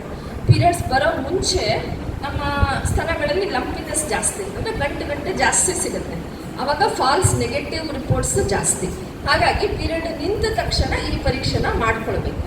ಮಾಡ್ಕೊಳ್ಳೋದ್ರಿಂದ ತಿಂಗಳಿಗೊಮ್ಮೆ ನೀವು ಒಂದು 10 ನಿಮಿಷ ಸ್ಪೆಂಡ್ ಮಾಡಿದ್ರೆ ಕ್ಯಾನ್ಸರ್ನ ತುಂಬ ಬೇಗ ನಾವು ಕಂಡುಹಿಡಿಬಹುದು. ಆಮೇಲೆ ಹಾಗೆ ಗಂಟುಗಳು ಕಂಡಾಗ ಅದನ್ನು ನೀವು ಅಲಕ್ಷ್ಯ ಮಾಡಬಾರ್ದು. ಹೋದ ತಿಂಗಳು ತಾನೇ ನಮ್ಮ ಹತ್ರ ಒಬ್ಬರು ಪೇಷಂಟ್ ಬಂದರು, ಮಗುವಾಗಿ 1 ವರ್ಷ ಆಗಿದೆ, ಅವರು ಗಂಟು ನೋಡ್ಕೊಂಡಿದ್ದಾರೆ, ಆದರೆ ಅಲಕ್ಷ್ಯ ಮಾಡಿದ್ದಾರೆ. ಆಮೇಲೆ ಮತ್ತೆ ಕಂಕಳಲ್ಲಿ ಗಂಟಾದಾಗ ಬಂದರು, ಆವಾಗ ನೋಡಿದ್ರೆ ಆಲ್ರೆಡಿ ಸ್ಟೇಜ್ 3ಗೆ ಹೋಗಿತ್ತು ಕ್ಯಾನ್ಸರ್. ಸ್ಟೇಜ್ 3ಗೆ ಹೋದಾಗ ಫಸ್ಟ್ ನಾವು ರೇಡಿಯೋಥೆರಪಿ, ಕೀಮೋಥೆರಪಿ ಕೊಡ್ತೀವಿ. ಅಂದರೆ ರೇಡಿಯೋಥೆರಪಿ ಅಂದರೆ ಎಕ್ಸ್ರೇಗಳ ಮೂಲಕ ಕೊಡೋ ಟ್ರೀಟ್ಮೆಂಟ್, ಕೀಮೋಥೆರಪಿ ಅಂದರೆ ಇಂಜೆಕ್ಷನ್ ಮೂಲಕ ಕೊಡೋದು. ಅದಾದಮೇಲೆ ಆಪ್ರೇಷನ್ ಮಾಡಬೇಕಾಯ್ತು. ಅದೇ ಅವರು 3 ತಿಂಗಳು ಹಿಂದೆ ಕಂಡಾಗಲೇ ಬಂದಿದ್ರೆ ಬರೀ ನಾವು ಗಂಟನ್ನ ತೆಗೆ ಮೂಲಕ ಇಲ್ಲ ಎದೆನ ತೆಗೆ ಮೂಲಕನೇ ನಾವು ಟ್ರೀಟ್ಮೆಂಟ್ನ ಕೊಡ್ಬೋದಾಗಿತ್ತು. ಹಾಗಾಗಿ ಅರ್ಲಿ ಡಿಟೆಕ್ಷನ್ ಅನ್ನೋದು ತುಂಬ ಅಂದರೆ ತುಂಬ ಇಂಪಾರ್ಟೆಂಟ್, ಸರಿನಾ? ಹಾಗಾಗಿ ಅರ್ಲಿ ಡಿಟೆಕ್ಷನ್ ಮಾಡಲಿಕ್ಕೆ ನಮ್ಮ ಹತ್ರ ಇರೋ ಇವೆಲ್ಲ ವಿಧಾನಗಳಿಗೆ ನಾವು ಸ್ಕ್ರೀನಿಂಗ್ ಟೆಸ್ಟ್ಗಳು ಅಂತೀವಿ. ಕಾರ್ಸಿನೋಮಾ ಸರ್ವಿಕ್ಸ್ ಕಂಡುಹಿಡಿಯೋಕ್ಕೆ ನಮ್ಮ ಹತ್ರ ಇರೋ ಸ್ಕ್ರೀನಿಂಗ್ ಟೆಸ್ಟ್ ಪ್ಯಾಪ್ಸ್ಮಿಯರ್. ಏನ ಟೆಸ್ಟ್ ಹೆಸರು? ಲಾಸ್ಟ್ ಬೆಂಚಿನ ಆನ್ಸರ್ಸ್ ಬರ್ತಾ ಇಲ್ಲ. ಪ್ಯಾಪ್ಸ್ಮಿಯರ್ ಅಂದ್ರೆ ಏನ್ ಟೆಸ್ಟ್? ಏನ್ ಕ್ಯಾನ್ಸರ್ ಕಂಡುಹಿಡಿಬಹುದು ಅದರಿಂದ? ಯಾವ ಕ್ಯಾನ್ಸರ್ನ ನಾವು ಪ್ಯಾಪ್ಸ್ಮಿಯರ್ ಮೂಲಕ ಕಂಡುಹಿಡಿಬಹುದು? CA ಸರ್ವಿಕ್ಸ್ ಅಂದ್ರೆ ಗರ್ಭಚೀಲದ ಬಾಯಿನ ಕ್ಯಾನ್ಸರ್ನ ನಾವು ಪ್ಯಾಪ್ಸ್ಮಿಯರ್ ಇಂದ ಕಂಡುಹಿಡಿಬಹುದು. ಆಯ್ತಾ? CA ಬ್ರೆಸ್ಟ್ ನ ಕಂಡುಹಿಡಿಯಕ್ಕೆ ನೀವೇ ಕಂಡುಹಿಡ್ಕೊಬಹುದು ಸುಲಭವಾಗಿ. ಅದು ಸೆಲ್ಫ್ ಬ್ರೆಸ್ಟ್ ಎಕ್ಸಾಮಿನೇಷನ್ ಅಂದ್ರೆ ನಿಮ್ಮ ಸ್ತನಗಳನ್ನ ನೀವೇ ಪರೀಕ್ಷೆ ಮಾಡ್ಕೊಳ್ಳೋದು ಮೂಲಕ. ನೀವು ಈ ವಯಸ್ಸಿಂದನೇ ಶುರು ಮಾಡೋದು ತುಂಬ ಒಳ್ಳೆಯದು. ಅದು ನೆಕ್ಸ್ಟ್ ಕ್ಯಾನ್ಸರ್ ಅಂದರೆ CA ಎಂಡೋಮೆಟ್ರಿಯಮ್ ಅಂತೀವಿ, ಅಂದರೆ ಗರ್ಭಚೀಲದ ಒಳಗಡೆ ಲೇಯರ್ದ ಕ್ಯಾನ್ಸರ್. ಈಗ ತುಂಬ ಹೆಂಗಸರಿಗೆ ಪದೇ ಪದೇ ಮುಟ್ಟಾಗ್ತಾ ಇರುತ್ತೆ, ತಿಂಗಳಿಗೊಮ್ಮೆ ಬರೋದು, ವಾರಕ್ಕೊಮ್ಮೆ, 10 ದಿನಕ್ಕೊಮ್ಮೆ, 15 ದಿನಕ್ಕೊಮ್ಮೆ ಬರ್ತಿರುತ್ತೆ, ತುಂಬ ಬ್ಲೀಡಿಂಗ್ ಆಗ್ತಿರುತ್ತೆ, ಹೊಟ್ಟೆ ನೋವು ಜಾಸ್ತಿ ಬರ್ತಿರುತ್ತೆ. ಅಂಥವರಲ್ಲಿ ಗರ್ಭಚೀಲದ ಒಳಗಡೆ ಲೇಯರ್ ಎಂಡೋಮೆಟ್ರಿಯಮ್ ಅಂತ ಹೇಳ್ತೀವಿ, ಅದು ದಪ್ಪ ಆಗಿರುತ್ತೆ. ಅದರಿಂದ ಅವ್ರಿಗೆ ಬ್ಲೀಡಿಂಗ್ ಜಾಸ್ತಿ ಆಗ್ತಿರುತ್ತೆ, ಮುಂದೆ ಅದು ಕ್ಯಾನ್ಸರ್ ಟರ್ನ್ ಆಗೋ ಚಾನ್ಸಸ್ ಇರುತ್ತೆ. ಅಂಥವ್ರಿಗೆ ನಾವು ಎಂಡೋಮೆಟ್ರಿಯಲ್ ಬಯೋಪ್ಸಿ ಅಂತ ಒಂದು ಟೆಸ್ಟ್ನ ಮಾಡ್ತೀವಿ. ಮತ್ತು ಸ್ಕ್ಯಾನಿಂಗ್ ಮೂಲಕನೂ ಅದನ್ನು ನಾವು ಕಂಡುಹಿಡಿಬಹುದು. ಅದ್ರ ಜೊತೆಗೆ ಇನ್ನೊಂದು ಕ್ಯಾನ್ಸರ್ ಅಂದರೆ ಓವೇರಿಯನ್ ಕ್ಯಾನ್ಸರ್, ಅಂದರೆ ಗರ್ಭಚೀಲದ ಪಕ್ಕ ಅಂಡಾಶಯ ಇರುತ್ತೆ, ಅದು ಹಿಂದೆ ಅಂಡಾಶಯ ಇರುತ್ತೆ ಗರ್ಭಚೀಲದ ಪಕ್ಕ, ಅದರಲ್ಲಿ ಕ್ಯಾನ್ಸರ್ ಆಗಬಹುದು. ಈ ಅಂಡಾಶಯದ ಕ್ಯಾನ್ಸರು ಸಣ್ಣ ಮಕ್ಕಳಲ್ಲೂ ಆಗಬಹುದು, ಯುವತಿಯರಲ್ಲೂ ಆಗಬಹುದು, ವಯಸ್ಸಾದವರಲ್ಲೂ ಆಗಬಹುದು. ಅದರದ್ದು ಏನಂದರೆ ಮೇಯ್ನು ಅಂಡಾಶಯದ ಕ್ಯಾನ್ಸರು ತುಂಬ ಲೇಟಾಗಿ ಗೊತ್ತಾಗುತ್ತೆ. ಅದು ಸಣ್ಣ ಪ್ರಮಾಣದಲ್ಲಿದ್ದಾಗ ಗೊತ್ತಾಗೋದಿಲ್ಲ. ಅದಕ್ಕೆ ಕಂಡುಹಿಡಿಯೋಕ್ಕೆ ಒಂದೇ ದಾರಿ ಅಂದರೆ ಸ್ಕ್ಯಾನಿಂಗ್. ನಿಮ್ಗೆ ಯಾವಾಗ ಹೊಟ್ಟೆ ದೊಡ್ಡದಾಗ್ತಿದೆ ಅನಿಸುತ್ತೆ ಹಂಗೇನಾದ್ರು ಇದ್ದಾಗ ನೀವು ಅದನ್ನು ಡಾಕ್ಟ್ರಿಗೆ ತೋರಿಸ್ಕೊಬೋದು. ಈಗ ರೀಸೆಂಟಾಗಿ ಒಬ್ಬರು ಪೇಷಂಟ್ ಬಂದಿದ್ದರು, ಅವರು ಹಾಸ್ಟೆಲಲ್ಲಿ ಬಿಟ್ಟಿದ್ರು ಹುಡುಗಿನ ಓದಲಿಕ್ಕೆ, 9ನೇ ಕ್ಲಾಸ್ ಹುಡುಗಿ ಪಾಪ. ಪದೇ ಪದೇ ಅವ್ಳು ಹೊಟ್ಟೆ ದೊಡ್ಡದಾಗಕ್ಕೆ ಶುರು ಆಯಿತು, ಡ್ರೆಸ್ ಎಲ್ಲ ಟೈಟ್ ಆಗಕ್ಕೆ ಶುರು ಆಯಿತು. ಅವ್ರು ಏನೋ ತೊಂದರೆ ಇದೆ ಅಂತ ಹೆದರ್ಕೊಂಡು ಬಂದು ತೋರಿಸಿದ್ರು. ನೋಡಿದ್ರೆ ಅಂಡಾಶಯದ ಗಂಟು ಮತ್ತು ಹೊಟ್ಟೆ ತುಂಬ ನೀರು ತುಂಬಿಕೊಂಡಿತ್ತು. ಮತ್ತು ಅವ್ರಿಗೆ ಇಮಿಡಿಯೇಟ್ಲಿ ಟ್ರೀಟ್ಮೆಂಟ್ ಕೊಟ್ಟು ಈಗ 3 ವರ್ಷ ಆಯಿತು, ಆರಾಮಿದ್ದಾಳೆ ಹುಡುಗಿ, ಬಂದು ತೋರಿಸ್ಕೊತಾಳೆ, ಚೆನ್ನಾಗಿ ಓದ್ತಾ ಇದ್ದಾಳೆ. ಹಾಗೆ ಆಪ್ರೇಷನ್ ಮಾಡಿಸ್ಕೊಂಡು ನೆಕ್ಸ್ಟ್ ಬಂದು ಪ್ರೆಗ್ನೆಂಟ್ ಆಗಿ ಮಕ್ಕಳಾಗಿರೋಂಥ ಪೇಷಂಟ್ಗಳು ಸಾಕಷ್ಟು ಜನ ಇದ್ದಾರೆ. ಇವನ್ನೆಲ್ಲ ನಾನು ಯಾಕೆ ಹೇಳ್ತಾ ಇದ್ದೀನಿ ಅಂದರೆ, ಕ್ಯಾನ್ಸರ್ ಅಂದರೆ ದಿ ಎಂಡ್ ಅಲ್ಲ, ಅದಕ್ಕೆ ಟ್ರೀಟ್ಮೆಂಟ್ ಇದೆ. ಕ್ಯಾನ್ಸರ್ ಪೀಡಿತರು ಕರೆಕ್ಟಾಗಿ ಟ್ರೀಟ್ಮೆಂಟ್ ತೊಗೊಂಡು ಕ್ಯಾನ್ಸರ್ ಮುಕ್ತರಾಗಿ ಚೆನ್ನಾಗಿ ಜೀವನ ನಡೆಸಬಹುದು. ಇದೆಲ್ಲದಕ್ಕೂ ಮೇನ್ ಏನು? Early detection and prompt treatment, ಅಂದರೆ ಬೇಗ ಕಂಡುಹಿಡಿಬೇಕು. ಅದಾದಮೇಲೆ ಅದಕ್ಕೆ ತಕ್ಕಂಥ ಚಿಕಿತ್ಸೆನ ತಗೊಬೇಕು. ಹಿಂದಿನ ಕಾಲದಲ್ಲಿ ನಿಮಗೆ ಕ್ಯಾನ್ಸರ್ ಬಂದರೆ ಬರೀ ಹುಬ್ಳಿಗೆ ಹೋಗಬೇಕಿತ್ತು, ಮಿರಾಜ್ಗೆ ಹೋಗಬೇಕಿತ್ತು. ಈಗ ಆಗಿಲ್ಲ, ಅರ್ಲಿ ಸ್ಟೇಜಸಲ್ಲಿ ನಮ್ಮ ಇಳ್ಕಲಲ್ಲೇ ಟ್ರೀಟ್ಮೆಂಟ್ ಸಿಗ್ತಾ ಇದೆ ನಮ್ಮ ಆಸ್ಪತ್ರೆಯಲ್ಲಿ. ಮತ್ತು ಎಲ್ಲರ ಆಸ್ಪತ್ರೆಯಲ್ಲೂ ಸಣ್ಣ ಸ್ಟೇಜಲ್ಲಿದ್ದಾಗ ಆಪ್ರೇಷನ್ಗಳನ್ನ ಮಾಡ್ತಾ ಇದ್ದೀವಿ ಕ್ಯಾನ್ಸರ್ಗೆ. ಅದೇ ಸ್ಟೇಜ್ 3, 4ಗೆ ಹೋಯ್ತು ಅಂದರೆ ಬಾಗಲಕೋಟೆಯಲ್ಲಿ ಇದೆ ಟ್ರೀಟ್ಮೆಂಟ್ ಹತ್ತಿರ ಅಂದರೆ. ಹಾಗಾಗಿ ಮೇನ್ ಅಂದರೆ ನಾವು ಇವಾಗ ಯಾವುದ್ರ ಮೇಲೆ ಗಮನ ವಹಿಸ್ಬೇಕಂದ್ರೆ ಅರ್ಲಿ ಡಿಟೆಕ್ಷನ್ ಮೇಲೆ ಗಮನ ವಹಿಸಬೇಕು. ನಾವು ವೆಜೈನಲ್ ಕ್ಯಾನ್ಸರ್ ಮತ್ತು ವಲ್ವಲ್ ಕ್ಯಾನ್ಸರ್ ಅಂತ ಹೇಳ್ತೀವಿ. ಅವು ತುಂಬ ರೇರ್, ತುಂಬ ಕಾಮನ್ ಅಲ್ಲ. ಈಗ ನಮಗೆ ಕಾಮನೆಸ್ಟ್ ಅಂದರೆ ಬ್ರೆಸ್ಟ್ ಕ್ಯಾನ್ಸರ್. ಅದನ್ನು ನೀವೇ ಗಂಟೆಗಳನ್ನ ಚೆಕ್ ಮಾಡ್ಕೊಳ್ಳೋ ಮೂಲಕ ಕಂಡು ಹಿಡ್ಕೊಬಹುದು. CA ಸರ್ವಿಕ್ಸ್ ಅಂದರೆ ನಾವು ಪ್ಯಾಪ್ಸ್ಮಿಯರ್ ಮೂಲಕ ಕಂಡು ಹಿಡಿಬೋದು. CA ಎಂಡೋಮೆಟ್ರಿಯಮ್ ಅಂದರೆ ಸ್ಕ್ಯಾನಿಂಗ್ ಮೂಲಕ ಎಂಡೋಮೆಟ್ರಿಯಲ್ ಬಯಾಪ್ಸಿಯಿಂದ ಕಂಡುಹಿಡಿಬಹುದು. ಇಷ್ಟು ವಿಷಯಗಳ ನೀವು ತಿಳ್ಕೊಂಡು ನಿಮ್ಮ ಸುತ್ತಮುತ್ತಲಿಯವರಿಗೆ ಈ ಜ್ಞಾನನ ನೀವು ನೀಡಿದ್ರೆ ಅದರಿಂದ ಎಷ್ಟೋ ಜನ ಪೇಷಂಟ್ಗಳದ್ದು ಜೀವನ ನಾವು ಉಳಿಸಬಹುದು. ಅದನ್ನ ನೆನ್ಪಿಟ್ಕೊಳ್ಳಿ. ದೀಪದಿಂದ ನಾವು ದೀಪ ಹಚ್ಚಬೇಕು, ಹೌದಲ್ಲ?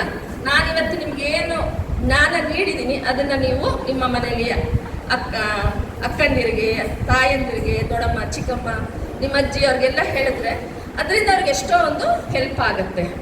ಸರಿನಾ? ಈಗ ಇನ್ನೊಂದು ಮುಖ್ಯವಾದ ವಿಷಯ ಅಂದರೆ ಮೆನ್ಸ್ಟ್ರಿಯಲ್ ಹೈಜೀನ್. ಮೆನ್ಸ್ಟ್ರಿಯಲ್ ಹೈಜೀನ್ ಅಂದರೆ ಏನು? ಮೆನ್ಸ್ಟ್ರಿಯಲ್ ಹೈಜೀನ್ ಅಂದರೆ ಯಾಕದು important? System depends on menstrual cycles. So ನಿಮ್ಮ ಮೆನ್ಸ್ಟ್ರಿಯಲ್ ಸೈಕಲ್ನ ನೀವು ಎಷ್ಟು ಚೆನ್ನಾಗಿ ಮ್ಯಾನೇಜ್ ಮಾಡ್ತೀವಿ ಅದ್ರ ಮೇಲೆ ನಿಮ್ಮ ರಿಪ್ರೊಡಕ್ಟಿವ್ ಹೆಲ್ತ್ ಡಿಪೆಂಡ್ ಆಗುತ್ತೆ. Very good. ಇಷ್ಟು ಬೆಂಚವ್ರು ನಂಗೆ ಆನ್ಸರ್ ಮಾಡಬೇಕು. ಸ್ವಲ್ಪ ಮುಂದೆ ಬಂದು ಆನ್ಸರ್ ಮಾಡಬೇಕು.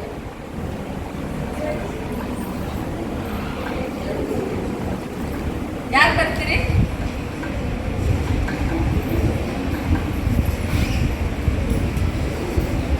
ಬರ್ಬೇಕು, ಬೇಗ ಬರಬೇಕು. ಅಂದ್ರೆ ಇನ್ನು 10 ನಿಮಿಷದ ಮುಂದೆ ನೀವೆಲ್ಲ ಫ್ರೀ ಆಗ್ತೀರಾ?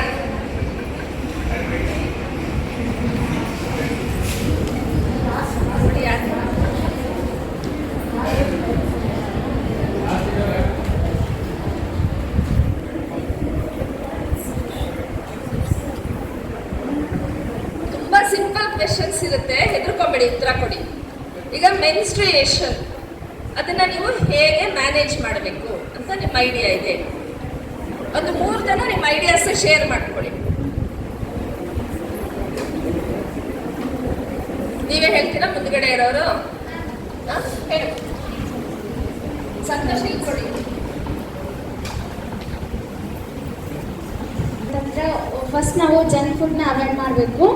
ಆ್ಯಂಡ್ ದೆನ್ ಯೋಗ ಅದನ್ನೆಲ್ಲ ಕರೆಕ್ಟಾಗಿ ಮಾಡಬೇಕು. ಸೊ ಆದಷ್ಟು ನಮ್ಮ ಏನು ರುಟೀನ್ ಅಂದರೆ ಎನ್ವೈರ್ಮೆಂಟಲ್ ನೇಚರ್ ಇರುತ್ತಲ್ಲ, ಸೊ ಅದ್ರ ಲೈಫ್ ಸ್ಟೈಲ್ನ ಚೇಂಜ್ ಮಾಡ್ಕೋಬಾರ್ದು. ಅದು ನಾವು ಮೆನ್ಸ್ಟ್ರುಯೇಷನ್ ತೊಂದರೆ ಆಗಲಾರ್ದ. ಮೆನ್ಸ್ಟ್ರುಯೇಷನ್ ಅಂದರೆ ಏನು? ಮುಟ್ಟು ಅಂದರೆ ಏನು? ಅದು ಯಾಕಾಗುತ್ತೆ? ಅದೊಂದು ವುಮನ್ ಬಾಡಿಯಲ್ಲಿ ಇರುವಂಥದ್ದು ಮ್ಯಾಮ್. ಅದು ಯಾಕೆ? ಅದು ನಾರ್ಮಲ್ ಹೌದಲ್ಲ?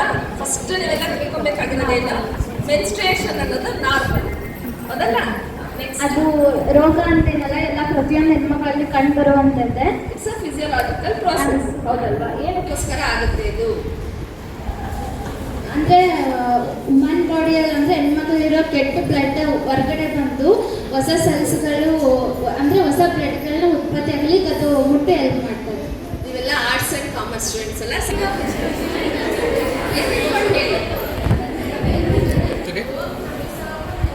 ಪ್ರತಿಯೊಂದು ಹೆಣ್ಣಿನ ದೇಹದಲ್ಲಿ ಏನಾಗುತ್ತೆ? ಓನ್ ಪ್ರೊಡಕ್ಷನ್ ಅಂತ ಹೇಳಿದ್ರೆ ಕರೆಕ್ಟ್ ಹೇಳಿ.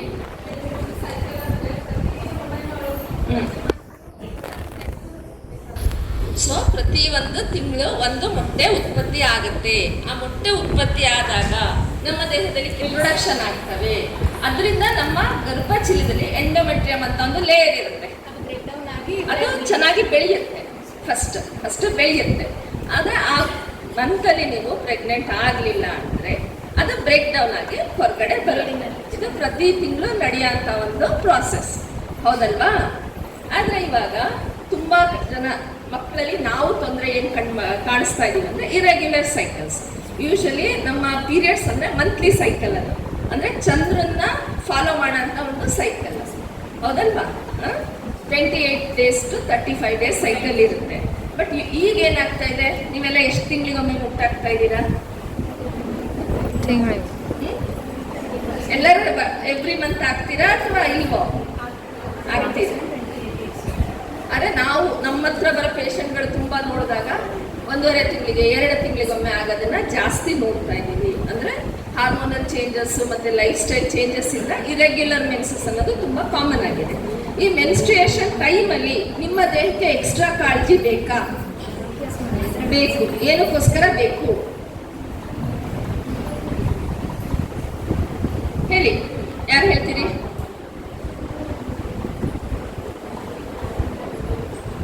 ಏನಕ್ಕೋಸ್ಕರ ಎಕ್ಸ್ಟ್ರಾ ಕಾಳಜಿ ಮಾಡಬೇಕು ನಿಮ್ಮ ದೇಹಕ್ಕೆ ಆ ಟೈಮ್ನಲ್ಲಿ?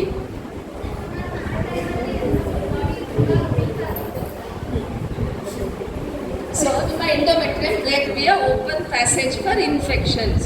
ಸೊ ನೀವು ಆ ಮೆನ್ಸ್ಟ್ರುಯೇಷನ್ನ ಎಷ್ಟು ಚೆನ್ನಾಗಿ ಮ್ಯಾನೇಜ್ ಮಾಡ್ತೀರಾ ಅನ್ನೋದ್ರ ಮೇಲೆ ನಿಮ್ಮ ಆರೋಗ್ಯ ಡಿಪೆಂಡ್ ಆಗುತ್ತೆ. ನೀವು ಸ್ವಚ್ಛವಾದಂಥ ಪದಾರ್ಥಗಳನ್ನ ಅಂದರೆ ಬ್ಲೀಡಿಂಗ್ನ ಕಲೆಕ್ಟ್ ಮಾಡೋಕ್ಕೆ ಗಲೀಜು ಬಟ್ಟೆಗಳನ್ನ ಬಳಸಿದ್ರೆ, ಹೆಲ್ದಿ ಹ್ಯಾಬಿಟ್ಸ್ನ ನೀವು ಮಾಡ್ಕೊಳ್ಳಿಲ್ಲ ಅಂದರೆ ಅವಾಗ ನಿಮಗೆ ಇನ್ಫೆಕ್ಷನ್ ಆಗೋ ಚಾನ್ಸ್ ಇರುತ್ತೆ. ಇನ್ಫೆಕ್ಷನ್ ಆಗೋದ್ರಿಂದ ಏನಾಗುತ್ತೆ? ಕ್ಯಾನ್ಸರ್ ಆಗುತ್ತೆ. ಇನ್ಫೆಕ್ಷನ್ ಆಗೋದ್ರಿಂದ ನಿಮ್ಮ ಸರ್ವಿಕ್ಸ್ ಹೆಲ್ತ್ ಹಾಳಾಗುತ್ತೆ, ಎಂಡೋಮೆಟ್ರಿಯಂ ಹೆಲ್ತ್ ಹಾಳಾಗುತ್ತೆ, ಪೆಲ್ವಿಕ್ ಇನ್ಫ್ಲಮೇಟರಿ ಡಿಸೀಸ್ ಅಂತೀವಿ ಅವುಗಳು ಆಗುತ್ತೆ. ಅದರಿಂದ ನಿಮಗೆ ಬ್ಲೀಡಿಂಗ್ ಹೆಚ್ಚಾಗಬಹುದು, ಜ್ವರ ಬರಬಹುದು, ಇನ್ನು ಕೆಲವರಿಗೆ ಟ್ಯೂಬಲ್ ಬ್ಲಾಕ್ಸ್ ಆಗಬಹುದು, ಮುಂದೆ ಪ್ರೆಗ್ನೆಂಟ್ ಆಗಲಿಕ್ಕೆ ಕಷ್ಟ ಆಗಬಹುದು. ಈ ಥರ ಎಷ್ಟೊಂದು ತೊಂದರೆಗಳಾಗುತ್ತವೆ. ಹಾಗಾಗಿ ಮೆನ್ಸಸ್ ಟೈಮಲ್ಲಿ ನೀವು ಸ್ವಚ್ಛತೆಯನ್ನು ಮೇಂಟೈನ್ ಮಾಡೋದು ನಿಮ್ಮ ಓವರ್ ಆಲ್ ಹೆಲ್ತ್ಗೆ ತುಂಬ ಇಂಪಾರ್ಟೆಂಟ್. ಈಗ ಮುಂಚೆ ಏನು ಅನ್ಕೋತಿದ್ವಿ, ಮುಟ್ಟಿನ ಬಗ್ಗೆ ಮಾತಾಡೋದು ಸೀಕ್ರೆಟ್ ಆಗಿ ಮಾತಾಡಬೇಕು, ಎಲ್ಲರ ಮುಂದೆ ಮಾತಾಡಬಾರ್ದು ಅಂತ ಅನ್ಕೋತಾ ಇದ್ವಿ, ಹೌದಲ್ವಾ? ಮುಟ್ಟು ಅಂದರೆ ಬಹಳ ಸೀಕ್ರೆಟ್ ವಿಷಯ ಆಗಿತ್ತು. ಆದರೆ ಈಗ ಪ್ರಪಂಚಕ್ಕೆ ಗೊತ್ತಾಗಿದೆ ಪೀರಿಯಡ್ಸ್ ಮ್ಯಾನೇಜ್ಮೆಂಟ್ ಅಂದರೆ ತುಂಬ ಇಂಪಾರ್ಟೆಂಟ್. ಅದನ್ನು ನಾವು ಕರೆಕ್ಟಾಗಿ ಮಾಡಿದ್ರೆ ಒಂದು ಹೆಣ್ಣಿನ ಆರೋಗ್ಯನ ನಾವು ಕಾಪಾಡಬಹುದು. ಹೆಣ್ಣಿನ ಆರೋಗ್ಯ ಚೆನ್ನಾಗಿದ್ರೆ ಇಡೀ ಸಮಾಜದ ಆರೋಗ್ಯ ಚೆನ್ನಾಗಿರುತ್ತೆ, ಹೌದು ತಾನೇ? ಅದು ಪೀರಿಯಡ್ ಮೇಂಟೆನೆನ್ಸ್ ಬರೀ ಹೆಣ್ಣಿಂದಷ್ಟೇ ಅಲ್ಲ ಜವಾಬ್ದಾರಿ, ಇಡೀ ಸಮಾಜದ ಜವಾಬ್ದಾರಿ ಅನ್ನೋದನ್ನ ಈಗ ಪ್ರಪಂಚ ಅರ್ಥ ಮಾಡ್ಕೊಳ್ತಿದೆ. ಯಾಕಂದರೆ ಒಂದು ಟರ್ಮ್ ಇದೆ ಪೀರಿಯಡ್ ಪಾವರ್ಟಿ ಅಂತ. ಹಾಗಂದ್ರೆ ಏನಂದರೆ ಯಾವ ದೇಶದಲ್ಲಿ ಪೀರಿಯಡ್ಸ್ ಟೈಮಲ್ಲಿ ಹೆಣ್ಣು ಮಕ್ಕಳಿಗೆ, ಹೆಂಗಸರಿಗೆ ಪೀರಿಯಡ್ ಮ್ಯಾನೇಜ್ಮೆಂಟ್ ಮಾಡಲಿಕ್ಕೆ ಪ್ರಾಡಕ್ಟ್ಸ್ ಸಿಗೋದಿಲ್ಲ, ನಾವು ಅಂದ್ಕೊಳ್ತೀವಿ ನಮ್ಮ ದೇಶದಲ್ಲಿ ಅಷ್ಟೇ ತೊಂದರೆ ಇರ್ಬೋದು, ಇಲ್ಲ ಹಿಂದುಳಿದ ದೇಶಗಳಲ್ಲಿ ಆ ತೊಂದರೆ ಇರಬಹುದು ಅಂತ. ಬಟ್ ನಾನು ಇದ್ರ ಸಲುವಾಗಿ ಸುಮಾರು ಸ್ಟಡೀಸ್ ನೋಡಿದೆ. UK-ನಲ್ಲಿ ಪ್ರಾಬ್ಲಮ್ ಇದೆ, USA-ನಲ್ಲಿದೆ. ಅಂದರೆ ಎಲ್ಲ ಮುಂದುವರೆದ ದೇಶಗಳಲ್ಲೂ ಮೆನ್ಸ್ಟ್ರುಯೇಷನ್ ಇಂಪಾರ್ಟೆಂಟ್ ಅಂತ ಜನ ಅರ್ಥ ಮಾಡ್ಕೊಂಡಿಲ್ಲ. ಈ ಟೈಮಲ್ಲಿ ಸ್ಯಾನಿಟರಿ ಪ್ಯಾಡಿಗೆ ದುಡ್ಡು ಖರ್ಚು ಮಾಡಲಿಕ್ಕೆ ವಿಚಾರ ಮಾಡೋಂಥ ಪೇರೆಂಟ್ಸ್ ಪ್ರಪಂಚದಲ್ಲಿ ಎಲ್ಲ ಕಡೆನೂ ಇದ್ದಾರೆ ಅನ್ನೋದನ್ನು ನಾನು ಅದನ್ನು ನೋಡೋದಂತೆ. ಅದ್ರ ಜೊತೆಗೆ ಸ್ಕೂಲಿಗೆ ಬರೋ ಮಕ್ಕಳಿಗೆ ಸ್ಕೂಲ್ನಲ್ಲಿ ಟಾಯ್ಲೆಟ್ ವ್ಯವಸ್ಥೆ ಇರಲ್ಲ, ನೀರಿನ ವ್ಯವಸ್ಥೆ ಇರಲ್ಲ, ಆಮೇಲೆ ಪ್ಯಾಡ್ಗಳನ್ನ ಸರಿಯಾಗಿ ಡಿಸ್ಪೋಸ್ ಮಾಡಲಿಕ್ಕೆ ವ್ಯವಸ್ಥೆ ಇರಲ್ಲ. ಇಂಥ ತೊಂದರೆ ಇರೋಂಥ ದೇಶಗಳು ತುಂಬ ಜಾಸ್ತಿ ಇದ್ದಾವೆ. ಬರೀ ಒಂದು ನಮ್ಮ ದೇಶದಲ್ಲಿ 25-30% ಸ್ಕೂಲ್ಗಳನ್ನಷ್ಟೇ ಈ ವ್ಯವಸ್ಥೆ ಇದೆ ಅಂತ ನೋಡಿದೆ. ಹಾಗಾಗಿ ಇದು ಏನು ಪೀರಿಯಡ್ ಪಾವರ್ಟಿ ಅಂತ ಹೇಳ್ತೀವಿ, ಇದನ್ನು ನಾವು ತೊಡೆದು ಹಾಕಬೇಕು ಅಂತ ಎಲ್ಲ ಸಂಘ ಸಂಸ್ಥೆಗಳು ಪ್ರಯತ್ನ ಮಾಡ್ತಾ ಇದ್ದಾವೆ. ಅದರಲ್ಲಿ ನಮ್ಮ ಫಾಕ್ಸಿ ಅಂದರೆ ನಮ್ಮ ದೇಶದ ಹೆಣ್ಣು ಮಕ್ಕಳ ತಜ್ಞರು, ಮಹಿಳಾ ವೈದ್ಯರ ಒಂದು ಸಂಘ, ಇವುಗಳ ಮೂಲಕನೂ ನಾವು ಅದ್ರ ಬಗ್ಗೆ ಸಾಕಷ್ಟು ಪ್ರಯತ್ನನ ಮಾಡ್ತಾ ಇದ್ದೀವಿ. ಅಂದರೆ ಸ್ಕೂಲ್ಗಳನ್ನಾಗಲಿ ಅಥವಾ ವರ್ಕ್ ಪ್ಲೇಸ್ಗಳನ್ನಾಗಲಿ ಪೀರಿಯಡ್ ಫ್ರೆಂಡ್ಲಿ ಮಾಡಬೇಕು. ಅಂದರೆ ಪೀರಿಯಡ್ಸ್ ಇರೋ ಮಕ್ಕಳಿಗಾಗಲಿ ಮಹಿಳೆಯರಿಗಾಗಲಿ ಅಲ್ಲಿ ಎಲ್ಲ ಥರ ವ್ಯವಸ್ಥೆ ಇರಬೇಕು ಅನ್ನೋದು ಒಂದು ಎಲ್ಲರದ್ದು ಉದ್ದೇಶ. ಅದ್ರ ಜೊತೆಗೆ ಪೀರಿಯಡ್ ಲೀವ್ಸ್ ಕೊಡಬೇಕನ್ನೋದು ಒಂದು ಈಗ ಹೊಸದಾಗಿ ಬರ್ತಾ ಇರೋ ಒಂದು ಕಾನ್ಸೆಪ್ಟ್. ಈಗ ಮುಂಚೆ ನಮ್ಮ ದೇಶದಲ್ಲಿ ಏನು ವ್ಯವಸ್ಥೆ ಇತ್ತು, ಪೀರಿಯಡ್ಸ್ ಬಂದಾಗ ಹೆಂಗಸರು ಏನು ಮಾಡ್ತಿದ್ರು,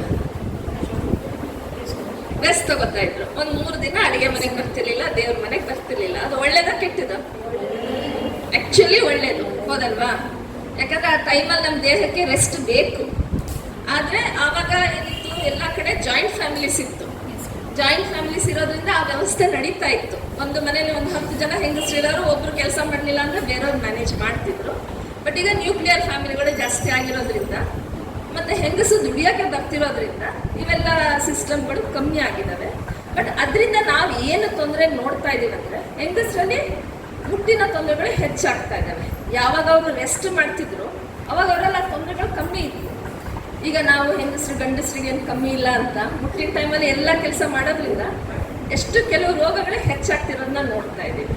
ಆದರೆ ನಾವು ಏನು ತಿಳ್ಕೊಬೇಕಂದ್ರೆ ಮೇಯ್ನು ಮುಟ್ಟಿನ ಟೈಮು ನಮಗೆ ರೆಸ್ಟ್ ಟೈಮ್. ಆ್ಯಕ್ಚುಲಿ ಆ ಟೈಮಲ್ಲಿ ಆದಷ್ಟು ನಮ್ಮ ಕೆಲಸಗಳನ್ನ ನಾವು ಕಮ್ಮಿ ಮಾಡ್ಕೊಬೇಕು. ಜೊತೆಗೆ ಸ್ವಚ್ಛತೆನ ಮೇಂಟೈನ್ ಮಾಡಬೇಕು. ನಾವು ಏನು ಪೀರಿಯಡ್ ಪ್ರಾಡಕ್ಟ್ ಬಳಸ್ತೀವಿ ಅವುಗಳನ್ನ ನಾವು ನೀಟಾಗಿ ಸ್ವಚ್ಛತೆಯಿಂದ ಬಳಸಬೇಕು. ಅದನ್ನು ಬಳಸೋದೊಂದೇ ಇಂಪಾರ್ಟೆಂಟ್ ಅಲ್ಲ, ಕರೆಕ್ಟಾಗಿ ಡಿಸ್ಪೋಸ್ ಮಾಡೋದು ಭಾಳ ಇಂಪಾರ್ಟೆಂಟ್. ಸ್ಕೂಲ್ಗಳಲ್ಲಿ ಮೇಯ್ನಾಗಿ ನಾವು ನೋಡೋ ಪ್ರಾಬ್ಲಮ್ ಅಂದರೆ ಪ್ಯಾಡ್ಸ್ಗಳನ್ನ ಬಾತ್ರೂಮಲ್ಲೇ ಬಿಟ್ಟು ಹೋಗ್ತಾರೆ, ಟಾಯ್ಲೆಟಲ್ಲೇ ಹಾಕಿ ಹೋಗ್ತಾರೆ. ನಮ್ಮ ಹಾಸ್ಪಿಟಲ್ಗಳಲ್ಲೂ ನಾವು ತುಂಬ ನೋಡೋಂಥ ಪ್ರಾಬ್ಲಮ್. ಮತ್ತು ಅದನ್ನು ಟಾಯ್ಲೆಟ್ಗಾಗಿ ಟಾಯ್ಲೆಟ್ಸ್ ಬ್ಲಾಕ್ ಆಗ್ತವೆ, ಅವೆಲ್ಲ ತೊಂದರೆಗಳಿದೆ. ಹಾಗಾಗಿ ಪ್ರತಿಯೊಂದು ಊರಿನ ಮುನ್ಸಿಪಾಲಿಟಿ ಮತ್ತು ವೇಸ್ಟ್ ಮ್ಯಾನೇಜ್ಮೆಂಟ್ ಏನು ಸಿಸ್ಟಮ್ಗಳಿವೆ ಅವು ಎಲ್ಲದಕ್ಕೂ ರೂಲ್ಸ್ ಮಾಡಿದ್ದಾವೆ. ನೀವು ಪ್ಯಾಡ್ಗಳನ್ನ ಅದು ಸಪ್ರೇಟ್ ಅದಕ್ಕೆ ಒಂದು ಸಪ್ರೇಟ್ ಬಕೆಟ್ ಇರುತ್ತೆ, ಅದಕ್ಕೆ ಹಾಕಬೇಕು. ಅದೇ ಬೇರೆ ವೇಸ್ಟ್ ಅದನ್ನು ಇನ್ಸಿನರೇಟ್ ಮಾಡ್ತಾರೆ, ಅಂದರೆ ಸುಡ್ತಾರೆ. ಸುಟ್ಟಾಗ ಅದರಿಂದ ರೋಗಗಳು ಹರಡೋ ಚಾನ್ಸ್ ಕಮ್ಮಿ. ಈಗ ನೀವು ಮೆನ್ಸ್ಟ್ರುಯೇಷನ್ಗೆ ಏನೇನ ಬಳಸ್ತೀರಾ? ಪ್ಯಾಡ್ಸ್ ಅಷ್ಟೇ ಬಳಸ್ತೀರಾ, ಬೇರೆ ಏನಾದರೂ ಬಳಸ್ತೀರಾ? ಬೇರೆ ಆಪ್ಷನ್ಸ್ ಇದಾವ ನಿಮಗೆ? ನಾನು ಈ ಪ್ರಶ್ನೆನ ಟೀಚರ್ಸ್ಗಳಿಗೂ ಕೇಳ್ತೀನಿ, ಯಾಕಂದ್ರೆ ಇದರಲ್ಲಿ ಕೆಲವು ಎಕ್ಸ್ಟ್ರಾ ಇನ್ಫಾರ್ಮೇಶನ್ ನಾನು ಕೊಡಬಹುದು. ಅದಕ್ಕೋಸ್ಕರ ಈಗ ಎಲ್ಲರೂ ಸ್ಯಾನಿಟರಿ ಪ್ಯಾಡ್ಸ್ ಬಳಸ್ತಾ ಇದ್ದೀರಾ ಅಥವಾ ಕ್ಲಾತ್ ಪ್ಯಾಡ್ಸ್ನ ಬಳಸ್ತೀರಾ? ಸ್ಯಾನಿಟರಿ ಪ್ಯಾಡ್ಸ್ ಬಳಸೋದು ಒಳ್ಳೇದು, ಕ್ಲಾತ್ ಪ್ಯಾಡ್ ಬಳಸೋದು ಒಳ್ಳೇದು? ಸ್ಯಾನಿಟರಿ ಪ್ಯಾಡ್ಸ್ ಬಳಸೋದು ಯಾಕೆ ಒಳ್ಳೇದು? ಎಲ್ಲದಕ್ಕೂ ನೀವು ರೀಸನ್ ಕೊಡಬೇಕು. ನೀವು ಒಳ್ಳೇದಂದ್ರೆ ಏನಕ್ಕೆ ಒಳ್ಳೇದು, ಕೆಟ್ಟದಂದ್ರೆ ಏನಕ್ಕೆ ಕೆಟ್ಟದು ಹೇಳಬೇಕು. ಏನಕ್ಕೆ ಒಳ್ಳೇದು ಸ್ಯಾನಿಟರಿ ಪ್ಯಾಡ್? ಬೇಗ ಉತ್ತರ ಕೊಡಬೇಕು. ಹೇಳಿ, ಏನಕ್ಕೆ ಒಳ್ಳೇದು ಸ್ಯಾನಿಟರಿ ಪ್ಯಾಡ್ಸ್? ಯಾರು ಉತ್ತರ ಹೇಳ್ತೀರೋ ಅವ್ರಿಗೆ ಗಿಫ್ಟ್ ಆಲ್ರೆಡಿ ರೆಡಿ ಇದೆ. ಆ ಗಿಫ್ಟ್ ನಮ್ಮ ಸಂತೋಷ ಬಹಳ ಚುಕ್ಕಿದ್ದಾರೆ. ನೀವು ಒಂದು ಆನ್ಸರ್ ಹೇಳೋದನ್ನ ಗಿಫ್ಟ್ ರೆಡಿ ಮಾಡಿರ್ತಾರೆ ನೋಡಿ. ಹೇಳಿ.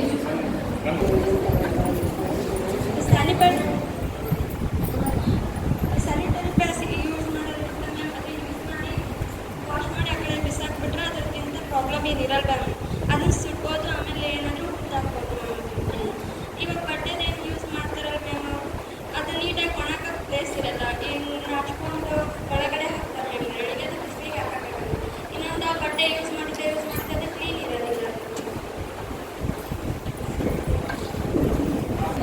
ಮ್ಯಾಮ್ ಎಲ್ಲಿ ಬೇಕಲ್ಲಿ ಬಿಸಾಕಿರ್ತಾರ, ನೆಕ್ಸ್ಟ್ ಅದನ್ನೇ ಯೂಸ್ ಮಾಡ್ತಿರ್ತಾರೆ. ಆಮೇಲೆ ಅದು ಬಿಸಿನೀರೊಳಗೆ ವಾಶ್ ಮಾಡಿರೋದಿಲ್ಲ ಮ್ಯಾಮ್, ಹಾಗೆ ನೆರಳೊಳಗೆ ಹಾಕಿರ್ತಾರೆ, ಬಿಸಿಲಿಗೆ ಹಾಕಿರೋದಿಲ್ಲ. ಈ ರೀತಿಯಾಗಿ ಅದು ಪ್ರಾಬ್ಲಮ್. ಅದರಿಂದ ಇನ್ಫೆಕ್ಷನ್ ಆಗೋ ಚಾನ್ಸಸ್ ಜಾಸ್ತಿ ಇದೆ.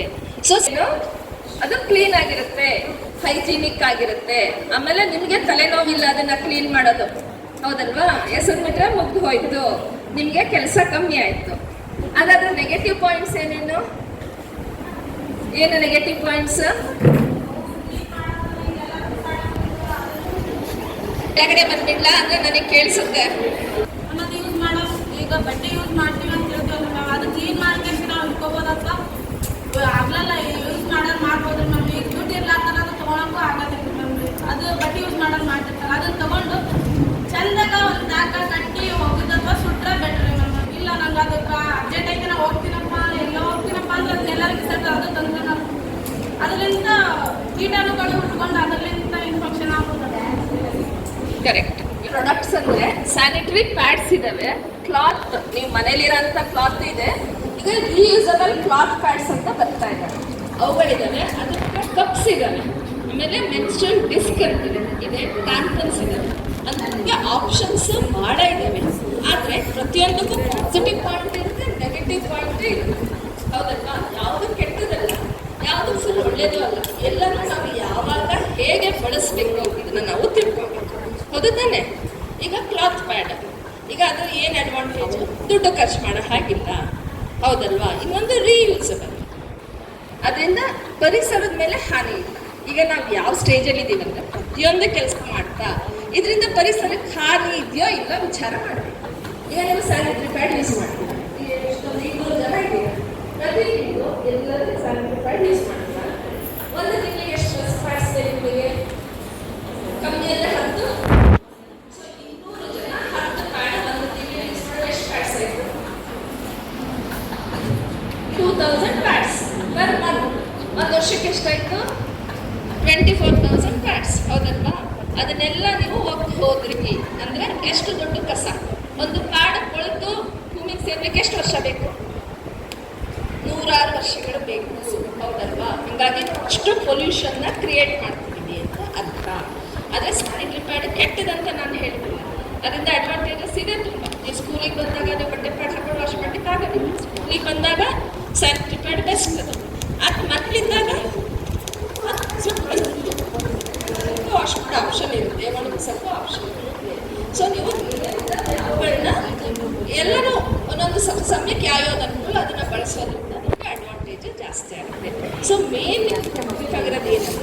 ಸ್ಯಾನಿಟರಿ ಪ್ಯಾಡ್ಸ್ನ ಹೇಗೆ ಡಿಸ್ಪೋಸ್ ಮಾಡೋದು, ಹಾಗೆ ಬರೋದೆಲ್ಲ ಬಾತ್ರೂಮ್ಗಳಲ್ಲಿ ಒಂದು ಪೇಪರ್ ತಗೊಂಡು ಅದನ್ನು ನೀಟಾಗಿ ಸುತ್ತಿ ಕಸದ ಬುಟ್ಟಿ, ಅದಕ್ಕೋಸ್ಕರ ಒಂದು ಕಸದ ಬುಟ್ಟಿ ಇರಬೇಕು, ಆ ಕಸದ ಬುಟ್ಟಿಗೆ ಹಾಕಬೇಕು. ಅದನ್ನು ಡೈಲಿ ಆ ಕಸನ ತೆಗಿಬೇಕು.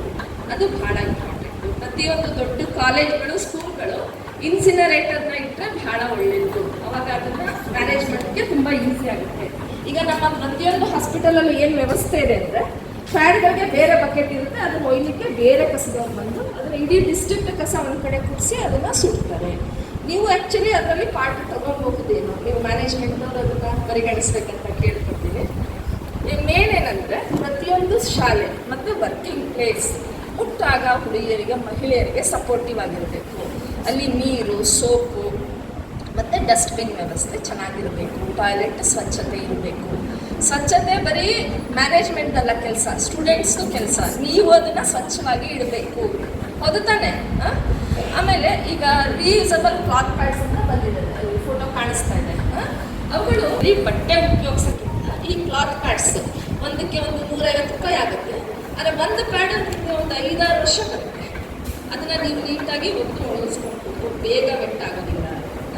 ಅದನ್ನು ಚೆನ್ನಾಗಿ ನೀವು ಡೆಟಾಲ್ ನೀರಲ್ಲಿ ತೊಳೆದು ನೆಕ್ಸ್ಟ್ ಅದನ್ನು ಬಿಸಿಲಲ್ಲಿ ಒಣಗಿಸಿದ್ರೆ ಒಂದು ಪ್ಯಾಡ್ ನಿಮಗೆ ಒಂದು 5-6 ಇಯರ್ಸ್ ಬರುತ್ತೆ. ಆವಾಗ ನೀವು ಪರಿಸರಕ್ಕೂ ಹಾನಿ ಮಾಡಲ್ಲ. ಆಮೇಲೆ ನಿಮಗೆ ಮ್ಯಾನೇಜ್ಮೆಂಟ್ ಈಸಿ ಆಗುತ್ತೆ. ಯಾವ್ಯಾವ ಗಲೀಜು ಬಟ್ಟೆ ಬಳಸೋಕ್ಕಿಂತ ಅದಕ್ಕೋಸ್ಕರ ಏನು ಸಪ್ರೇಟ್ ಇರುತ್ತೆ ಅದನ್ನು ಬಳಸೋದು ಅನುಕೂಲಕರ. ಇನ್ನು ಯಾರು ಮಹಿಳೆಯರಿದ್ದೀರ, ಮಕ್ಕಳಾಗಿರೋರು ಅಂಥವ್ರಿಗೆ ಬೇರೆ ಆಪ್ಷನ್ಸ್ ಇದ್ದಾವೆ. ಪ್ಯಾಡ್ಸ್ ಬಿಟ್ಟು ನೀವು ಮೆನ್ಸ್ಟ್ರಲ್ ಕಪ್ಸ್ಗಳನ್ನ ಬಳಸ್ಬಹುದು, ಮೆನ್ಸ್ಟ್ರಲ್ ಡಿಸ್ಕ್ ಇಲ್ಲ ಟ್ಯಾಂಪನ್ಗಳನ್ನ ಬಳಸಬಹುದು. ಮೆನ್ಸ್ಟ್ರಲ್ ಕಪ್ ಅಂದರೆ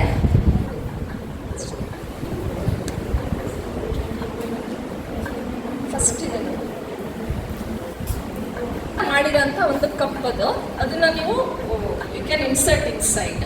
ಅದು ಬ್ಲಡ್ಡನ್ನು ಕಲೆಕ್ಟ್ ಮಾಡುತ್ತೆ. ಒಂದು 6 to 7-8 ಅವರ್ಸಿಗೆ ತೆಗೆದು ಅದನ್ನು ನೀವು ವಾಶ್ ಮಾಡಿ ರೀಯೂಸ್ ಮಾಡಬಹುದು. ಒಂದು ಕಪ್ಪು 5 ವರ್ಷ ಬರುತ್ತೆ. ಅದು ಒಂದು 700-800 ಹಿಂದೆ ಇದು ಚಿತ್ರ. ಅದು ಒಂದು ಕಪ್ಪನ್ನೇ ನೀವು ಪೂರ್ತ ಪೀರಿಯಡ್ಸಿಗೆ ಪ್ಲಸ್ ಒಂದು 5 ಇಯರ್ಸ್ವರೆಗೆ ಬಳಸ್ಬೋದು. ಅದರಿಂದ ಖರ್ಚು ಕಮ್ಮಿ, ಪರಿಸರದ ಮೇಲೆ ಹಾನಿನೂ ಕಮ್ಮಿ ಆಗುತ್ತೆ. ಮತ್ತು ಇನ್ನೂ ಕೆಲವು ಇದ್ದಾವೆ, ಅವು ಮೆನ್ಸ್ಟ್ರಲ್ ಪ್ಯಾಂಟೀಸ್ ಅಂತ. ಅಂದರೆ ನೀವು ಪ್ಯಾಡನ್ನೇ ಅದನ್ನು ಬಳಸಬಹುದು. ಯಾವಾಗ ನಿಮಗೆ ಬ್ಲೀಡಿಂಗ್ ಕಮ್ಮಿ ಇರುತ್ತೆ ಅಂಥ ದಿನಗಳಲ್ಲಿ ಬಳಸಬಹುದು. ಇದನ್ನೆಲ್ಲ ನಾನು ನಿಮಗೆ ಹೇಳ್ತಿರೋದು ನಗಾಡ್ಲೇ ಇರುತ್ತಲ್ಲ, ಇದೆಲ್ಲ ಖಂಡಿತ ನಿಮಗೆ ಯೂಸ್ ಆಗೋಂಥ ವಿಷಯ. ಇದನ್ನು ನಿಮ್ಗೆ ಯಾರೂ ಹೇಳೋದಿಲ್ಲ, ಆಯ್ತಲ್ಲ? ನಾವು ಹೇಳಬೇಕಾದ್ರೆ ನೀವು ಅದನ್ನು ಅರ್ಥ ಮಾಡ್ಕೋಬೇಕು. ಯಾರು ಅಂತ ಹೇಳ್ತಾ ಇದ್ದಾರೆ ಅದನ್ನು ಬಳಸಬೇಕು. ಆವಾಗ ನಿಮ್ಮ ಆರೋಗ್ಯ ಚೆನ್ನಾಗಾಗುತ್ತೆ, ಹೌದಲ್ವಾ? ನಾವು ಪೇಷಂಟ್ ಬಿಟ್ಟು ಬಂದು ನಮ್ಮ ಜೊತೆ ಮಾತಾಡಿದಕ್ಕೂ ಒಂದು ಸಾರ್ಥಕತೆ ಸಿಗುತ್ತೆ, ಗೊತ್ತಾಯ್ತಲ್ಲ?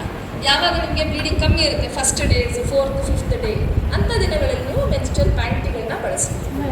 ಅವುಗಳು ಸ್ವಲ್ಪ ದಪ್ಪ ಬಟ್ಟೆಯಿಂದ ಮಾಡಿರ್ತಾರೆ. ಸೊ ಸ್ವಲ್ಪ ಬ್ಲೀಡಿಂಗ್ ಇದ್ದಾಗ ಅವೇ ಯೂಸ್ ಆಗುತ್ತೆ. ನಿಮಗೆ ಪ್ಯಾಡ್ಸ್ ಯೂಸ್ ಮಾಡೋ ಅಂತ ಅಗತ್ಯ ಇರೋದಿಲ್ಲ. ಹೆವಿ ಬ್ಲೀಡಿಂಗ್ ಇದ್ದಾಗ ನೀವು ಸ್ಯಾನಿಟರಿ ಪ್ಯಾಡ್ಸ್ ಬಳಸ್ಬೋದು. ಮೀಡಿಯಂ ಬ್ಲೀಡಿಂಗ್ ಇದ್ದಾಗ ಕ್ಲಾತ್ ಪ್ಯಾಡ್ಸ್, ರೀಯೂಸಬಲ್ ಕ್ಲಾತ್ ಪ್ಯಾಡ್ಸ್ನ ಬಳಸ್ಬೋದು. ಹಂಗೆ ಮಾಡೋದ್ರಿಂದ ಪರಿಸರಕ್ಕೂ ಹಾನಿ ಆಗಿಲ್ಲ, ನಿಮಗೂ ಕನ್ವೀನಿಯನ್ಸ್ ಇರುತ್ತೆ, ದುಡ್ಡಲ್ಲೂ ಉಳಿಯುತ್ತೆ, ಹೌದಲ್ವಾ? ಆಮೇಲೆ ಅವನ್ನೆಲ್ಲ ಬಳಸೋದ್ರಿಂದ ನಿಮ್ಮ ಅಂದರೆ ಯಾವುದನ್ನೇ ಆಗಿ ಬಳಸ್ಬೇಕಾದ್ರೆ ಫಸ್ಟ್ ನೀವು ಹ್ಯಾಂಡ್ ವಾಶ್ ಮಾಡಬೇಕು ಚೆನ್ನಾಗಿ, ಹೌದಲ್ವಾ? ಮುಂಚೆನೂ ಹ್ಯಾಂಡ್ ವಾಶ್ ಮಾಡಬೇಕು, ಬಳಸಿದ ಮೇಲೂ ಹ್ಯಾಂಡ್ ವಾಶ್ ಮಾಡಬೇಕು. ಅದು ತುಂಬ ಇಂಪಾರ್ಟೆಂಟ್. ನಿಮ್ಮ ಬಾತ್ರೂಮ್ಗಳನ್ನ ಸ್ವಚ್ಛ ಇಟ್ಕೊಳ್ಳೋದು ನಿಮ್ಮ ಜವಾಬ್ದಾರಿ. ಅದೆಷ್ಟು ಸ್ವಚ್ಛತೆ ಇರುತ್ತೆ ಅಷ್ಟು ನಿಮ್ಮಲ್ಲಿ ಇನ್ಫೆಕ್ಷನ್ಸ್ ಕಡಿಮೆ ಆಗುತ್ತೆ, ಅದು ತಾನೇ? ನಿಮ್ಗೆ ಮತ್ತೇನಾದ್ರು ಕ್ವೆಶನ್ಸ್ ಇದ್ದರೆ ಕೇಳಬಹುದು. ಮೆನ್ಸ್ಟ್ರಲ್ ಹೈಜೀನ್ ಬಗ್ಗೆ ಇದೆಯಾ ಏನಾದ್ರು ಕ್ವೆಶನ್ಸ್ ನಿಮಗೆ?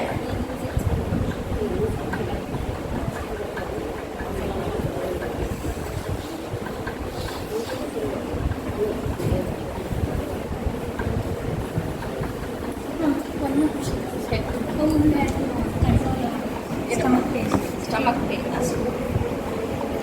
ಈಗ ಇಲ್ಲೊಬ್ರು ಕೇಳ್ತಾ ಇದ್ದಾರೆ ಪೀರಿಯಡ್ಸ್ ಟೈಮಲ್ಲಿ ಹೊಟ್ಟೆ ನೋವನ್ನ ಹೇಗೆ ಕಮ್ಮಿ ಮಾಡೋದು ಅಂತ. ಪೀರಿಯಡ್ಸ್ ಟೈಮಲ್ಲಿ ಹೊಟ್ಟೆ ನೋವು ಬರಲಿಕ್ಕೆ ಮೇನ್ ಕಾರಣ ನಿಮ್ಮಲ್ಲಿ ಪ್ರಾಸ್ಟಾಗ್ಲ್ಯಾಂಡಿನ್ಸ್ ಅಂತ ಒಂದು ಇದು ಉತ್ಪತ್ತಿ ಆಗುತ್ತೆ. ಅದರಲ್ಲಿ ಒಳ್ಳೆ ಪ್ರಾಸ್ಟಾಗ್ಲ್ಯಾಂಡಿನ್ ಇದೆ, ಕೆಟ್ಟ ಪ್ರಾಸ್ಟಾಗ್ಲ್ಯಾಂಡಿನ್ ಇದೆ. ಪ್ರಾಸ್ಟಾಗ್ಲ್ಯಾಂಡಿನ್ F2 ಆಲ್ಫಾ ಅಂತಂದಿರುತ್ತೆ. ಅದು ಜಾಸ್ತಿ ಆದಾಗ ನಿಮಗೆ ಹೊಟ್ಟೆ ನೋವು ಬರುತ್ತೆ. ಅದು ಜಾಸ್ತಿ ಆಗಲಿಕ್ಕೆ ಏನು ಕಾರಣ ಅಂದರೆ ಒಂದು ಸ್ಟ್ರೆಸ್, ಇನ್ನೊಂದು ಜಂಕ್ ಫುಡ್, ಆಯಿತಾ? ಆ ಜಂಕ್ ಫುಡ್ಡನ್ನು ಕಮ್ಮಿ ಮಾಡ್ಕೊಬೇಕು. ನೀವು ಊಟದಲ್ಲಿ ಸೊಪ್ಪು ತರಕಾರಿಗಳನ್ನ ಜಾಸ್ತಿ ತಿನ್ನೋದ್ರಿಂದ ನಿಮ್ಮ ದೇಹದಲ್ಲಿ ಎಸ್ಟ್ರೋಜನ್ ಪ್ರಮಾಣ ಕಮ್ಮಿ ಆಗುತ್ತೆ. ಆಮೇಲೆ ಪ್ರಾಸ್ಟಾಗ್ಲ್ಯಾಂಡಿನ್ E2 ಅನ್ನೋದು ಜಾಸ್ತಿ ಆಗುತ್ತೆ. ಅವೆಲ್ಲ ಅದೆಲ್ಲದರಿಂದ ನಿಮ್ಮ ಹೊಟ್ಟೆ ನೋವು ಕಮ್ಮಿ ಆಗುತ್ತೆ. ಮತ್ತು ಯೋಗಾಸನಗಳನ್ನ ಮಾಡಬಹುದು. ಎಷ್ಟೊಂದು ಯೋಗಾಸನಗಳು ಮುಟ್ಟಿಂದು ಅಸ್ತವ್ಯಸ್ತತೆಯನ್ನು ಕಮ್ಮಿ ಮಾಡೋದ್ರಲ್ಲಿ ಹೆಲ್ಪ್ ಮಾಡ್ತವೆ. ಅವುಗಳನ್ನ ಮಾಡೋದ್ರಿಂದಲೂ ನೀವು ಹೊಟ್ಟೆ ನೋವನ್ನು ಕಮ್ಮಿ ಮಾಡ್ಬೋದು. ಇನ್ನೊಂದು ಹೊಟ್ಟೆ ನೋವು ಬಂದಾಗ ಏನು ಮಾಡಬಹುದು, ನೀವು ಹಾಟ್ ವಾಟರ್ ಬ್ಯಾಗ್ ಇಟ್ಕೊಬೋದು ಕೆಳ ಹೊಟ್ಟೆ ಮೇಲೆ, ಅದರಿಂದಲೂ ಹೆಲ್ಪ್ ಆಗುತ್ತೆ. ತುಂಬ ಸಿವಿಯರ್ ಪೇನ್ ಇದೆ ತಡೆಯೋಕ್ಕಾಗಲ್ಲ ಅಂದರೆ ವೈದ್ಯರ ಸಲಹೆ ತಗೊಂಡು ಕೆಲವು ಟ್ಯಾಬ್ಲೆಟ್ಸ್ಗಳನ್ನ ಸಹ ತಗೊಂಡು.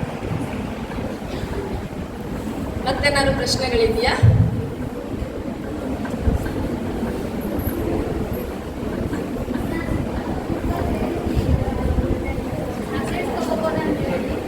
ತುಂಬ ತೊಂದರೆ ಇದ್ರೆ ತಗೊಬಹುದು, ರೆಗ್ಯುಲರ್ ಆಗಿ ತಗೊಬಾರದು. ಟ್ಯಾಬ್ಲೆಟ್ಸ್ ತೊಗೋಬೋದು ಅಂತ ಹೇಳಿದ್ದೀರಿ ತುಂಬ ಪೇನ್ ಇದ್ದಾಗ. ಬಟ್ ಅದೇ ಟ್ಯಾಬ್ಲೆಟ್ಸ್ಗಳು ಅತಿಯಾಗಿ ತೊಗೊಂಡಾಗ ಸೈಡ್ ಎಫೆಕ್ಟ್ ಆಗೋ ಚಾನ್ಸಸ್ ಕೂಡ ಇರುತ್ತೆ. ತುಂಬ ತೊಂದರೆ ಇದ್ರಷ್ಟೇ ವೈದ್ಯರ ಸಲಹೆ ಮೇಲೆ ತಗೊಳ್ಳಿ ಅಂತ ಹೇಳ್ತಾರೆ. ನೀವಾಗೆ ತಗೊಳ್ಳಿ ಅದನ್ನ ಅಭ್ಯಾಸ ಮಾಡ್ಬೋದು. ಅದಕ್ಕೆ ನಾನು ನಿಮ್ಗೆ ಹೇಳಿದೆ, ಫಸ್ಟ್ ಬರಲಾರ್ದ ಹೇಗೆ ಕಲಿಬೋದು, ಊಟದಲ್ಲಿ ಏನು ಚೇಂಜಸ್ ಮಾಡ್ಕೊಬೇಕು, ಯೋಗಾಸನಗಳು ಮಾಡೋದು, ಫಿಸಿಕಲಿ ಆ್ಯಕ್ಟಿವ್ ಇರೋದು, ಅವೆಲ್ಲವೂ ಭಾಳ ಮ್ಯಾಮ್ ಇನ್ನೊಂದು, ಇವಾಗ ಪೀರಿಯಡ್ ಒಂದೊಂದ್ಸಲ 2 months ಆಗಿರ್ಬೋದು, ಕೆಲವೊಂದ್ಸಲ 3-4 monthsಗೆಲ್ಲ ಮುಂದೆ ಹೋಗ್ಬಿಡ್ತಾರೆ. ಸೊ ಅದಕ್ಕೆ ಎಕ್ಸಾಕ್ಟ್ ರೀಸನ್ ಹೇಳಿದ್ರಿ ಮ್ಯಾಮ್? ಅದೇ ಹಾರ್ಮೋನ್ಗಳು ವೇರಿಯೇಷನ್ ಆಗೋದೇ ತುಂಬ ರೀಸನ್, ಮೇನ್ ರೀಸನ್. ಇವಾಗ ಪೀರಿಯಡ್ಸ್ ಅಂದರೆ ಅದು ಹೆಂಗಂದರೆ ಗ್ರೂಪ್ ಡ್ಯಾನ್ಸ್ ಇದ್ದಂಗೆ. ಗ್ರೂಪ್ ಡ್ಯಾನ್ಸ್ ಅಂದರೆ ಏನು ಮಾಡ್ತೀರಾ ನೀವು? ಎಲ್ಲರೂ ಒಟ್ಟಿಗೆ ಸೇರಿ ಪ್ರಾಕ್ಟೀಸ್ ಮಾಡ್ತೀರಾ, ಹೌದಲ್ವಾ? ಎಲ್ಲರೂ ಒಟ್ಟಿಗೆ ಕೈಯಲ್ಲಾಡಿಸ್ಬೇಕು, ಕಾಲಲ್ಲಾಡಿಸ್ಬೇಕು, ಹಾಡಿಗೆ ತಕ್ಕಂಗೆ ಮಾಡಬೇಕು, ಹೌದು ತಾನೆ? ಹಾಗೆ ಪೀರಿಯಡ್ಸ್ ಅನ್ನೋದು ತುಂಬ complicated process. It's not a easy process. Period ಅಂತ ನೀವು ಅಸಡ್ಡೆ ಮಾಡಬೇಡಿ. ಒಂದು ಪೀರಿಯಡ್ ಆಗಬೇಕಂದ್ರೆ ನಮ್ಮ ದೇಹದಲ್ಲಿ ಎಷ್ಟು ಅಂಗಗಳು ಕೆಲಸ ಮಾಡ್ತಾವಂದರೆ, ಪಿಟ್ಯುಟರಿ ಅಂತಿದೆ, ಹೈಪೋಥಾಲಮಸ್ ಅಂತಿದೆ, ಅದು ನೆಕ್ಸ್ಟ್ ಓವರೀಸ್, ಯೂಟ್ರಸ್, ಆಮೇಲೆ ಎಂಡೋಮೆಟ್ರಿಯಮ್, ಅವೆಲ್ಲ ಸೇರಿ ಕೆಲಸ ಮಾಡಿದ್ರೆ ನಮಗೆ ಪೀರಿಯಡ್ ಕರೆಕ್ಟ್ ಆಗುತ್ತೆ. ಇವಾಗ ಏನಾಗ್ತಿದೆ, ನಮ್ಮ ಲೈಫ್ ಸ್ಟೈಲಲ್ಲಿ ತುಂಬ ಚೇಂಜಸ್ ಆಗಿದ್ದಾವೆ. ಮುಂಚೆ ಎಷ್ಟು ಗಂಟೆಗೆ ಮಲ್ಕೋತಿದ್ರು ಎಲ್ಲರೂ? ರಾತ್ರಿ 9-10 ಗಂಟೆಗೆ ಮಲ್ಕೋತಿದ್ರು. ನೀವು ಈಗಲೂ ಹಳ್ಳಿಗೆ ಹೋಗಿ ಎಷ್ಟು ಗಂಟೆಗೆ ಮಲ್ಕೋತಾರೆ ಜನ? ಅಲ್ಲಿ 9 ಗಂಟೆ ಅಂದರೆ ಯಾರ ಮನೇಲೂ ಲೈಟ್ ಆಗಿರಲ್ಲ. ಈಗ ಸಿಟೀಸಲ್ಲಿ ಏನಾಗ್ತಿದೆ, ನೀವೆಲ್ಲ ಎಷ್ಟು ಗಂಟೆಗೆ ಮಲ್ಕೋತೀರಿ? 12 ಗಂಟೆ, 1 ಗಂಟೆ, ಹೌದಲ್ವಾ? ಅವಾಗ ಏನಾಗುತ್ತೆ, ನಮ್ಮ ದೇಹದಲ್ಲಿ ಒಂದು ಸರ್ಕೇಡಿಯನ್ ರಿದಮ್ ಅಂತಿದೆ. ಆ ಸರ್ಕೇಡಿಯನ್ ರಿದಮ್ ಚೇಂಜ್ ಆಗುತ್ತೆ. ಆ ರಿದಮ್ ಚೇಂಜ್ ಆದಾಗ ಹಾರ್ಮೋನ್ಸ್ಗಳು ಚೇಂಜ್ ಆಗ್ತವೆ. ಸೊ ಹಾರ್ಮೋನ್ಗಳು ಏರುಪೇರು ಆಗೋದ್ರಿಂದ ಈಗ ನಾವು ತುಂಬ ಪೀರಿಯಡ್ಸ್ ಇರೆಗ್ಯುಲರ್ ಆಗೋದನ್ನ ನೋಡ್ತೀವಿ. ಅದ್ರ ಜೊತೆಗೆ ನಮ್ಮ ಊಟ, ಈಗಿನ ಊಟ, ನಾವು ಏನೇನು ಪೆಸ್ಟಿಸೈಡ್ಸ್ಗಳು ಬಳಸ್ತೀವಿ, ಗೊಬ್ಬರಗಳು ಬಳಸ್ತಿದ್ದೀವಿ, ಅದರಲ್ಲೆಲ್ಲ ಕೆಮಿಕಲ್ಸ್ ಬರ್ತಿದ್ದಾವೆ.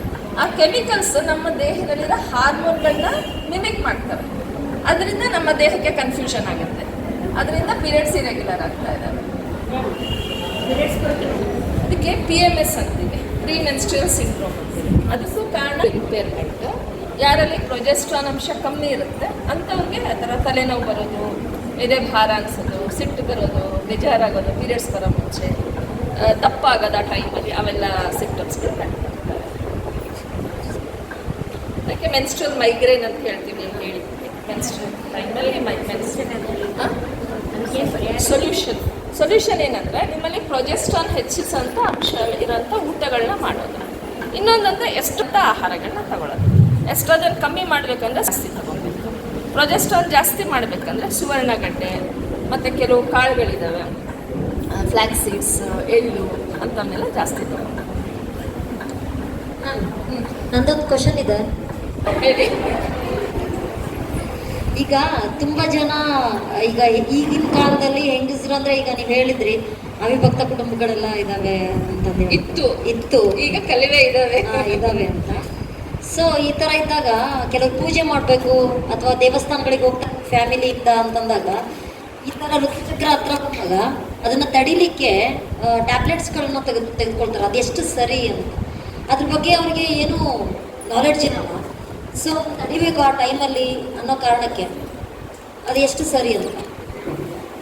ಈಗ ಸರಿ ತಪ್ಪು ಹೆಂಗಂದ್ರೆ ನಿಮ್ಮ ಅಗತ್ಯದ ಮೇಲೆ ಇರುತ್ತೆ. ತಗೊಂಡಾಗ ಡಾಕ್ಟರ್ದು ಸೂಪರ್ವಿಷನ್ ಇಲ್ಲದಲ್ಲೇ ತಗೊಂಡಾಗ ಒಂದೊಂದು ಟ್ಯಾಬ್ಲೆಟ್ ಒಬ್ಬರೊಬ್ಬರ ದೇಹದಲ್ಲಿ ಒಂದೊಂದು ಥರ ಕೆಲಸ ಮಾಡುತ್ತೆ. ಇವಾಗ ಕೆಲವರಿಗೆ 3 ದಿನ ಟ್ಯಾಬ್ಲೆಟ್ ಪೀರಿಯಡ್ ಬರಲ್ಲ, ಕೆಲವರಿಗೆ ತಗೊಂಡ್ರೂ ಬರುತ್ತೆ. ಅಂದರೆ ನಿಮ್ಮ ದೇಹದ ಬಗ್ಗೆ ನಿಮಗೆ ಪೂರ್ತಿ ಗೊತ್ತಿರೋಲ್ಲ, ಟ್ಯಾಬ್ಲೆಟ್ ಬಗ್ಗೆ ಪೂರ್ತಿ ಮಾಹಿತಿ ಇರೋದಿಲ್ಲ. ಹಾಗಾಗಿ ತುಂಬ ಅಗತ್ಯ ಇದ್ದಾಗ ನೀವು ವೈದ್ಯರ ಸಲಹೆ ಮೇಲೆ ತಗೊಂಡ್ಬಿಟ್ಟು ತೊಂದರೆ ಇಲ್ಲ. ಬಟ್ ಅದು ತುಂಬ ರಿಪೀಟೆಡಾಗಿ ತಗೊಳ್ಳೋದ್ರಿಂದ ನಮ್ಮ ದೇಹದ್ದೇನೋ ಒಂದು ವ್ಯವಸ್ಥೆ ಇರುತ್ತಲ್ಲ ಅದು ಏರುಪೇರಾಗುತ್ತೆ ಅಷ್ಟೇ. ಅದರಿಂದ ಬೇರೆ ಏನು ಸೈಡ್ ಎಫೆಕ್ಟ್ಸ್ ಏನಿಲ್ಲ. ಬಟ್ ನಮ್ಮ ದೇಹ ಕನ್ಫ್ಯೂಷನ್ ಆಗುತ್ತೆ. ಯಾಕಂದರೆ ನಮ್ಮ ದೇಹದಲ್ಲಿ ಎಲ್ಲ ಹಾರ್ಮೋನ್ಗಳು ಉತ್ಪತ್ತಿ ಆಗ್ತಿರ್ತವೆ. ಇವು ನಾವು ಹೊರಗಡೆಯಿಂದ ಕೊಡೋಂಥ ಹಾರ್ಮೋನ್ಸ್ಗಳು. ಅವಾಗ ನನ್ನ ದೇಹಕ್ಕೆ ನಾನು ಮಾಮೂಲಿ ಥರ ಪ್ರೊಡಕ್ಷನ್ ಮಾಡಲೋ ಚೇಂಜಸ್ ಮಾಡಲೋ ಗೊತ್ತಾಗೋದಿಲ್ಲ. ಆವಾಗ ಪೀರಿಯಡ್ಸ್ ತುಂಬ ಇರೆಗ್ಯುಲರ್ ಆಗ್ತವೆ. ತುಂಬ ಜನ ಪೀರಿಯಡ್ಸ್ ಸಂಬಂಧ ಟ್ಯಾಬ್ಲೆಟ್ ತೊಗೊಂಡ್ಮೇಲೆ 1 ತಿಂಗಳಾದ್ರೂ ಪೀರಿಯಡ್ಸ್ ಬರಲಿಲ್ಲ, ಇಲ್ಲ 1 ತಿಂಗಳು ಕಂಟಿನ್ಯೂ ಬ್ಲೀಡಿಂಗ್ ಆಯಿತು ಅಂತೆಲ್ಲ ಬರ್ತಾರೆ. ಅದು ಯಾಕೆ ಗೊತ್ತಾಗುತ್ತದೆ? ನಮ್ಮ ದೇಹ ಕನ್ಫ್ಯೂಷನ್ ಆಗುತ್ತೆ ಆ ಟೈಮಲ್ಲಿ. ನಾನೇನು ಮಾಡಲಿ, ಏನು ಮಾಡಲಿ, ಎಷ್ಟು ವರ್ಷದ ತನಕ ಇರ್ಬೋದು ಯಾವುದು ಪೀರಿಯಡ್ಸ್ ಅದು ಹಾಗೆ ಎಲ್ಲ ದೇಹಕ್ಕೆ ಡಿಪೆಂಡ್ ಆಗುತ್ತೆ. ಕೆಲವರಿಗೆ 40 ವರ್ಷಕ್ಕೆ ಗೊತ್ತಾಗುತ್ತೆ. 40 ವರ್ಷಕ್ಕೆ ಇರೋದು ನಾರ್ಮಲ್. ತುಂಬ ಜನಕ್ಕೆ ಮೆಜಾರಿಟಿ ಆಫ್ ಕೆಲವೊಬ್ಬರು ಹೇಳ್ತಾರೆ 45-50 ತನಕ. ಆಲ್ರೆಡಿ 5 ಜನ ನೋಡಕತ್ತೀವಿ 40ಕ್ಕೆ ರೇಟ್ ಆಗುತ್ತೆ. ಅಂದರೆ ಏನಂದರೆ ಈಗ ನಾವು ಏನು ಫಿಸಿಯೋಲಾಜಿಕಲ್ ಅಂತೀವಲ್ಲ ಅದಕ್ಕೆ ಇದೇ ವರ್ಷ ಅಂತಿಲ್ಲ.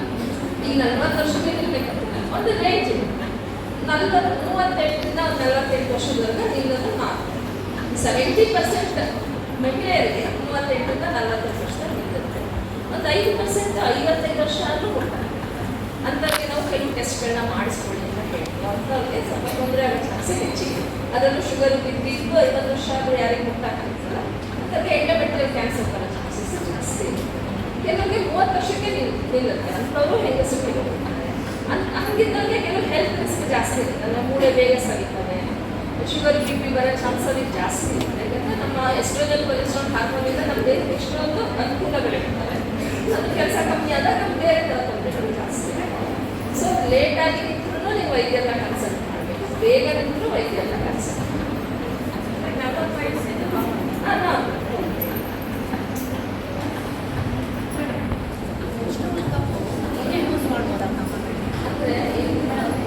ಹೇಳ್ತಾರೆ. ಬಟ್ ನಾವು ಯೂಶ್ವಲಿ ಸಜೆಸ್ಟ್ ಮಾಡೋದು ಯಾರು ಭಕ್ತ ಆಗಿರ್ತಾರಲ್ಲ ಅಂಥವ್ರಿಗೆ ಮಾಡೋದ್ರಿಂದ ಅಂದರೆ ಅವ್ರಿಗೆ ಸ್ವಲ್ಪ ವೆಜೈನಲ್ ಆಕ್ಸೈಡ್ ಯೂಸ್ ಮಾಡೋದು ಈಸಿ ಆಗುತ್ತೆ. ಎಲ್ಲ ಕಡೆ ಅದು ಪ್ರಚಾರ ಆಗ್ತಾ ಇದೆ, ಎಲ್ಲರೂ ಯೂಸ್ ಮಾಡ್ಬೋದು. ಆದರೆ ಬಿಫೋರ್ ಮ್ಯಾರೇಜು ಪ್ರಾಬ್ಲಮ್ ನಾವು ಯೂಶ್ವಲಿ ನಾವು ಡಾಕ್ಟರ್ಸ್ ಅನ್ಮ್ಯಾರಿಡವ್ರಿಗೆ ಯೂಶ್ವಲಿ ಸಜೆಸ್ಟ್ ಮಾಡೋದ್ರಿಂದ ಅವ್ರು ಕಂಫರ್ಟಬಲ್ ಆಗಿ ನಾವು ಯೂಸ್ ಮಾಡ್ತಿರೋದು ಅವ್ರ ಚಾಯ್ಸ್. ನಾವು ಯೂಶ್ವಲಿ ಸಜೆಸ್ಟ್ ಮಾಡೋದು ಭಕ್ತ ಆಗಿರೋರಿಗೆ ಜಾಸ್ತಿ ಬೆನಿಫಿಷಿಯಲ್. ಯಾಕಂದ್ರೆ ಅವುಗಳೆಲ್ಲನೂ ಕರೆಕ್ಟಾಗಿ ಬಳಸಲಿಲ್ಲ ಅಂದರೆ ಇನ್ಫೆಕ್ಷನ್ ಚಾನ್ಸಸ್ ಜಾಸ್ತಿ. ಅಂದರೆ ವಾಶ್ ಮಾಡಿ ಸ್ವಚ್ಛತೆನ ನಾವು ಮಾಡೋದು ಭಾಳ ಇಂಪಾರ್ಟೆಂಟ್. ಮಾತನ್ನ ಮುಗಿಸ್ತೀನಿ ನಾನು. ಇದೆಯಾ ಕೇಳಿ. ಎಲ್ಲರೂ ಶಾಂತವಾಗಿರ್ಬೇಕು.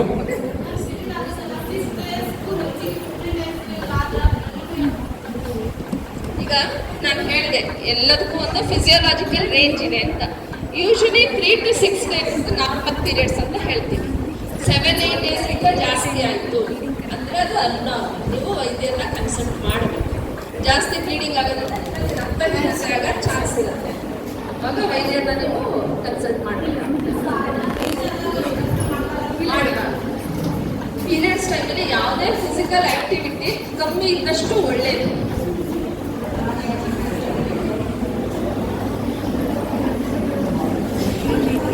ಈಗ ನೀವು ಎಷ್ಟು ಚೆನ್ನಾಗಿ ಕೇಳಿಸ್ಕೊಂಡಿದ್ದೀರಿ ಅನ್ನೋಕ್ಕೆ ನಾನು 3 ಪ್ರಶ್ನೆಗಳನ್ನ ಕೇಳ್ತೀನಿ. ನಮ್ಮ ದೇಶದಲ್ಲಿ ತುಂಬ ಕಾಮನ್ ಆಗಿರೋ ಗೈನಕಾಲಜಿಕಲ್ ಕ್ಯಾನ್ಸರ್ ಯಾವುದು? ಹೆಂಗಸರಲ್ಲಿ ಬರೋಂಥ ಕ್ಯಾನ್ಸರಲ್ಲಿ ತುಂಬ ಕಾಮನ್ ಯಾವುದು? Very good. ಯಾರೋ ಒಬ್ಬರು ಹೇಳ್ಬೇಕಂದ್ರೆ ನಮ್ಗೆ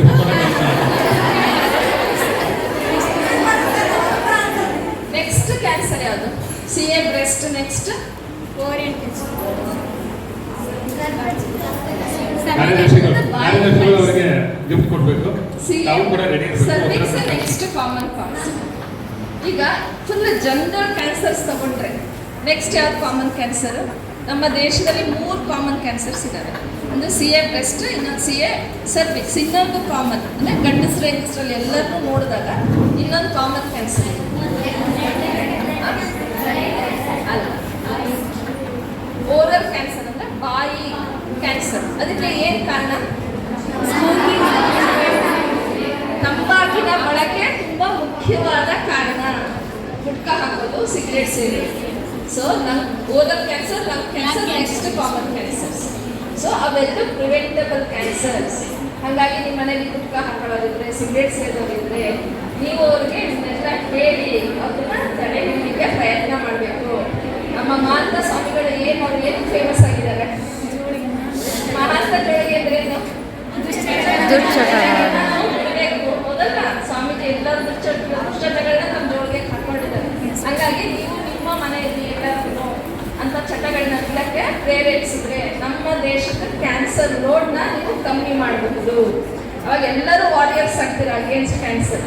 ಅವಾಗ ನಮ್ಮ ಊರು, ನಮ್ಮ ದೇಶ ಕ್ಯಾನ್ಸರ್ ಮುಕ್ತ ಆಗುತ್ತೆ. ಇನ್ನೇನು ಪ್ರಶ್ನೆಗಳಿಲ್ಲ ಅಂದರೆ ನನ್ನ 2 ಮಾತುಗಳನ್ನ ಮುಗಿಸ್ತೀನಿ. ನಾನು ಈ ಮಾತಿನ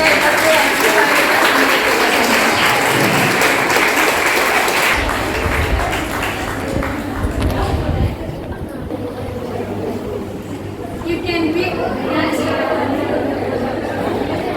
ಮೇಡಮ್, ಈಗ ನಾವು ಲಯನ್ಸ್ ಕ್ಲಬ್ನ ವತಿಯಿಂದ ಮಾತು ಕೊಟ್ಟಂತೆ ಈ ಒಂದು ಇಂಟರೋಗೇಷನ್ ಮೇಡಮ್ ಜೊತೆ ಮೇಡಮ್ ಕೇಳಿದಂಥ ಪ್ರಶ್ನೆಗಳಿಗೆ ಉತ್ತರ ಕೊಟ್ಟು ಇಷ್ಟೊಂದು ತಾವೆಲ್ಲರೂ ಸಕ್ರಿಯವಾಗಿ ಈ ಒಂದು ಕಾರ್ಯಕ್ರಮವನ್ನು ನಡೆಸಿಕೊಟ್ಟಿದ್ದೀರಿ.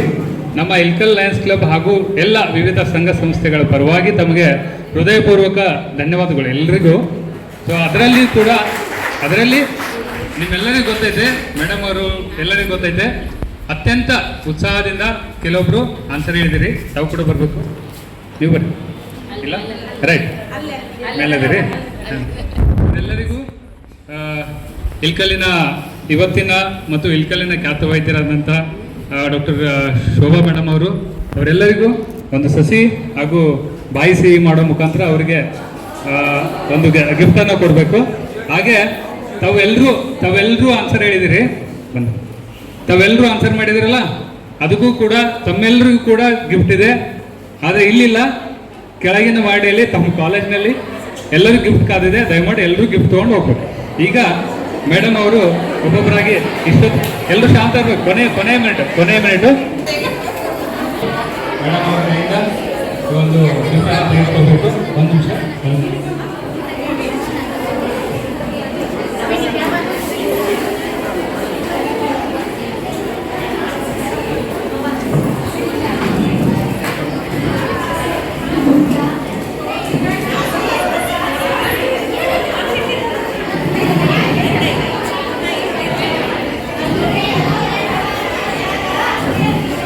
ಯಾರು ಜಾಸ್ತಿ ಬಾಯ್ ಮಾಡ್ತೀರಿ ಅವರಿಗೆ gift ಕೊಡ್ಬೇಕಾಗತ್ತೆ.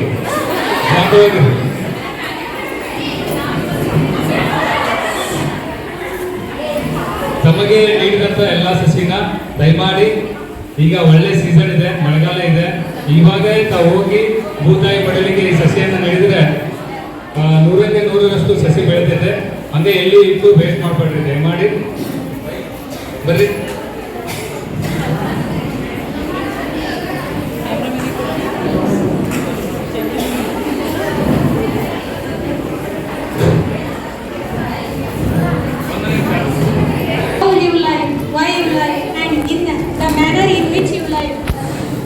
Cancer. Do not count the days, make the days count. ಇಲ್ಲಿವರೆಗೆ ಅತ್ಯಂತ ಸವಿಸ್ತಾರವಾಗಿ ಕ್ಯಾನ್ಸರ್ನ ಬಗ್ಗೆ ನಮಗೆಲ್ಲರಿಗೂ ಮಾಹಿತಿಯನ್ನು ನೀಡಿದಂಥ ಈ ಕಾರ್ಯಕ್ರಮದ ಮುಖ್ಯ ಅತಿಥಿಗಳಾಗಿ ಆಗಮಿಸಿ ಈ ಕಾರ್ಯಕ್ರಮವನ್ನು ಅತ್ಯಂತ ಸುಂದರವಾಗಿ ನಡೆಸಿಕೊಟ್ಟಿರ್ತಕ್ಕಂಥ ಡಾಕ್ಟರ್ ಶೋಭಾ ವಿಠಲ್ ಶಾವಿ ಮೇಡಮ್ ಅವರಿಗೆ ನಮ್ಮ ಕಾಲೇಜಿನ ಪರವಾಗಿ ಹಾಗೆಯೇ ಲಯನ್ಸ್ ಕ್ಲಬ್ ಇಲ್ಕಲ್ನ ಪರವಾಗಿ ಹಾಗೂ ನಮ್ಮೆಲ್ಲರ ಪರವಾಗಿ ತುಂಬು ಹೃದಯದ ಧನ್ಯವಾದಗಳನ್ನು ಮತ್ತೊಮ್ಮೆ ಈಗ ಈ ಕಾರ್ಯಕ್ರಮದ ಕೊನೆಯ ಘಟ್ಟ ವಂದನಾರ್ಪಣೆ ಕಾರ್ಯಕ್ರಮವನ್ನು ಪ್ರೊಫೆಸರ್ PM ಕುಲಕರ್ಣಿ ಸರ್ ಅವರು ನೆರವೇರಿಸಿಕೊಡಬೇಕಾಗಿ ವಿನಂತಿಸಿಕೊಳ್ಳುತ್ತೇನೆ. ಎಲ್ಲ ವಿದ್ಯಾರ್ಥಿಗಳಿಗೆ ಆಗಲೇ ಗಿಫ್ಟ್ ಇದೆ ಅಂತ ಹೇಳಿದ್ವಿ. ಇಲ್ಲಿವರೆಗೂ ನೀವು ಶಾಂತ ರೀತಿಯಿಂದ ಕೂತ್ಕೊಂಡು ಈ ಕಾರ್ಯಕ್ರಮ ಯಶಸ್ವಿಗೊಳಿಸಿದ್ದಕ್ಕೆ ನಿಮ್ಗೆ ಉಪಹಾರದ ವ್ಯವಸ್ಥೆ ಇದೆ. ಅದಕ್ಕೆ ಎಲ್ಲರೂ ಕೆಳಗಡೆ ಉಪಹಾರವನ್ನು ತೆಗೆದುಕೊಂಡು ಹೋಗಬೇಕು. ಓಂ ಶ್ರೀ ಗುರುಬಸವಲಿಂಗಾಯ ನಮಃ.